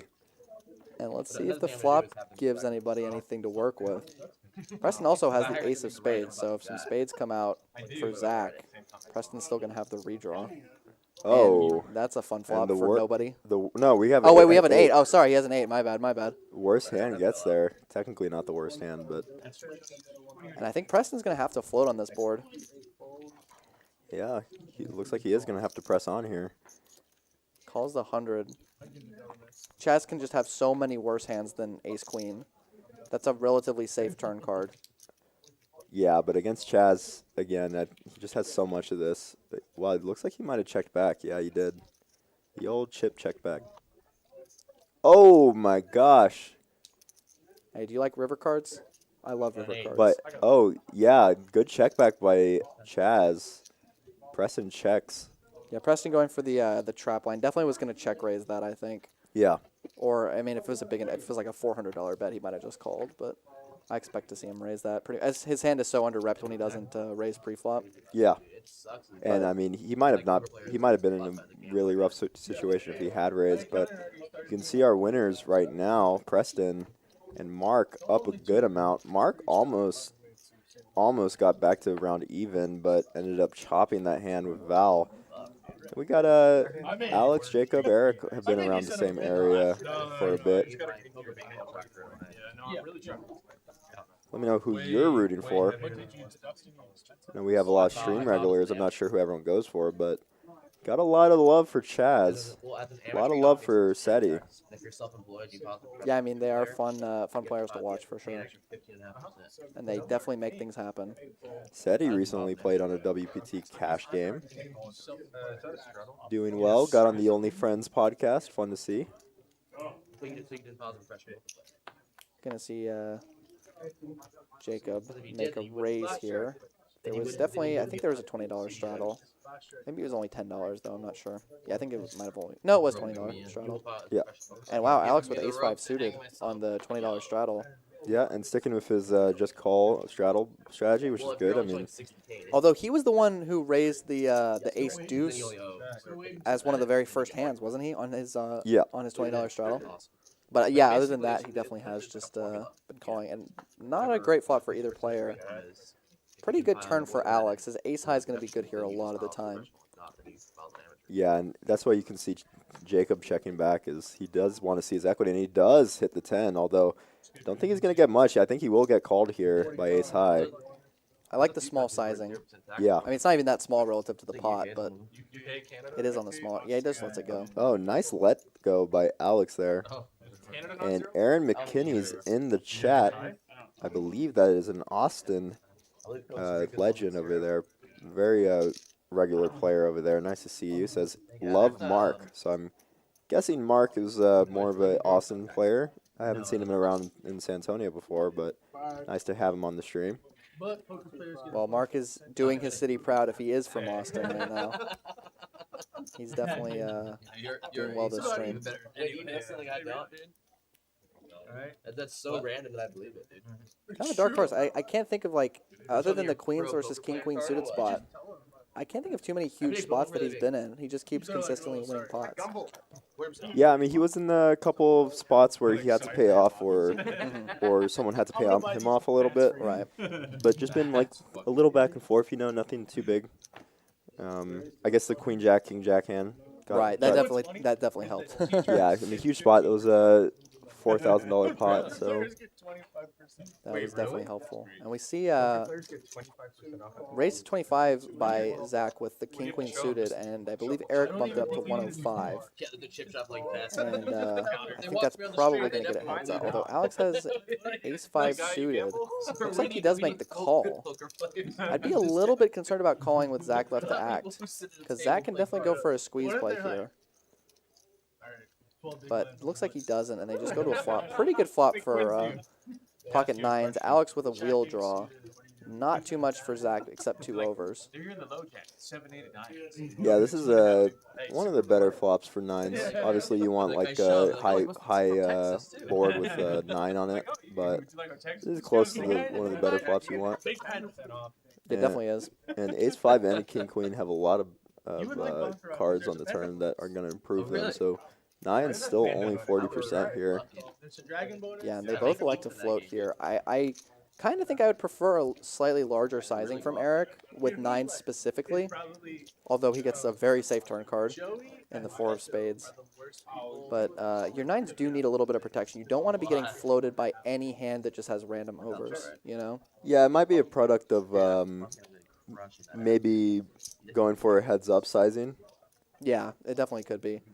And because, like, yeah, I think you went like a third on the flop, which is a good sizing on that board with 9s, but into 2 players where you're probably going to have the best hand, but it's very vulnerable, it's kind of nerve-wracking to only bet a third pot there. But you also don't want to be scared money and, you know, bet 300 and just try to get everyone to fold and get no value. So it's a tightrope for sure. And Alex actually choosing this as a bluff card. Oh, wow. Wow, lets it go. Dang, we see a fold from Eric there. Alex has been running these bluffs, and most of them have worked. There was just the one where they got picked off by Jacob, but his other bluffs have all been working out for him very well. Yeah, I'm very surprised to see that fold. I guess Eric thinks that he will find a better spot. Yeah, that's the second... See, that would have happened. That was the second time that we saw somebody fold an overpair on the turn to a single bet, I believe. Somebody folded jacks earlier. It was Eric as well. Was it Eric? Against, Oh, yeah. against Val's ace-queen. Yeah, you're right. Yeah, that was the hand. Yeah, Eric, this might be a product of playing against less aggressive players, because while that might seem like a silly fold to fold 9s on that board when you get pretty much the perfect board for 9s without flopping a set, against the general population, you actually are going to be behind a lot when you get let into, or not let into, but when you get bet into on that spot. Yeah. you're going to be behind. Like, a lot of people are only going to bet there with a 4, and if you're used to playing against more of a general population, you might be used to making that fold correctly. But against these guys who are going to be a little bit more aggressive and find creative bluff spots, it's going to be more of a... You're going to have to call a little bit lighter, I think. Although Eric is one of our stream regulars, so he does... That's true, yeah. Like, he does have experience in this. And said he's just going to bet 15 on this flop. Chaz with queens. Yeah, and That's Chaz... the worst flop. Yeah, not only that, Chaz kind of drawing dead because Jacob does have Jack 10 and he's getting a good price to continue. Yeah, that's a scary card for everyone. I wouldn't be surprised to see it check all the way through. Chaz no longer drawing dead on that turn either. Now Jacob drawing dead. Cannot hit a queen. Does catch a 10, not going to help him, and I expect this to go check, check, check a lot of the time. Maybe we get a small value bet from Seti, it looks like. Yeah, he's going to go about 85. And Jacob actually going to call with his 10. And Chaz just going to let go of his queens, it looks like. And Seti going to pick up a nice pot. Good awareness to go for a value bet there. Yeah, and with a small bet on the flop, 15, he's definitely going to get more calls out of hands like that. Yeah, definitely. At least with that flop. I mean, Chaz, you're playing crazy all night. You wake up with queens finally. You're like, I'm going to get these suckers for all they're worth. And the flop is ace king high. Well, what's great for Chaz is that he puts people in rough situations and that it's really hard to get value off of him in those spots. Right. You really have to get value off of other spots like Preston did where Preston found a really good call. Right. He's not just paying off constantly. Yeah. Is what you're saying. No, Chaz makes great folds, as we've seen today. We see, I believe this is a blind raise from Chaz. Yeah, and 3-bet from Zach is not going to be getting through. Zach has been running into it. Every time he's tried to isolate Chaz's blind raise, he's been running into it. And also, how does Chaz have queen 10? Yeah, queen 10 is pretty insane for it. But this is a rough spot, too, for Mark, is if someone wakes up with something coming up, he's going to be in a rough spot since they're so early. You can see Preston shaking his head. I'm not sure what the table talk is. Oh, my gosh, and like I said. He's actually only got... does he have 2,000? It says 2,000 on the graphic, but that looked like more like 1,000. I could be wrong, though. We'll see in a sec. Yeah, we'll see whether... yeah, Zach is definitely going to fold here. He's hemming and hawing, but yeah, he's not going to call. That's brutal. I don't know how I can call it, but like I was saying, it's brutal when you do this play and you run into someone who just has it. Yeah, I think 9-8 suited is not the best hand to be isolating those blind raises with. You want more of the high card value maybe. But we're going to see ace king versus kings here. It's definitely a hard spot to know.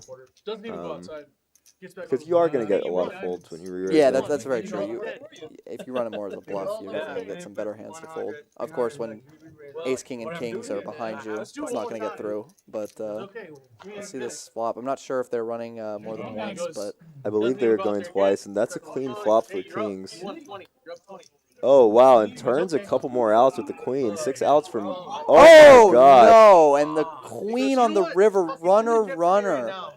Val can't catch a break today. No, but they are going twice. But the thing is, now all the aces are live. Yeah, I don't know if there were any... Oh, okay, well... only runner straight, which is... Okay. And they're going to chop it up. But yeah, Val, I mean, keeps getting it in good and just cannot hold in these spots with the king. I mean, if he scooped the king-jack hand and then and this hand, he'd be up to like... I don't even know, 4,000, 6,000, something like that. Well, if he had won the one before and then this hand, he'd be up to like 8K. Well, assuming that, you know, I mean, everything changes based on what's happening. Yeah, but of course. Yeah, no, that's brutal, especially chopping with the same guy and both times having him in a rough situation. That is true. It was Mark both times. Mark doing a good job dodging bullets here on these runouts. Yeah, no, I mean, he's definitely leaving a mark on Val's mental state. Nice. You couldn't just go, oh, that's going to leave a mark or something like that. Well, I have to talk about Val's mental state somehow after I guess that. that's true. After that one, 'cause that's a spot where you start adding you start turning from 27% VPIP to 51% VPIP. Yeah, I mean, Val, you know, you have kings there. You're just fist pumping, and then see that run Yeah, out. you see the The 3-bet 10-5 4-bet. deuce flop. Oh yeah, 10-5 deuce, no flush draw.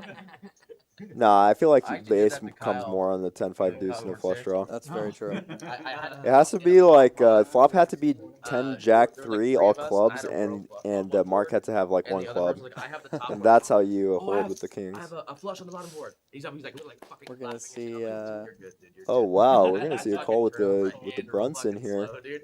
Oh, he was so pissed. And they're Yeah, gonna squeeze wow. it, yeah. And And now Preston with a like very $200 or something. weird spot. He's like, what do you Yeah, make I like the today? fold. I mean, this hand's just not good enough It's like he against a fucking 3-bet. gave up what he like made for the day.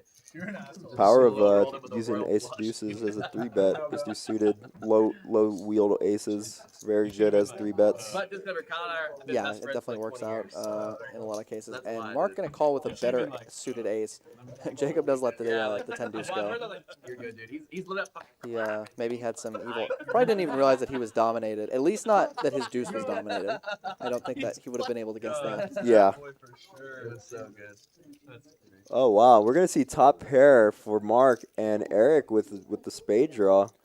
And when you're Mark, you're so happy. You think you just outflopped ace queen in this spot, which you did outflop Eric, but he's got a very good draw to go with it. And I like the check back by Eric because he's not gonna hit this board a lot, but also the spade is very unassuming. How do people live like that? Yeah, I like a check again from Mark. And Eric's, I think, going to start betting in position here. It's hard for him to have a flush when he checks the flop, Yeah. like you said. So I'm actually okay with a larger sizing here, I think, after checking back the flop, depending on what you're trying to get value from. Yeah, it goes for a little more than half pot. Yeah, it's definitely going to get called. Over $1,000 a month. Just in points on my credit. You guys do Sapphire Reserve? Yeah. That's what I do too. Because this is going to be, for Eric a lot of the time, just a naked ace of spades type bluff. And no, oh my gosh, what That- a river! I was gonna say the ace would be terrible. What sizing does Eric go for here? Does a small sizing get raised? I think it does. I mean, it's hard to put your opponent on an ace. This is actually a lot of the time going to be a bad card for Eric because you block aces. So it's going to be hard for your opponent to have an ace if they connect with that board. So he might go for a small sizing, and Mark might raise with his top two, and then get 3-bet by Eric and be in a horrible spot. Well, That's honestly what I expect to see a lot, because this is going to I think scare we're a gonna lot see of an nines. overbet a lot of the time though, which is the problem. Oh, you think so? Oh, Yeah. interesting. Yeah, I'm curious what he's targeting besides like maybe a straight or worse flush here, or exactly what he has. Yeah, it just gets snap called. Yeah, you can see Mark not happy there. Yeah, I mean you're targeting coolers. Yeah, pretty much. Overbet is it's definitely good if you're doing it with your bluffs, and this spot it does work out. Yeah, I like either the small sizing or the overbet. I Yeah. think personally. And that was a double. That was 2x pot overbet, so he gets a lot of value there. Yeah, that was a great bet size. Question: what is the orange square? The orange square is a plaque worth $1,000, and Eric is now our big winner of the night. Very nice hand to him. Yeah, that was a great hand. Obviously a cooler for Mark there. To be fair, nothing against Mark, but he has been escaping very narrowly all night. So that one was the the one that he was finally on the wrong side of the cooler there. Yeah, and he's still up about 1,000. Yeah, he's still doing well, and I mean he's been playing well. He's just been running into like ace king into kings when there's a $100 blind bet. Like, what are you gonna do? Yeah. You know? And you know, with the queen jack hand, he turns open ended. It's like obviously it's just a terrible spot to be in. But he has been dodging fate. It feels like Yeah. quite a bit, and was not able to get away from it on that one. And we're going to see a raise to 25 from Eric with the ace-3 suited. And just a call from Alex, call from Val with the 7-6 suited. I don't remember the last time I bought. Looks like said he's deciding what he wants to do. Yeah, you look at the. Yeah, completing with hands like this King 9 offsuit There's two is cards, like Cedric card more of a and Texas card. thing, even though I was wondering, I thought he might fold because we've been seeing him fold in these spots. And I was going to say that it's not bad to fold these because they don't perform really well, but in this spot, it's actually doing really well. Yeah, I think he's actually got the highest percent, or Alex, technically Alex yeah. does, but it's very close. And I got a root for Zach with the 5-3, my favorite hand. And he flops a 3. Not going to be good enough, though. No, but we do see a gut shot and the 10 high flush draw for Alex, as well as top pair for Seti. And Zach with bottom pair and a flush draw. Yeah, this is a flop that nobody's really ecstatic about. No, they all check around. Yeah, Seti's got top pair, but I mean, he's still not loving this spot. And 4 of diamonds, pretty unassuming. Val picks up a gut shot on a 3 flush board, so I mean, I don't expect him to stick around too much longer. Doesn't really change anyone else's hand too much. Seti does choose to just bet 80 out here into the field. I think that's small enough that you can get called by some worse hands, like Alex's hand, as an example. Yeah, and Alex still has a lot of equity. Oh, he does fold. Oh, he accidentally pushed it down. Yeah, but everyone folded anyway, so it doesn't end up. Yeah. They're not gonna pay shit. And nice pickup for Seti. You ain't gonna pay me shit. Yeah, I don't think Seti's been getting 2 out of line in any hands we've seen tonight, so better be afraid. the other players might not want to get Y'all better be afraid when I involved with super marginal hands against him in a spot like that. Because you don't even know if your 10 high flush draw is good. You know, you could already be drawing dead in a lot of spots, just depending on what Seti has. Stand up. Yeah, I mean, with the high cards were hearts, but it's hard to say. Right. I mean, you're probably live, but yeah, when Seti does lead into like 5 people there, I could see it looking very strong.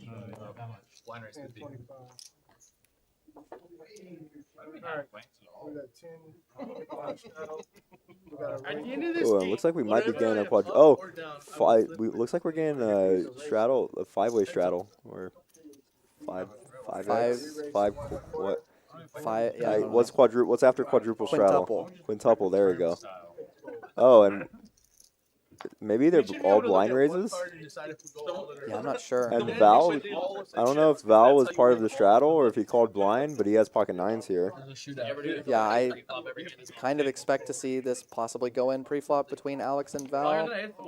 Although I guess that he just 3-bet and then... Okay, so no, it wasn't... Was it a straddle? Yeah, Alex did straddle. Okay, so this was... Okay, but it's just being counted as a bet. I see how it is. Yeah. So it looks like we're going to go to a flop here.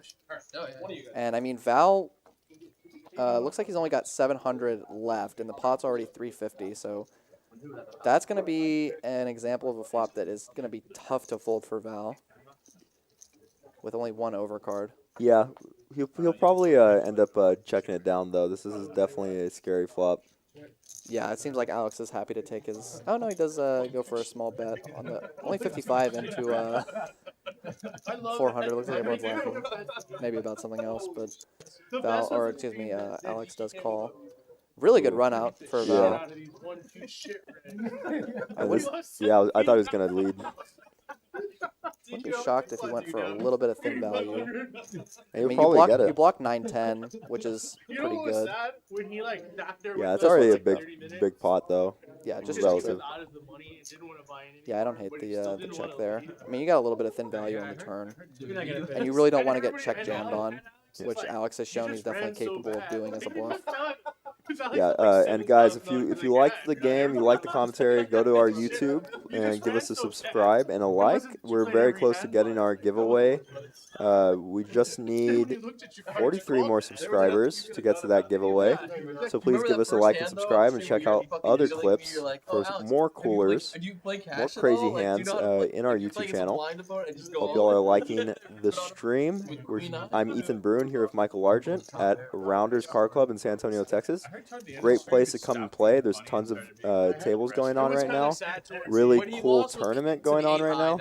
Tons of stuff going on every week, so definitely come out, come play with us. If you wanted an update on our 20K guaranteed monster tournament tonight, we have 36 of 119 people remaining, but a total of what looks like 177 players or 177 buy-ins. Is gonna give the prize pool $35,400 with first making $9,000. So definitely come out for the next one, as though that has a lot of good value for the $240 buy-in. Oh, they switched the side. You won the main. Yeah. I mean, And it looks like everybody's got the unicorns back again, so we are going to play the stand-up game. Again, if you weren't here for earlier in the stream, everybody gets a unicorn, and until you win a hand and then show your hand, you don't get to get rid of the unicorn. And the last person with a unicorn has to give everybody else at the table a bounty, which, did you catch how much it was last time? Was it 50 or 25? It was 25, but they might increase it as everyone's stack goes up, and CHAZ takes the first one. Very, you can breathe. Well, not that CHAZ is the person to care, Right? but normal people can breathe and be happy that they don't have to be in the stand-up game anymore. Yeah. But it is good for CHAZ in that he can now really bully people who aren't in the who are still in the stand-up game. Yeah, they're really desperately trying to win a hand, and he can just push them around because it doesn't matter to him at this point. Yeah, just again for kind of his strategy in a lot of spots in general. Yeah, exactly.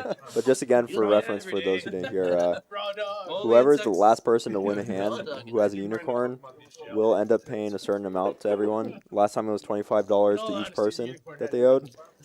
But I can imagine that they might have bumped it up if they're doing it again. Yeah, it wouldn't surprise me if it was up to 50 by now. Wow, guy. Yeah, it does look like CHAZ just made a big raise here. Imagine if I had aces right now. Oh my god. Imagine if I had aces too. Aces in the stand-up game is actually. That looks like a raise to 115 with the Jack 5 suited. I'm not sure if that was blind or not.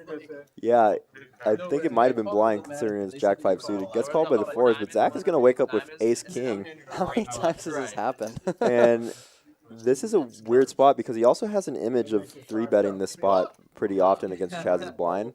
So I do like the sizing. I was going to say I like a little bigger when you have this image of using the blind raise as a target. Or as a tarquay, as you said. What was it? I think I said targ. Targu. Whoa, SETI gonna back raise. Yeah, that's crazy, and he's really gonna want to get a SETI here. And Zach hasn't called yet. That looks like I can't tell exactly how much that is. That looked like at least 2,500. Oh yeah, he's putting them all in. That's 3K right there. Those purples are 500. And SETI has been asking for blood all night. I'm not sure if he's going to go twice, but I can't imagine it considering. Well, I think because of the unicorn, they're probably going to go once. Unicorn still, whoever wins the first run out. Oh, it's whoever wins the first one? Yeah. Oh, gotcha. Yeah, the stand-up game brings out the best in all of them. We should do another stand-up game on a You can hear them talking about the stand-up game. for a rainbow. Ooh, and an ace on the flop, although, oh no, backdoor spade's not working. A 4 and a 4 only does not come. Looks like they are running it twice. No, he gets So I believe Zach is the one that gets to get rid of his unicorn now at this point. Yeah. And Zach didn't waste any outs on the first run out. Wow, King and a king in the window. Oh, Oh, and a 4. on the flop. Wow. He needs runner, 4% equity, and he is drawing dead. You can't have. Oh, that's brutal when you see the king. Oh my god. You can't. Chop it up. You can't win with 4% equity against pocket fours. That's very true. You need 3% Oh equity. man, I wish the king was on the turn. Or 5%. Or 5%. Or 100%. That'd be better. Well, that would probably be better. That's a lot Oh, yeah, of this kings. one would have been ugly. That would have been fucking ugly. That's so brutal because it's like King in the window. that. Also, like you're against, like you're like expecting so many different hands. You're like, fuck, he's gonna have like jacks, queens, tens, and you see fours, and you're like, absolutely amazing. You know, you're like, I can't believe it. Like, you've seen every cooler every time someone goes all in pre, and then that's the hand you see, and you're just like, damn. But, you know, Zach's a cool guy. I actually like Seti's move. I think that, like you were saying with Zach's image of 3-betting light, especially to Chaz's blind raises, Yeah. he Seti can get him to fold a lot of his hands. And then when he does get called, a lot of the time it's going to be a situation like that, where even though he's only got pocket fours, he's flipping. Yeah, I mean, and he's in a. He can even get ace king to fold, to be honest. He can even, and he could also get like 5s, 6s, 7s, maybe 8s, maybe 9s. Probably is stretching it. I mean, we've seen 10s fold in that spot. We've Yeah, seen for sure. jacks fold in that spot today. Absolutely. So, Derek Kalinowski says, can't wait to play on stream soon. Definitely. We're excited to have anyone who wants to come and play on the stream. If you don't know how to get on stream, just go to Rounders Card Club. Just look up Rounders Card Club on Google in San Antonio. Make sure it's in San Antonio, because there is another one, but I believe they're closed. Anyway, just look up Rounders Card Club in San Antonio. Go to our website. Look down at the menu, and there's going to be a section with live stream. Go all the way down, and there's going to be a little form that you can fill out to play on stream. Love to come and have you. This is a flop that no one really connects with. Everyone actually has pretty equal equity on this flop. It's kind of funny to see. Yeah, there's a lot of, well, Jacob gains a ton of equity here. Very happy to see that turn if you're Jacob. That's not, nobody ever loses. Happy or sad? Because then you have to pay off if someone bets. That is a good point. And Alex is now counterfeit and probably going to go check. Although I guess Alex is probably going to have to bluff at this now if he wants any chance of winning the pot. Maybe he'll just, yeah, he does just give up. And ace high is often going to be good here, so might check back, although it is CHAZ. Interesting. I wonder if he's trying to fold somebody off a chop when he sees both players check back or check. I think that's what it is, and I think he's also trying to get a 7 to fold.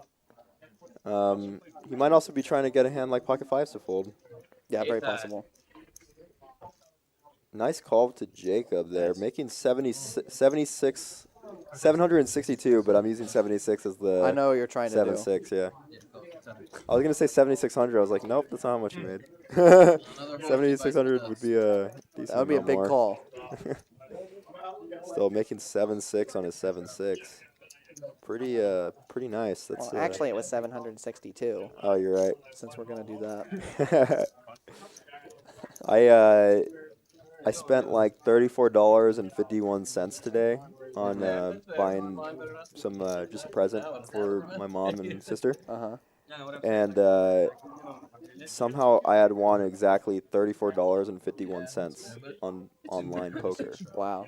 Which was like, how do you get the exact amount, you know? You won the perfect amount.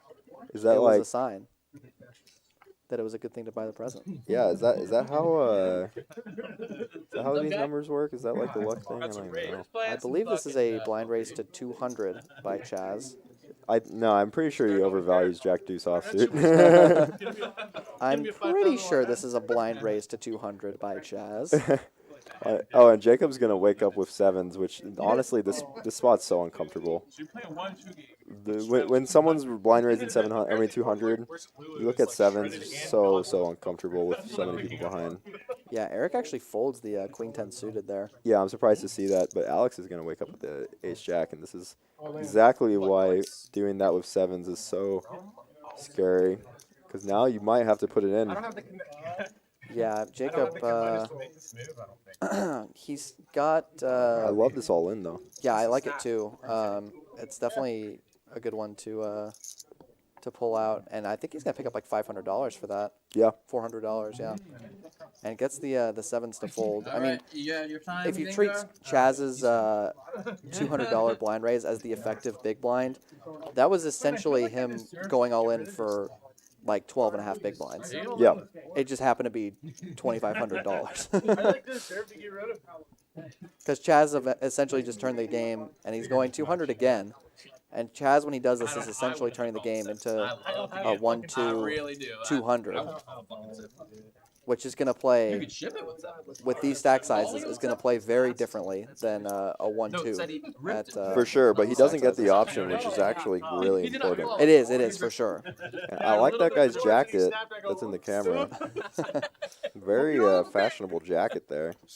You wish He you had wouldn't have that been as big as jacket. your pair, Sid. Yeah, I might have to go ask him where he bought it. Oh my god. That would have been throw up. No consistency whatsoever. Just in there. Yeah, we see. This is like something that changes is like Val having to fold that 10-8 suited. I know he would probably like to play that, but when the How's the trip, man? $200 blind raise is out there, A little spice on it? he's not really going to be able to. No, and it's dangerous for CHAZ too because It is for sure. you're just not getting. You're just gonna get more spots like the Ace Jack hand where. Yeah. Or like this, where you're just making $3. I've tried this strategy as CHAZ before. It does not work very well. Yeah, to be clear, this is very disadvantageous to CHAZ Yeah. to do this. This is just him wanting to gamble and have fun.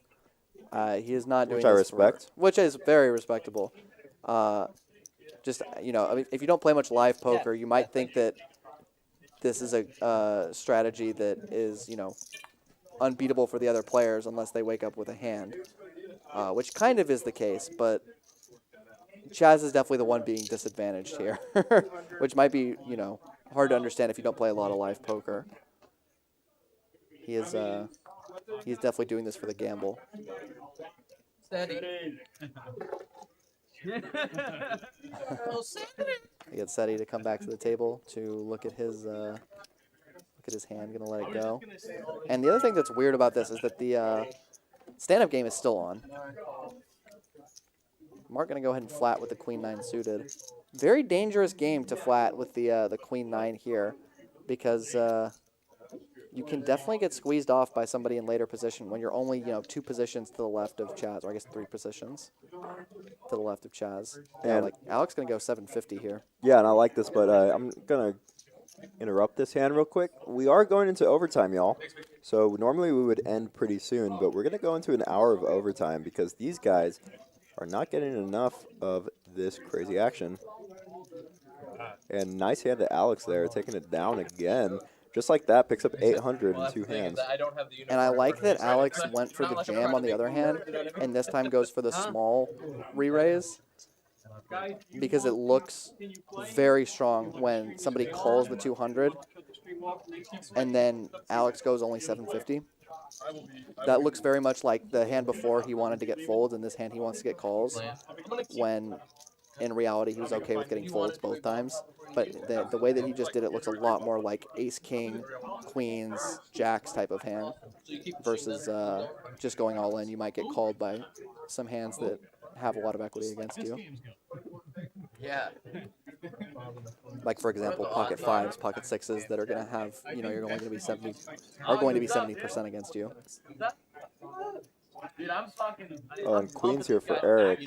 Eric really mad that he didn't wake up with these on one of the hands where the $200 blind raise was out. Yeah, but he'll it's still so take unfortunate that when that happens. But Preston's gonna have ace jack, but I don't know. Eric's raise might be strong.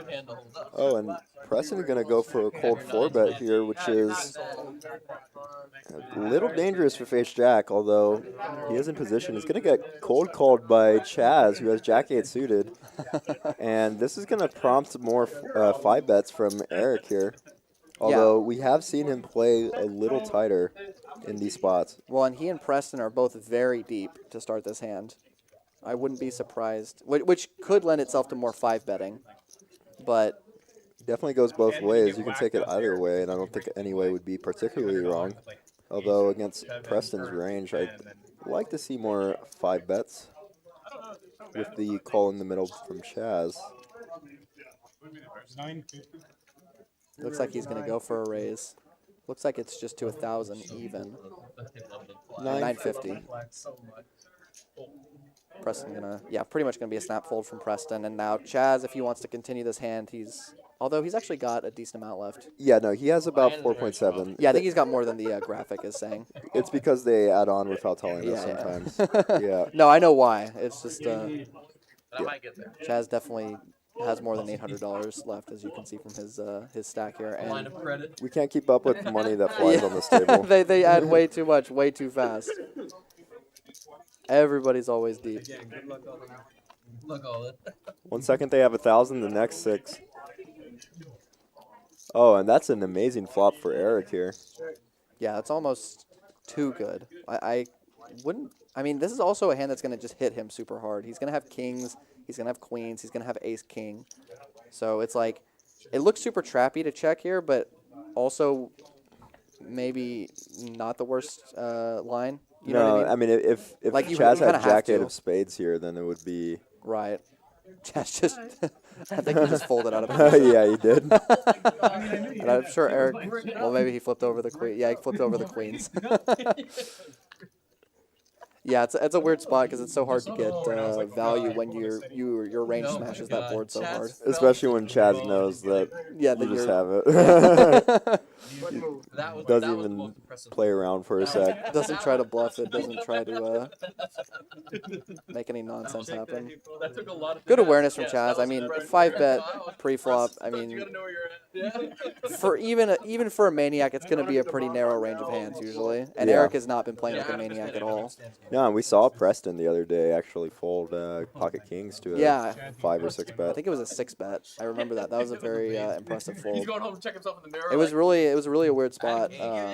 No. I forget who his opponent was in the hand, but they had such awkward stack sizes that like Get me just outta calling here. Preston's 5-bet with kings looked really strong, Yeah. but jamming also looked really strong. Yeah, no, I'd be hard-pressed to find him calling there. Yeah, I mean, what hands are calling except aces, kings, and queens? If I go home tonight and I see Maybe ace king suited, but I don't even know about that. Ace-5 suited, bro. Yeah, ace-5 suited for sure in a live Texas cash game. As Negranu says, the more you 5-bet ace-5 suited, the more you're going to start having to work at a fast food burger chain. Does he say Which that? is, he made a tweet with something similar, like saying I'm not that. surprised. I mean, if you do it in live poker, yeah, you're going to just be running into... I mean, because the thing about 5-betting it is you have to have... The other person has to have 4 bets. That's a pretty good flop for Mark. Yeah. It's like a tournament or a weekly tournament? Weekly tournament? They're benching stand-up every table. More or less. Hold on 1 second. That's funny. I need to see that tweet. Yeah, it's a good tweet. It was in response to Landon, who lost 2 heads-up turners trying to bluff his opponent off of... Oh, yeah. I remember that. Yeah. Best player in San Antonio. Looks like we're going to go to the turn here, I believe. Good old 1-2. You're not actually in for a left, are you? I am. Wow, that was a fucking deal. Damn, Looks there's something is being discussed. I'm not sure what's going on here. Fucking count and lose money. But Because I mean, I know you're down. He's on the phone with the bank right now. pretty safe turn card for Mark. If you were ahead, you're probably still ahead. We'll see if Preston continues to bluff here. Looks like he is. Preston might be trying to get some ace highs to fold. I don't know that he might be targeting a weak jack like Mark has. Yeah, the only problem is that Mark also just has a bunch of 6s since he was in the straddle. Right. Although this river, Jack's good. definitely on the scarier side. But Preston does check back. Yeah, Preston doesn't have a heart in his hand. I'm not surprised to see him just give up there. And he might have just felt that Mark was not going to let go of a jack on that board. Yep, Mark making a little leeway back to where he was. Yeah, nice hand by Mark. Just picking off that bluff real quick. Yeah, the problem with 5-betting ace-5 suited is that you have to assume that your opponent is going to have 4-bet, weak 4-bets that you can make fold, which a lot of people only 4-bet aces and kings. A lot of people will even just call with queens, and then you're just running into aces and kings when you jam with ace-5. Especially live. It's a weird live dynamic. Like maybe you can do that more online. Against 100 is available. the type of players that are doing that. Oh, it looks like the $100 straddle is on. 400 is available. Wait, I think that straddle looks like it's almost all the way to the button here. Yeah, I think that's a $100 straddle. and Oh then yeah. a blind. It looks like a blind raise from CHAZ here to 400. Yeah, we had a straddle all the way to the button. So it does start on Val. Unicorn popping. Unicorn popping. And no one has anything, but Alex is going to call with whatever he has. Probably, oh, wow, pretty good hand to actually get in the mix with. And CHAZ has a lot more behind. Yeah, he definitely has... Oh, wow. That's a pretty good flop. I believe CHAZ has looked at his hand now. Yeah, he has like 3K, a little more. And I think that he's just going to get Alex to fold here. Yeah, queen high, not really much you can continue with. I mean, if you're going to blind raise to 400 with 8-6 offsuit, that's pretty much the flop you're looking for. Yeah, and funnily enough, we have 86 viewers in the chat. So Oh, there we go. 8686. Man. CHAZ 86 in the competition. I'm going to start looking into holistic medicines with all these numbers coming up. What? Oh, there's like that, you know, the idea like, have you seen Nathan Fielder's The Rehearsal? No. Oh, okay. There's like this idea that like certain numbers can be... They have healing properties or something? Yeah, or like they have different ideas of like... Oh, okay, yeah. I mean, I know what you're talking about. Yeah. No, Like maybe some luck or maybe some like... Yeah. Maybe CHAZ has studied that, and that's why he's so good at blind raising. I mean, I looked down, it was 9 p.m., and I thought, it's too late to play poker. Let's go commentate. So sometimes there's something to it. there's something to it for sure. Let's just trick the guy. Anyway, Jacob raises to 25 with the ace-8 suited from early position. Nobody's really had much. Surprised to see Preston get in the mix from early position with 7-5 offsuit. Yeah. He's looking to play hands. Yeah, it tends to be worse when you're pretty certain that a lot of people are going to be 3-betting pretty wide hands. Although it really depends. I don't think a lot of like Jacob don't believe he's gotten up from his seat since we started, for example. Right. So they're not seeing these hands. Like Seti just 3-bet with queen-8 offsuit, by the way. Getting in the mix. Jacob gonna flop a top pair with not much of a kicker. Although the 10 being paired could actually help his kicker problems out depending on the run out. I don't see him folding an ace on this board. Yeah, this kind of board does suck though, because there's your kicker's not going to be playing most of the time, and there are a lot of hands that are going to get a lot of equity. Seti having the queen of spades is actually pretty relevant. Although that is a very good card for ace-8 suited. Yeah, picking up the nut flush draw to go along with his top pair. Seti's just going to check back. I think he might just be giving up here.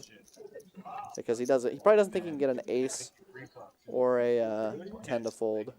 Yeah, and he's probably right with the way that the game's been playing to this point. I definitely think it would be tough too. He might just try to. He might have a plan to rep spades on certain rivers. I wouldn't be surprised if that's his plan with the queen of spades. Oh wow, King of Hearts is actually a really good card. Oh wow, it gets called by queen high. Wow, what a call! Yeah, I'm very surprised. I wonder where that comes from. I almost wonder if that was something with the card reader, or maybe he really did just call with queen high. That's crazy either way. Yeah, I mean, queen of spades is not the best card to have in that spot. Yeah. But I mean, I wouldn't be like insanely shocked if you called with queen high. That just seems very ambitious. yeah, I mean, queen high has to be good in that spot sometimes. For sure. I'm trying to think of what Jacob would have though. Yeah, because the thing is, Jacob just called on the flop. He could have had queen king, and that could have been a card reader error. That's very possible, yeah. But I wouldn't be surprised with the queen. ERIK maybe really even well. queen jack would just flat on the river. Maybe. one time Oh, we did have. Okay, so we just got some confirmation. He did have queen 8. He did call with queen high. Wow, that's a crazy call to go for. I respect the attempt though, because it's very tough to make those calls, especially if you're afraid of looking silly if you're wrong on the live stream. So I respect not being concerned about that and just trying to go with your read. The thing that we don't talk about a lot in poker is that sometimes your reads are just really wrong, you know? Oh yeah, but also sometimes your reads are just really right. Exactly. Gut instinct is definitely a strange part of poker, in that Yeah, if you want to mine win the has always stand-up been game, wrong. you gotta put 2 bucks. Yeah. That's how it is with me being No, here. but yeah, gut instinct is one of those weird things where I've made a lot of calls based on gut instinct that have been mostly. I think I've been mostly right when I trust my gut, but then another problem is that, like, especially if you're not studying as much as you feel you should be, you might go in unconfident, and then you might not trust your gut, or you might over trust your gut. Right. Yeah, it's definitely a weird balance. Looks like a blind raise from CHAZ. Standard. Standard 200. Yeah, that's a joke that they use a lot. Standard. I'm not sure if Where someone does that says even it. come from? I don't even know. Where does anything come from? Oh, that's a good I would point. like to buy his hand, whatever the It's like nobody's had anything to call him with yet. Do y'all want to talk about existential, deeper meanings? Who is somebody in the chat asking this? No, I'm just wondering, because we're talking about where does standard come from, but where does anything I come would have taken from? one of the cards in hand in a random. Please. You know where we come from. Rounders tonight here at. That was pretty good. Yeah, guys, please give us a like and subscribe on YouTube. We're at Rounders tonight. If you're on the Twitch chat and you're just coming in, we have 959 subscribers. We only need 41 more to hit that special giveaway, and to also unlock super chats. I know someone was asking about that.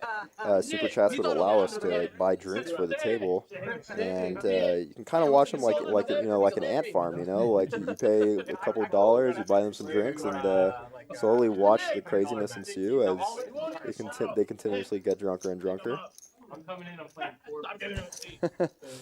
That was the one thing that I think this game is missing right now is alcohol. Oh, and we got Mark. I think this is the first aces of the night. Yeah, guys, I do think we have our first pocket rockets, and that's what my girlfriend calls me. Haha, that's what matters. What? I don't even want to know what that means. I don't want to know. I should have said that was my nickname in high school. That would have worked better. That would have been better. I was looking for the right zinger in the moment, but We see. Wow, I think pocket nines actually just folded, by the way, and pocket sixes as well to this raise to 600. Yeah, but CHAZ has the top of his range here with 7-4 offsuit, so. I almost wonder if Mark would have gotten more calls if he just had jammed the aces, like if pocket nines would have still found a fold. Because it does look more, a little bit more bluffy, like you're going to have an like ace-4 or ace-jack when you jam my it. gosh. And CHAZ flops a pair. CHAZ flopping the nuts here with a pair of 4s. And I know, this is why he said I'm going all in as soon as Mark bets. And we'll see if they run it twice. I mean, his 2 pair outs are all live at the very least. Yeah, but he only has 3 outs, as some have been folded. That's a good point. But he does have runner straight draws. And honestly, I could see some brutal stuff happening here. Let's see what happens on the turn, and it's an ace, and that's it. Well, right on the turn. Well, all dreams. Well. Oh, clubs. Oh, well. He's got the 7 of clubs. Nice hand to Mark. That's definitely the most I've ever seen pocket aces get paid off by 7-4 offsuit. So nice to Mark for setting a new record for me, at least in that regard. You can see him shrug there, like I don't know what else to do. I mean, it's a sign. He has 4,440, 444. Hey. That's, so and the ace kind of looks like a 4, yeah, and he got 3 of them. Ace is a backwards 4. I don't know about that. They're the same like number. A 4 with an extra little thing on the end of it. And that's going to bring Mark up to, he and Eric are almost up the exact same amount, 3,400. The 2 big winners of the night right now, because I think Mark only bought in for 1,000 and has not added on yet, and is up to 4,400. Yeah, and yeah, he's definitely doing super well. I was going to make a punt and I decided not to, but well, that's good. Poker Pastor in the Twitch chat coming to say hi. Our editor for the stream, but also a great Twitch streamer, Rob Gardner. A lot of you might know. Very nice guy. Thank you for joining the stream, man. Yeah, and Ransom91 says, Chaz just donating tonight and still might be even at the end. He did donate 12K a week or two ago, and then ended up being profitable by the end of the night. So we'll see, as we still have an hour left as we're in overtime. Also have another question by Tim Kraft. I believe that is Tim, the local. What's up, bro? But can I send them all drinks and have it on my tab, or do I need to send a super chat? I will let you know soon and ask if we can get them a round of drinks on you, and I'll let them know it's from you if I can do that. Oh, a limp. Fine, fucking limp. No. Damn. I'll fucking fall for it. Someone has to fucking fall for it. You're about to get fucking the full Did you 20 care? right here. Who cares? You're about to get Did you fucking see the hand on his hands melt as he touched the white chips? Did you see? Physically Looking to get them a round of drinks right now, guys. See if I can do it. You're like, oh, And got a raise here from Seti with a pretty good hand. King Queen offsuit, call with the ace-10 suited. You're going to see a lot of suited hands here, and none of them have each other's suits.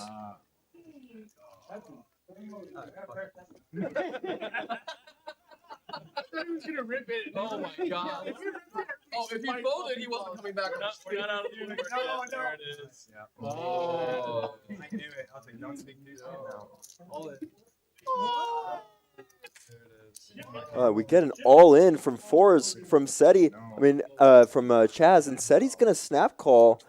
And I think Seti, I don't know if Chaz added on afterward, but instantly getting another shove pre-flop. And Seti, We're looking for a very low flop. it's a 50-50. We're trying to connect. We need a low board. And this is a reverse of what Seti was in last time. Oh, and it's a 4 on the flop. Seti drawing pretty much dead. Needs runner straight here. And it's not going to happen. Chaz boats up, and I think they probably run it once. Oh, well, I'm dead. So she's cool with you. You gonna be covered? Oh, is Chaz slow rolling? Oh my goodness, Chaz slow rolls the shit out of Seti. And you know that you can see that they're really good friends there, but we know it's coming, Chad. I was like, it's a good time for his laurel. How much is it? That's a bad fucking card. Now I have second nuts. Well, he got me in a 30K pot in his slow roll, so now we're even, dude. You could have sold it a little more. Justice has been served. Now we're finally even, a year later. It's fair. I'm like 17, I'll do it. So you're with 17. Yeah, I can only do it for fucking 35 hours.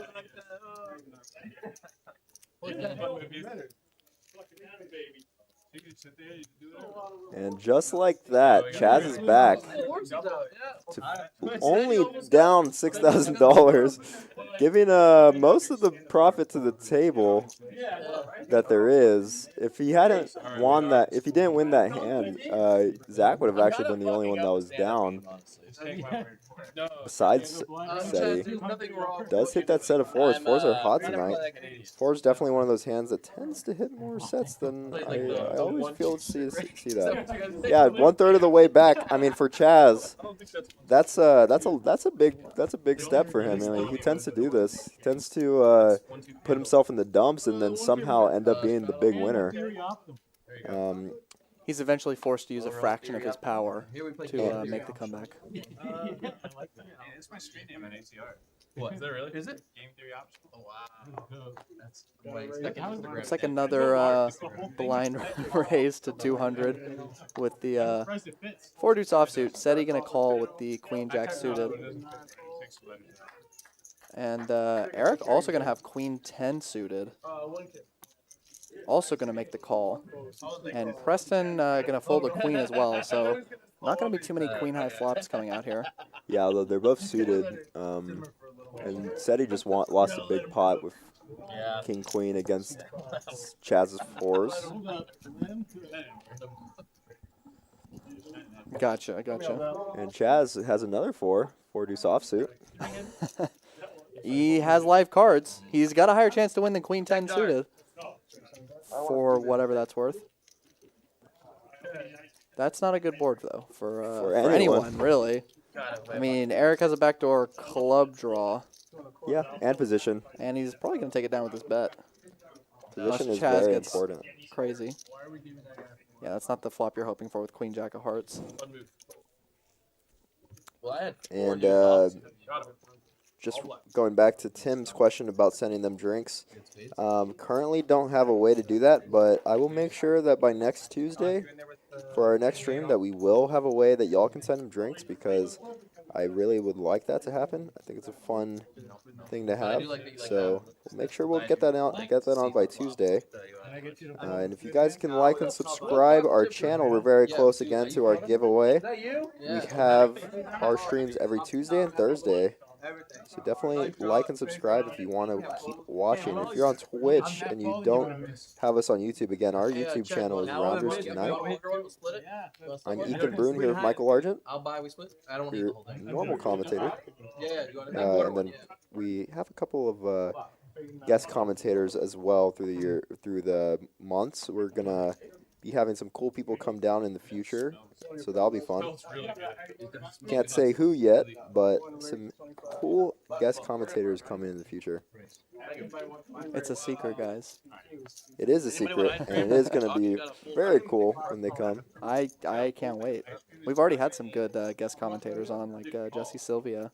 That was really cool to have him on the stream. Yeah. Jesse's a great commentator, too. Very nice guy. This is actually going to... Looks like we've got some multi-way action here. It smells good. This is like the floodgate has been opened and everyone's just like playing their marginal hands here. Literally no Everybody's one been has playing a good hand. fairly reasonable pre-flop, with the exception of CHAZ maybe blind betting, but this wasn't even CHAZ. No, Chaz actually just called with a very nutted hand for him. With a very nutted hand for him. We see top pair for Val. That's brutal for Val. That's a rough spot to be in, yeah. He is going to think his queen is good the way that this game has been playing. There's a chance he gets away from it. Nah, never mind. No, I was going to say he's been leading in these spots, and Chaz just shoves it in. Yeah, that's the tricky part, especially when you have no kicker. He's you can see him laugh, trying to figure out if he's somehow beat here. Yeah, but you got to put it in. Yeah, once you committed 400, you for sure do. That and it's Chaz. It is Chaz. And 2 diamonds, that can be a bunch. 6, so he needs a 6, an 8, or a queen. And he hits a queen! Oh, wow. He survives. Chaz smiles, takes it like a good sport. Yeah, if there's someone that you're okay with sucking out on like that, it's probably Chaz, because he does not care. He will give you... he's always really nice. He's always very good about losing. Yeah. Because he knows, he plays really big stakes, and he knows that's just the game. Yeah, that definitely happens. And it's not like Val was making some crazy, irresponsible move there. He just had a queen, and the board was queen 4-3. Like, yeah. What are you really thinking you're beat by very often on that board? But really, that's a really good spot for Val. Is again, he's gotten some really bad beats, so good on him. He's actually up 1,400 now. Yeah, he's been pretty break even most of the night, but now he's up a good amount. Yeah, Chaz trying to make some dreams come true today. He's making my dreams come true today. Said he was telling me some crazy story the other day. I can't believe he flopped 2 pair there. No, I mean, he's at, absolute nutted. And we see Shane in the background here. I wonder if Shane wants to try to get in on this. Or, sometimes when the stream is done, they'll do some shorthanded big games every now and then. Depending on who it is and everything. But and all it had was Red Bull and cocaine. Shane, another regular, as well as very accustomed player to high roller games. Doesn't play on stream too much. They like took him out, and then like. I think we're gonna see a limp from Jacob. We haven't seen too much limping in this game so far. Some games are super limpy, and some games are not limpy at all. And this one has definitely been on the less limpy side. Yeah, and it's the CHAZ effect. Even when CHAZ isn't in a hand, his presence really does change the way people play. Right. Just the fear of him being there. I mean, we saw the other day, short stack, open fold ace queen on Tuesday. Oh, wow. Ace queen suited. That's crazy. From under the gun. Wow. Yeah.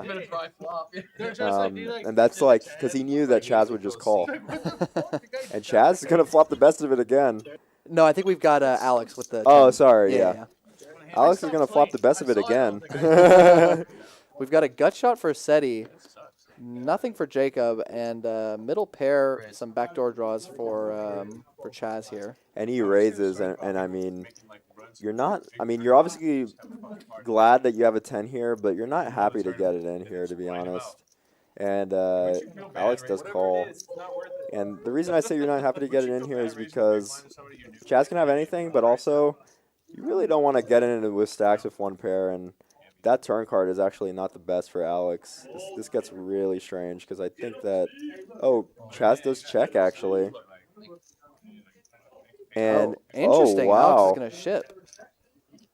Wow, and this is actually a tricky spot for CHAZ to navigate because there could be hands like, queen. Oh, he has the jack of clubs, which actually cuts down on a lot of like combo draws. Oh, and you know what I didn't notice? We're still playing the stand-up game, and they haven't finished the unicorns. You're so right. You are correct. Yeah. I did not even see that. Yeah, I didn't even think about how that was impacting the decision making. Yeah, I think Alex thinks his king or his 10 is going to be good the vast majority of the time here, and just wants to get it in and not give CHAZ the opportunity to blow him off his hand on a nasty river. Yeah.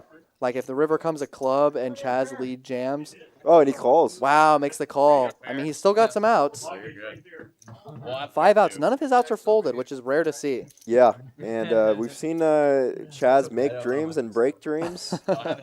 Let's see which one he does here. Let me know who you're rooting for.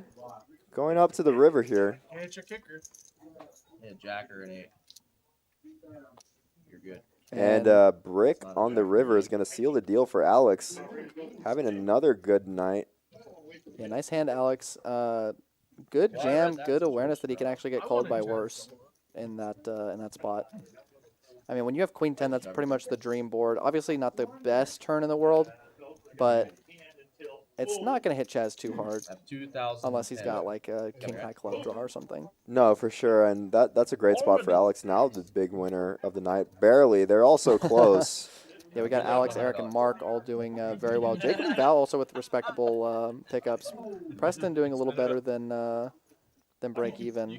So most of it's interesting how some games multiple people are up or like 6 or 7 people are up and then 2 people are down, and then some games everybody's down and one person is like winning all the chips. Yeah, this is definitely one of the cases of the former. You can actually do it every other time. And TYTYTs says, I would crush these dudes. Well, if you do want to get on stream, you can play on stream by going to our Rounders Card Club website. Just go on Google, look up Rounders Card Club San Antonio, Texas. You'll see our website. Click on the menu button. There's going to be a tab for live stream. Go all the way down. You're going to see a little sheet that you can fill out to join stream, put your stakes down, everything like that. You can definitely come out and play. You can be the first in line to to give it a try. It's definitely a different experience, especially if you're more used to. I don't know anything about you, obviously, but if you're more used to like a Vegas game, it plays very differently.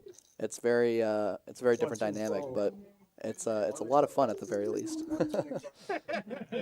And Asinine Bovine says 600 in a night is not bad money. It's not. Very much not, but It's weird. As you play these stakes, your idea of money definitely goes down the drain consistently.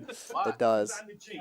It's funny because a lot of poker players, there's a constant funny balance between not ordering guacamole at the restaurant because it's $4 and also shipping, 4,000 with 4 deuce. Exactly. There it is. Let's go. That's always true. And Alright, we're we'll gonna do it for me. see Yeah.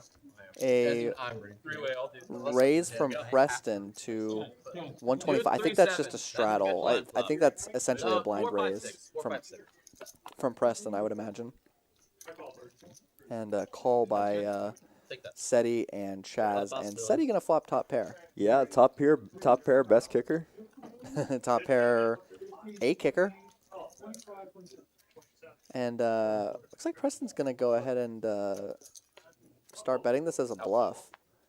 Yeah, he's trying to get some hands like CHAZ's off of some equity, as well as ace high still beating king 7. So fortunate for him, he's running into a queen, but lucky for him, he's running into a bad queen. So some good turns like that one are ones that, when checked to in the dark, definitely going to want to go for a bet if this is his idea is to continue betting. Now, when people check in the dark in a spot like that, what are you usually thinking? I'm usually thinking very weak, but the problem is that someone like SETI, like this spot, if I'm Preston and I'm okay with losing the amount that SETI has, I might shove. Just because it can never really be amazing hands. And wow, he is going to go for a really big sizing. That looks like 2,000 maybe? Yeah, and this is kind of what I was saying. Or no, SETI has 3,000, my mistake. And like, this is exactly oh, and he gets snap called by Queen Deuce. SETI trying to, wow. And here's, like I said, if I was okay with losing the amount that SETI has, I would go big. Yeah. But the problem is that these guys are not folding. No, they are not. And CHAZ now down 10K. Now I was gonna say a record 10K, but it's not even close to a record. But It's definitely not. I mean, it's 5,000 away from a record. On the Rounders live stream? On the 1-2 and the On the 1-2, on the yeah. 1-2 and 2-5, but not for the 25-50. Right. But yeah, so dang, what a call from SETI. Now he's up $151. This has been the night. Let's go. Let's go profit, baby. That's how you make it. Like I said, poker players will risk 100x of something to make 1x of whatever it is. It's about love of the game, Ethan. Still not buying that guac, though. No. And sick. SETI's buying that guac. Sick. Thank you, Ebony Kenny, someone who has played on a stream and an amazing poker player, awesome person. Thank you for the raid. Hope you're having a good one, Ebony. It's Ethan, so hope you're doing well. Haven't seen you in a bit. But, yeah, hope your stream went well as well. Got another comment. Guac will extend your life. It's EV+. I agree. Except I don't like avocados. Yeah, I hate much. avocados. Oh shit. Okay. I hate them. I know that's an unpopular opinion. Yeah, we're gonna get some stuff in the chat for that one. This is like the only food-related opinion we've ever agreed on. That's true. I do like a lot of foods, and you know what? Avocado is good in some places, but if Why does every sushi roll have to have avocado though? I think it's because we're in Texas. Probably. But green is just a weird color to me. That's not my issue with the avocado. It's so light green. You guys ever find yourself agreeing with someone and then they say something really dumb and you're like, wait, I now regret agreeing with this person. Now you want to eat avocados? You're like, dang it, now I gotta get into avocados. Ransom said avocado is dirt, creamy dirt. I don't know. I mean, creamy dirt doesn't sound like good. I was gonna say terrible. It doesn't sound terrible. It does sound terrible. And we're back to not agreeing, and all is right with the world. All right. Looks like this is a bomb pot, I believe. Looks like everybody put in 15. This is going to be a PLO 4-card double board bomb pot here. Yeah, we usually do this at the end of the night, but I think they're just doing it randomly whenever they want to, which is pretty cool. I love PLO bomb pots, so if anyone's new to the chat, doesn't know what a PLO bomb pot is, everyone gets 4 cards. They have to play 2 out of their hand, and all 4 cards are can play on either side of the board.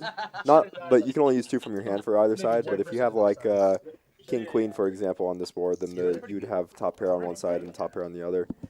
And we have a set of kings for Preston. Looking around the table to see other ones. Looks like we have an open-ended for Jacob. Preston's going to go pot. This is the 4th bomb pot I played here in Rounders. It was the first one of the 4 that I didn't have pocket kings. No, that I didn't have pocket kings. Really? I didn't have pocket kings. Yes, yes. All 3 other of my... Because you folded this. Doesn't look like there's much of anything for anyone. Yeah, I was going to say, you want to fold the ace-5-4 when it gets closer to heads up, because heads up starts to be not the best situation for you often. As in PLO, you really want to either have a lock on the board, or you want to be able to get at least half of the pot in like a 4-way, 5-way pot, instead of like heads up, where you might get scooped. Yeah, if your straight draw doesn't come, you're not drawing anything else. Yeah. Although he did have some, he was double gutted with a He had a queen, right? Yeah. Yeah, he had a queen on one side and double gutted on the other, so he definitely could have scooped the exact hand he was against, but Both super dry, and I'm like, really unlikely. so I bet, and then River comes ace-ace. And right now we're at 22 minutes until we get to the end of the stream, but Bob, dude, that's insane. We're doing another bomb pot? Or? No. I don't think so while they're gone. Yeah, looks like something's being We can wait till they come back. being discussed here. yeah, I mean, they're going to be discussing a lot. As we saw earlier when they did the $1,500 dry hand. You never know what's Hey, that going to go didn't take on. that much discussion. They were kind of ready to go on that one. Yeah. It's a ballsy one against him. It looks like at least the $20 straddle is on.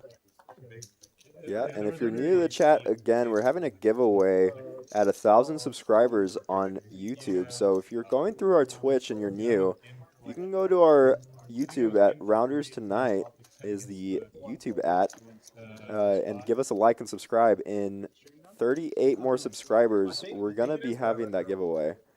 And we also have a ton of awesome content on that. And Preston is going to wake up with aces in one of the blinds here. I think he's going to just limp it for the extra 10. Oh my god, he's going for a raise.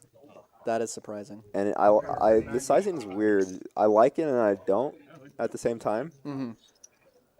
Would you prefer bigger or smaller? I think because everyone's going to call the way that the action went, and it's a $20 straddle, I'm really surprised at how small this is, but...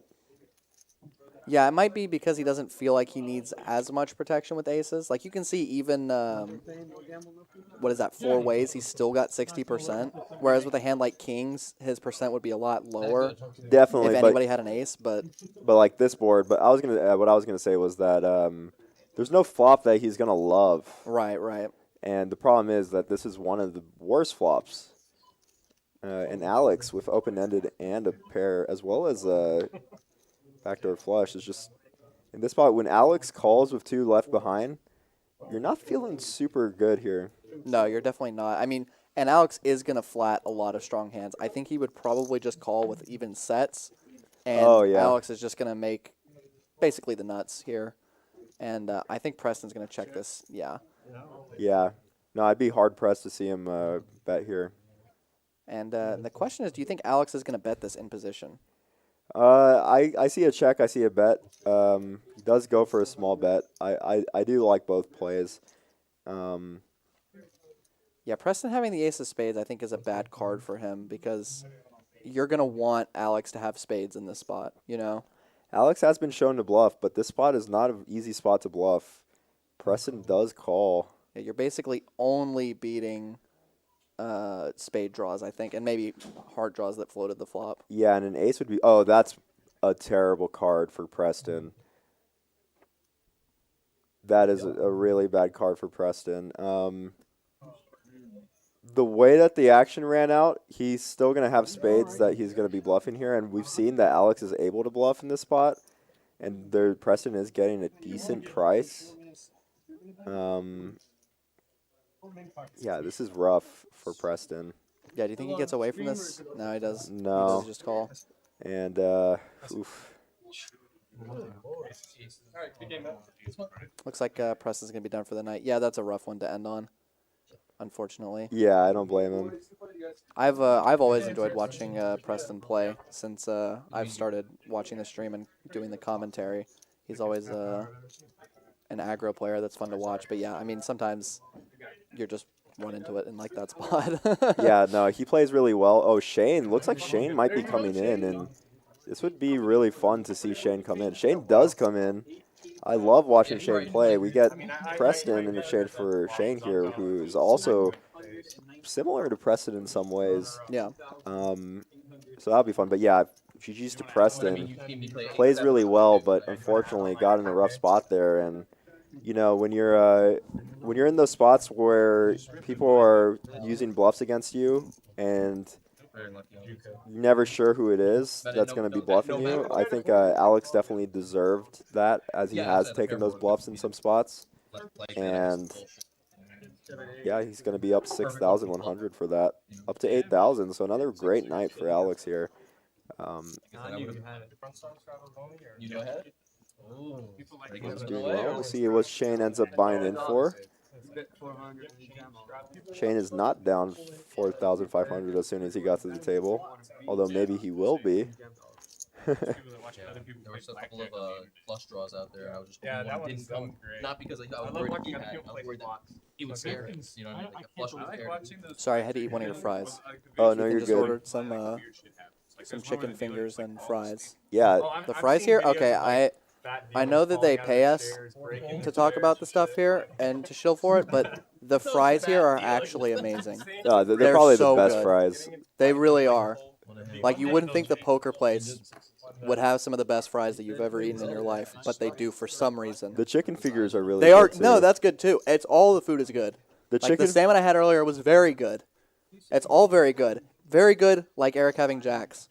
But he's been in these rough spots with these jacks. I feel like someone has woken up with something every time. Yeah, I mean, Mark with a hand I think he's going to continue with, but a hand that's going to be in pretty poor shape against jacks. A lot of the types of boards that he's going to want are going to contain a jack. Except for this one.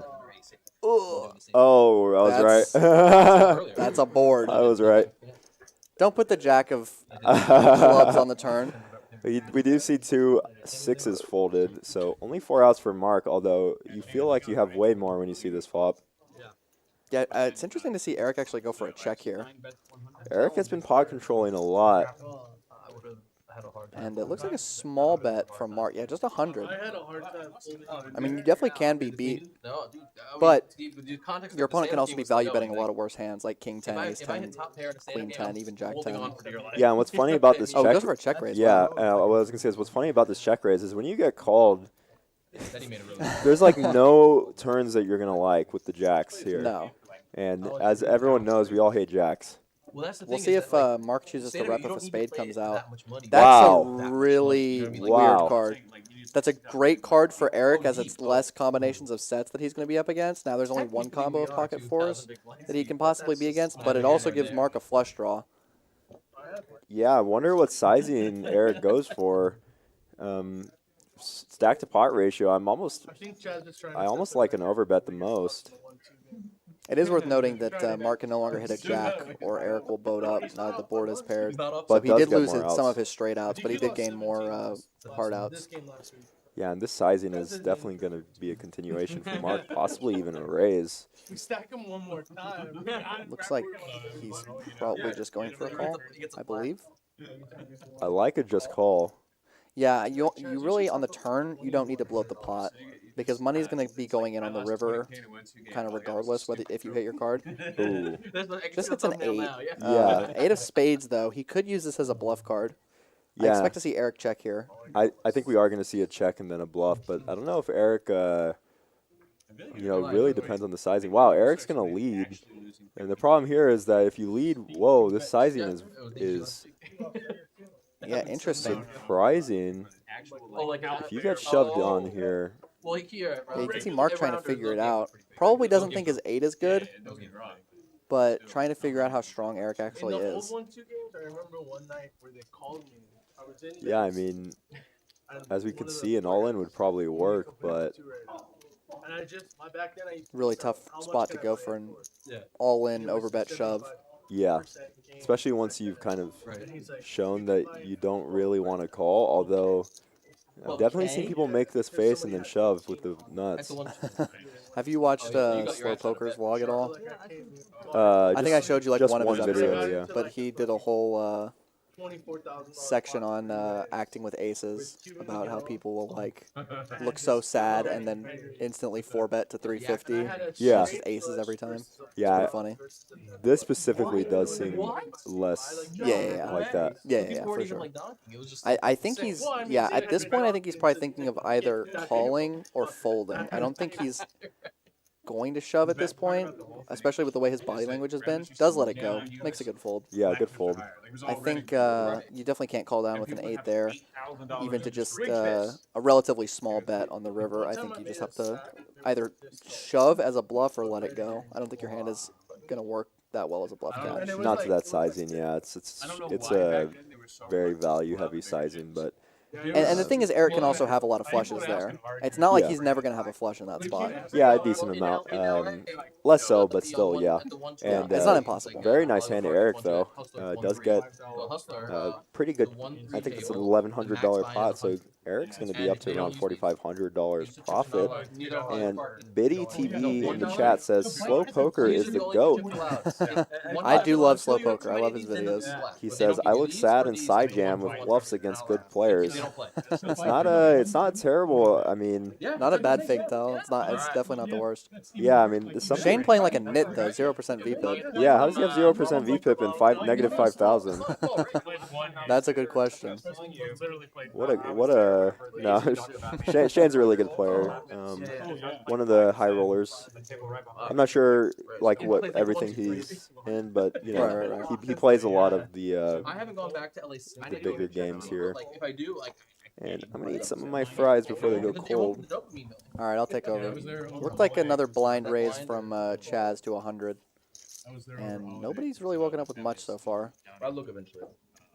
Looks like Alex is gonna get in the mix with Ace-5 offsuit. Just calls.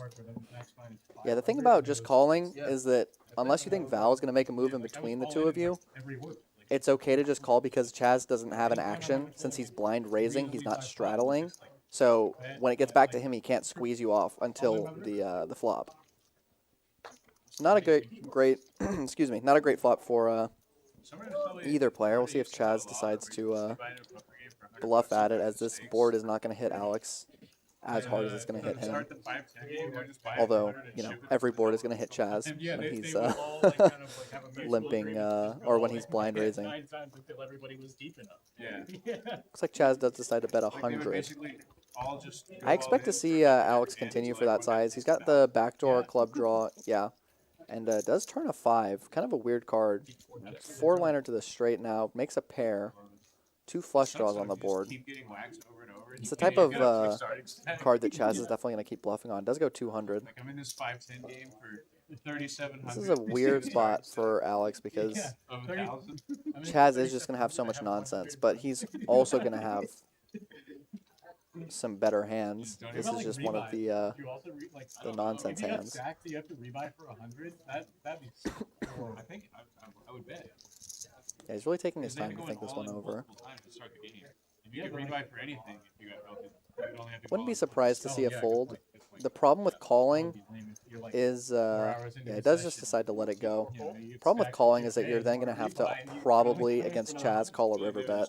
And there's no river that you're going to be happy to see. Not even really a 5 is going to improve your hand all that much. And so, you know, yes, you can probably call it for 200 if it was just going to be 200, but it's probably going to be 200 on the turn and then 500 to maybe even 1,000 on the river, depending on what CHAZ decides to do. So CHAZ does take it down. Nice pot. Nice pickup. The blind raise working as intended. I'm reading this random Instagram message. Who is that? And I think we're going to move on to the next hand. Might see some straddles come out here. Or just a blind raise from CHAZ. San Antonio guy that I know. 100% sure he's watching the stream. Oh. He just put that on his Instagram. He's like, no, what's the thing later? Like, what? Straddle. Do you know if he's serious? Oh, no, he's $25. Really? No, tell me who it is. It's like, tell me who it is. Looks like CHAZ is just going to do the $25 straddle instead of a larger blind raise this hand. One guy said, "Hey, did you like Christmas was you coming late this year or what?" One time I Not really got picking up much so far. Looks like Alex just called with the A6. You're gonna ruin your life and your family's life. Man, those fries are like crack. Oh, he actually did raise. My mistake. They are good. No, I mean, like, I was like, oh, I gotta get back to commentary, and as I'm eating them, I'm like, man, I gotta get back to fries. Priorities. And Wow. that's a good flop for CHAZ. CHAZ. And Mr. CHAZ has been getting so many of these two pairs, and we get a raid from Nigo. So, right as we get a bomb flop for CHAZ, we get a bomb raid from Nigo. Thank you for hosting us with 32 party members. Hope you had a good stream. I just want to say I really like this raise from CHAZ because he's been raising with nonsense all night. And I think a lot of players who are aggro in a bad way will be raising a lot with nonsense, but then slow play their actual good hands. And if you're going to play aggro with your bluffs and draws, is he really considering calling? Okay. No, I think he's considering a raise. That would be a crazy move. I don't think CHAZ is going anywhere. No, he's definitely not, but I think he is considering a raise. And honestly, I don't want to blame him, although it would be very similar to the Preston spot. He does lay it down. Good for him, as he's not going to get in a rough spot. Yeah. Yeah, CHAZ, when he raises there, he's just hoping to get called by club draws or a king. Yeah, Just basically cooler, like a king, queen, ace, king, king, jack type hand. yeah, and definitely, I mean, Alex can have some bluffs there, too, and even some weird hands that end up not getting there. But, yeah, again, thank you for the raid, and it looks like some people know Ghost of M in the chat. Who doesn't know Ghost of M, if you're in poker, Ghost of M is the GOAT of M, or should I say the GOAT of poker, because he definitely makes a lot of the poker streams around all of Twitch go around. Awesome guy. We gotta get something going for him. We gotta, you know, if you're going out to the series, Ghost, we gotta make something happen for you. I think everyone would agree on that. Definitely. Sometimes it's better to just walk It's insane, man. I see. We'll get done with the stream, and then I'll go to Matt Staples' stream after or something, and then I see Ghost there, and I'm like, dang, Ghost working full time, baby. He's making it happen. We're all getting Speaking of someone else is going to make it happen, nobody has anything. And it looks like it's going to be Alex getting involved again with ace-5 suited this time. Are we going to see another hand of Alex versus CHAZ? Oh, CHAZ with ace-jack suited. Yeah, that's a rough spot for Alex, as he is going to continue to this raise. And Absolutely. this sizing actually could even induce some 4-bets. It does get a call. Yeah, just going to take the pot control route. How rich are you, Dad? Ace on the flop would be pretty disastrous. Very disastrous. That is not disastrous at all. That is a good flop for CHAZ. 99% on the flop. And I expect to see some check folds from Alex. Yeah, it's actually a good flop for Alex, considering the situation. Yeah, it's kind of like we were talking about with the pocket nines when versus ace king hand when the flop was ace king queen, I think. Yeah. And I think SETI had pocket nines. Yeah. And he was able to just fold the flop. It's like sometimes a really disastrous flop or like really bad flop is actually a good flop because it lets you get away from a worse hand. 100%. And Alex is going to still be up $5,400. Eric not too far behind with the $4,700. SETI up $136, but actually has the most chips in play. And CHAZ also close to having the most chips in play as well, just in a different He way. made a little bit back off of Alex there. Yeah, It's so 100 at a time, baby. Only 100 times. He only needs to do that 100 times. He's there. Craig's ethnicity based on his name. He made the best hand twice versus him, and then 100% black. left him off the best hand the other time. So. And as we see, we actually have, as I kind of predicted, our two newcomers doing pretty well. And it's happened a couple times already where the newcomers to the stream have done decently well. Odds are, if you're probably black. Yeah, until they get a taste of glory, and then it goes to their head, right? Yeah. We got some very reasonable hands here. We got Zach with the pocket threes, Jacob with the pocket fives. Shane elects to let go the queen jack offsuit. And 804. gets back to Chaz. Looks like he called with the 8-7 offsuit. Said he may choose to call it now. He lets it go the 4 deuce offsuit. I'm actually surprised to not see a call there, even though 4 deuce is a very bad hand, especially in this situation. It's not great. That is for sure, especially when pocket threes and pocket fives are both out. Wow. That is a really good flop for Chaz. Yeah, And especially a with really bad flop for Jacob, and not a good flop for Zach either. Because they're both going to feel like their hand is probably best. against Chaz, they're going to feel pretty good. And in fact, we see a bet from Zach and then a re-raise from Jacob. That's how strong they feel about their pocket pairs. And this is really hard spot to bluff. Even if you're Chaz? Even if you're Chaz, you're not going to find many bluffs in this spot. The only bluff you'll ever see in this spot is like a 2, which is still a semi-bluff. Right. You're still going to have a lot of outs. Which is more Cuban than Mexican. Or 5 outs at least.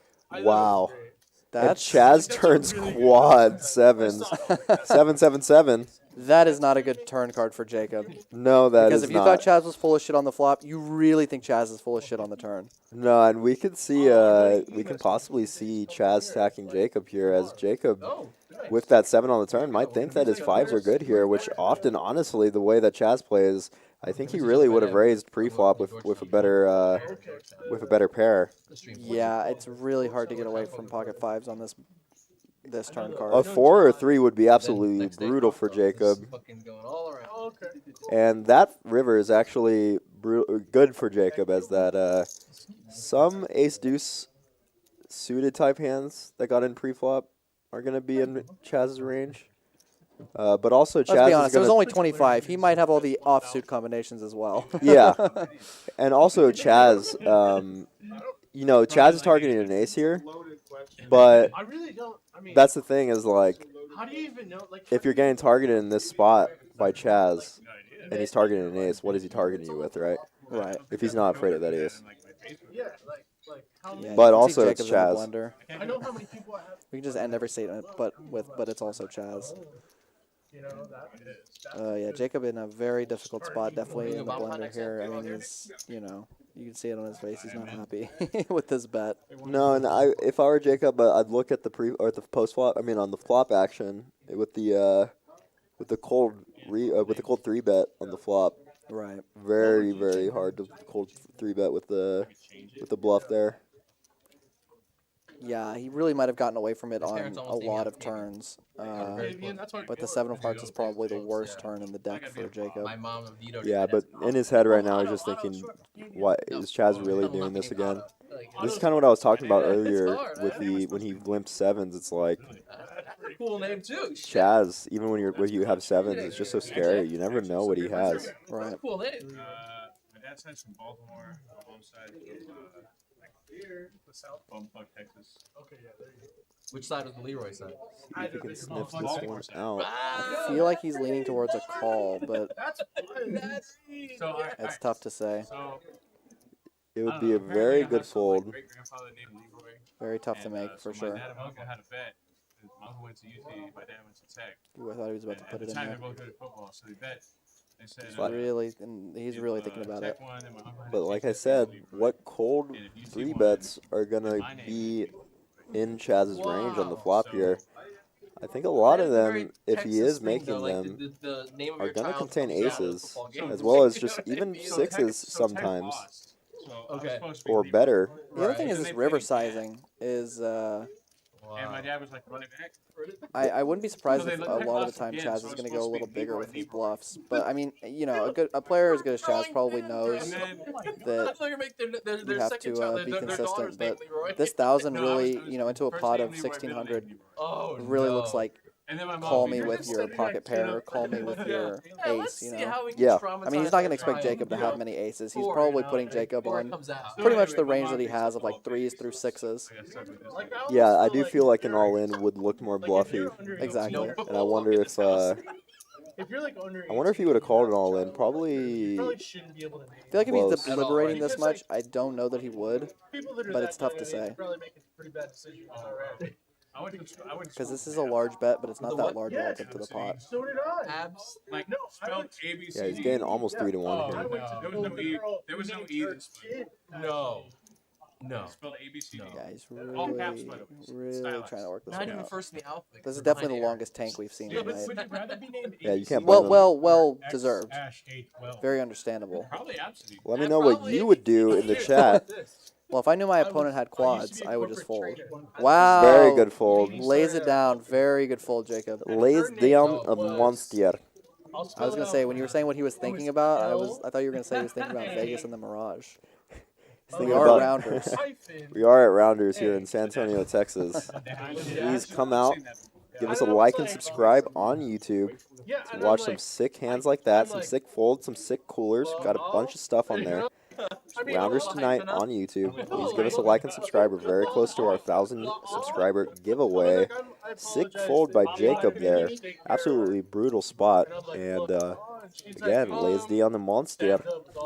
Very good fold. No. Yeah, She's that like, was. "It's I really didn't think he fucking was gonna get away from it, And I'm but like, you're not gonna fucking does end up laying it down. That was one where I almost wonder if there's some form of stream equity there, where you can fold and know that you'll at least know whether you were right or How wrong dare you? the next day. Yeah, I do think that's a factor in playing on these live streams. and I wonder if Jacob, if Jacob was in for 2,000, I almost would go for like a $700 bet, just so like.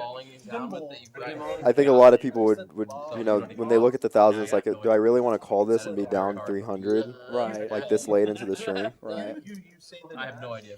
Well, that's tough. But you can see our wins and losses right here. Yep, I've done that. Big, I've done that. somewhat big pot to get back a little bit for Chaz there, but everyone's still up a lot, except for Zach and Seti. I mean, Chaz. But Zach not down too much comparatively. He did win that that dry hand against Before you Chaz. watch Yeah, he That could be definitely down a helped. lot more. He would be down I saw the 1,500 more, Chippendales show on to be exact. Yeah, if you are just tuning into the stream, that Zach and Chaz ran a $1,500 Omaha dry hand where they both got dealt a hand and then ran out the entire board. So, I believe this is I think this is our last, either last hand of the night or last 2 hands of the night. They've been doing 2 bomb pots, but we'll see what happens. So we're going to be doing a PLO bomb pot. Oh, we're doing 4. Oh, we're doing 3. I read the 3 as a 4 on our producer's hand. yeah, that was a 3. Everybody Yeah, shape up. producer Victor. Shout out Nice. to Victor. Much love. Shout out to Victor. Wow, is that an open-ended straight flush draw for Seti? It is an open-ended straight flush with the 7 on the other side. And a flopped flush. Although Only 9 high. this is the problem with PLO is that depending on how much you play, and Zach's gonna wake up with the king high flush, which still again king high flush is not feeling good, No, not at all. and you can see that Seti is actually gonna bet out here, which I was gonna say is the problem with PLO is when you have this kind of hand, you feel like you might get there, but the thing is, a lot of people are gonna have your outs. Mark actually calls here with middle set, which is another, again, going back to that out thing, is that middle set with nothing on the other board is often not going to be good. As we see, Jacob has bottom trips here on the 7-3-3 board. Yeah, this one looks like it's going to be a lot more action than the last one, which Preston just took down with one bet. Yeah, no, this one's going to be Remember earlier. insane. Oh, they And this is the strange spot with PLO2 is like you can get Jacob to fold this 3 because people are going to overvalue their hand on the other side. And we're going to see Alex with the nut flush. I remember the first time I read his name, I thought it was a typo. Alex flops the nut flush on the queen high board. So pocket 10's looking to pair the board. No one has anything on this. Oh, wow. Pocket 10's pairs the board in one way. Quads for Mark here. That is a form of pairing the board, isn't it? It definitely is. The crazy thing is that Seti still has some outs. He could hit the, I don't know if they're both live, but the Jack of Diamonds or the 7 of Diamonds would give him straight flush over quads. They are both live. Which is crazy. Seti does have 6%. I don't want that for Mark, but I'm not. I would be hyped if it happened. I don't want it for Mark, but I want it for the stream. And like I said, you might see a 3-fold, and it does. In the 3-folded from Jacob there, and you can't blame it. Yeah, I mean, we've only got a 3 on this board. You're not happy. And Mark has the nuts, but Alex is actually chopping right now. Yeah, he's got his aces playing on the other board, I believe. No more 10s, but a 5 would give Mark the straight, which would give him a scooper, and he's definitely going to be thinking that he's good when he has quads. And that 3 is probably going to have Jacob kicking a bit because he knows he had the only 3. Yeah, but the problem is that... Oh, it went pot and call. Yeah, it looks like a chop. Yeah, the problem with having only a 3 is that you can be against pocket 7s, pocket queens, or even pocket 9s that make it to the river. And just having the bottom trips is like never where you want to be. Just like flopping in these PLO double board bomb pots, if the flop is like 10-10-4, you don't want to have pocket 4s. Oh yeah, even like in this situation with Alex, could very easily have been scooped there. If all it would have taken was a 5, was him having a 5. I can only make this call. Or just a 3. Or even the card switching if the queen went on the other side and the 10 went on the other side. Right. Which is why it's better to not have the ace high flush on that board once it pairs. Yeah. But it can be really hard, especially if you don't play much PLO.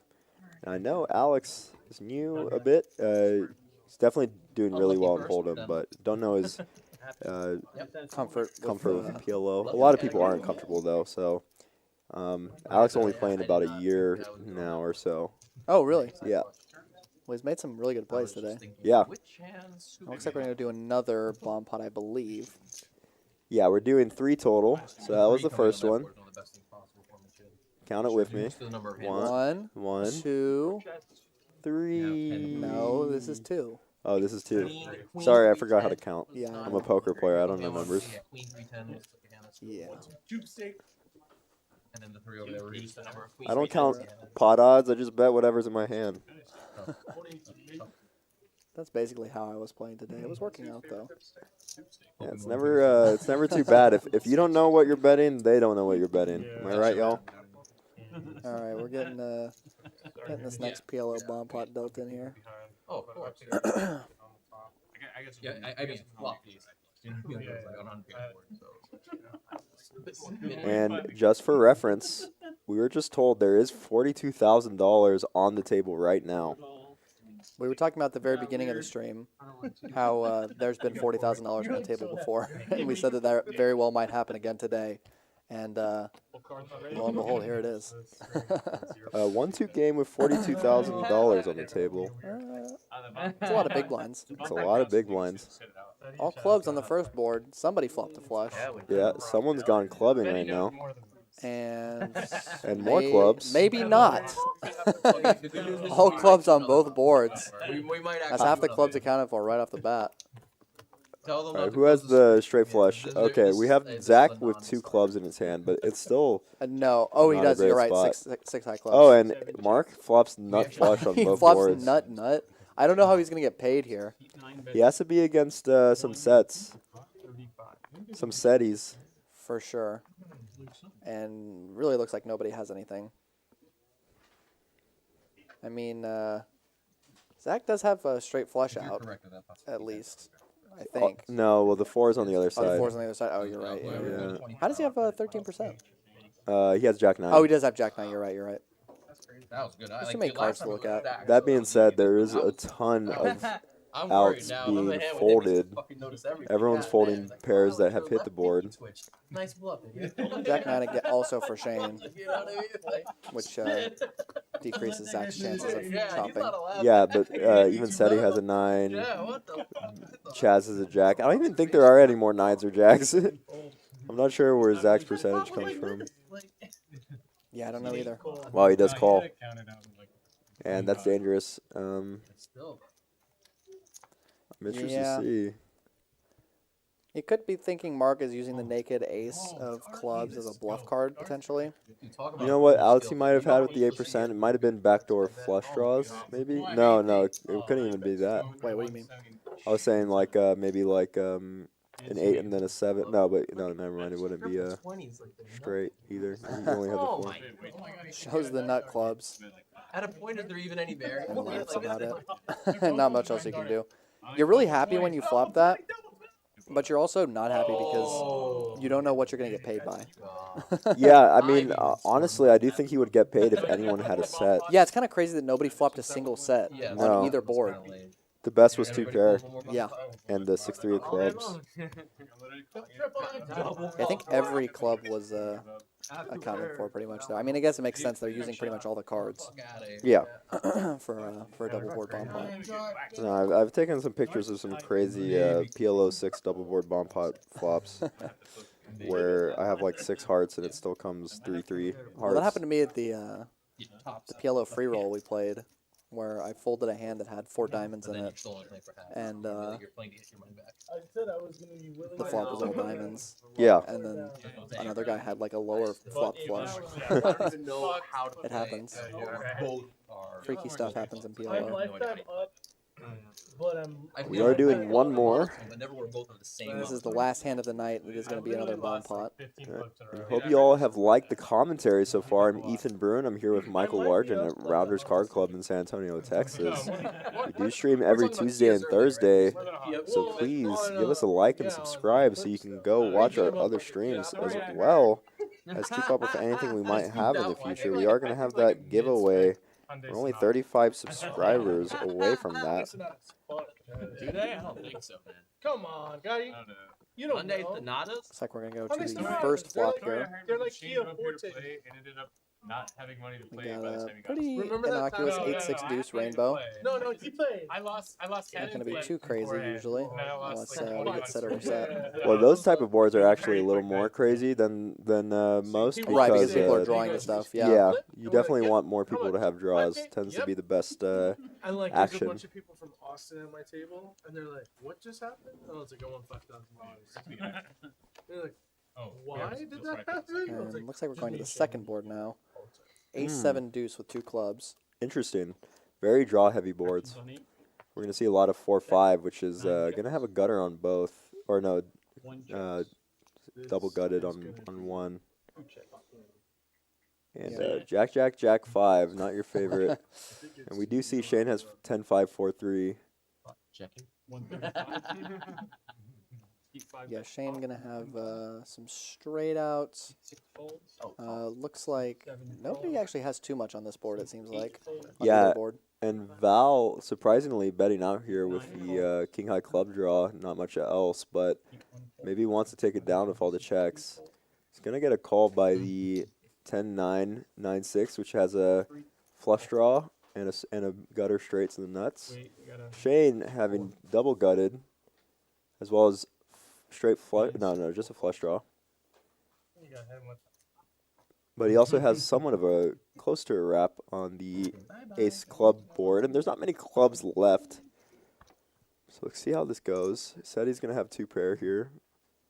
And that gives Shane the nut straight on that side. Does anyone else have 5-4? No. So Shane's going to take the lead here with the nut straight. And see how he wants to play this. It can go either way. You definitely want to deny equity from hands like King Jack 9-6. Yeah, or any, a lot of hands are going to just have random diamonds in there. Somehow none of the hands that he's against have any diamonds, but you're definitely going to want to deny diamond draws from just hitting random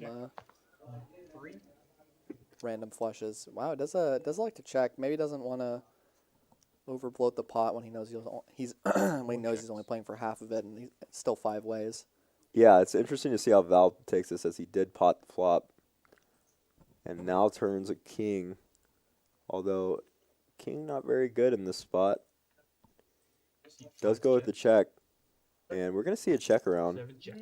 So a lot of brutal cards for everybody. There's a lot of really scary cards on this river, and we're going to see a 5 of diamonds. Nobody has a flush somehow. And a deuce of diamonds. But the 7-4 for Alex and the ace-8 is a scooper if it checks around. Oh, he says pot. Wow, yeah, he picks up a higher straight now with the 7-4. No one has anything, though. That is the situation. And Val looks like he's making a hard fold in his eyes. I'm not sure if he misread his hand. Yeah, it looks like he's double checking it. I think he's going to just lay this down. Yeah, it does lay it down. Nobody else really has much, and I think he's just going to take it down. Yeah, and luckily for Shane, that is a diamond, so it doesn't look like he's going to have to pay it off. Yeah, and I mean, having a 5-4 on that board, the 5 is a really disastrous card, even if it's not a diamond, because your straight is only up to the because you have to play 2 cards. You're playing 2, 3, 4, 5, 6, so your straight's only to the 6. So yeah, you're losing to a lot of higher straights, like any 4-7, any 7-9, any etc. Yeah, and what's funny about that is he thought he was value betting there, but that was the last hand of the night. Guys, if you are in San Antonio, please come out to this 5,000 guaranteed free roll. We do that every Friday, and all it is an admin fee. Gets you in for $12,000 in chips. You also get $20 rebuys that give you 12,000 chips as well. Add-ons are $20 for 15K in chips, $40 for 30K in chips, $60 for 50K in chips. We're having 15-minute levels. These are great tourneys. If you're not used to live games, definitely get you in the mix there. But also, it's just a great tourney in general. So come on out. Come play that one. That one's a lot of fun. And we're going to show you the wins and losses for the night. And you can see Eric and Alex doing really well as Mark. Val and Jacob somewhat in the middle. Can't be too mad about where they are. Seti only down 184 from where he was. CHAZ, the big loser here, with $8,600 loss. But can't be too mad, as he's very used to playing high stakes and very awesome personality, a very easygoing guy. Hope you all like the stream tonight. We're going to be streaming again on Tuesday, so come on out, Tuesday, 7 p.m. Central. Hope you all have a good night. I'm Ethan Brune here with Michael Largent. Thanks for tuning in, guys. Really appreciate it. That was a lot of fun to watch and commentate. All right, you guys have a good night. Hope to see you next stream. I heard one the other day. I was like,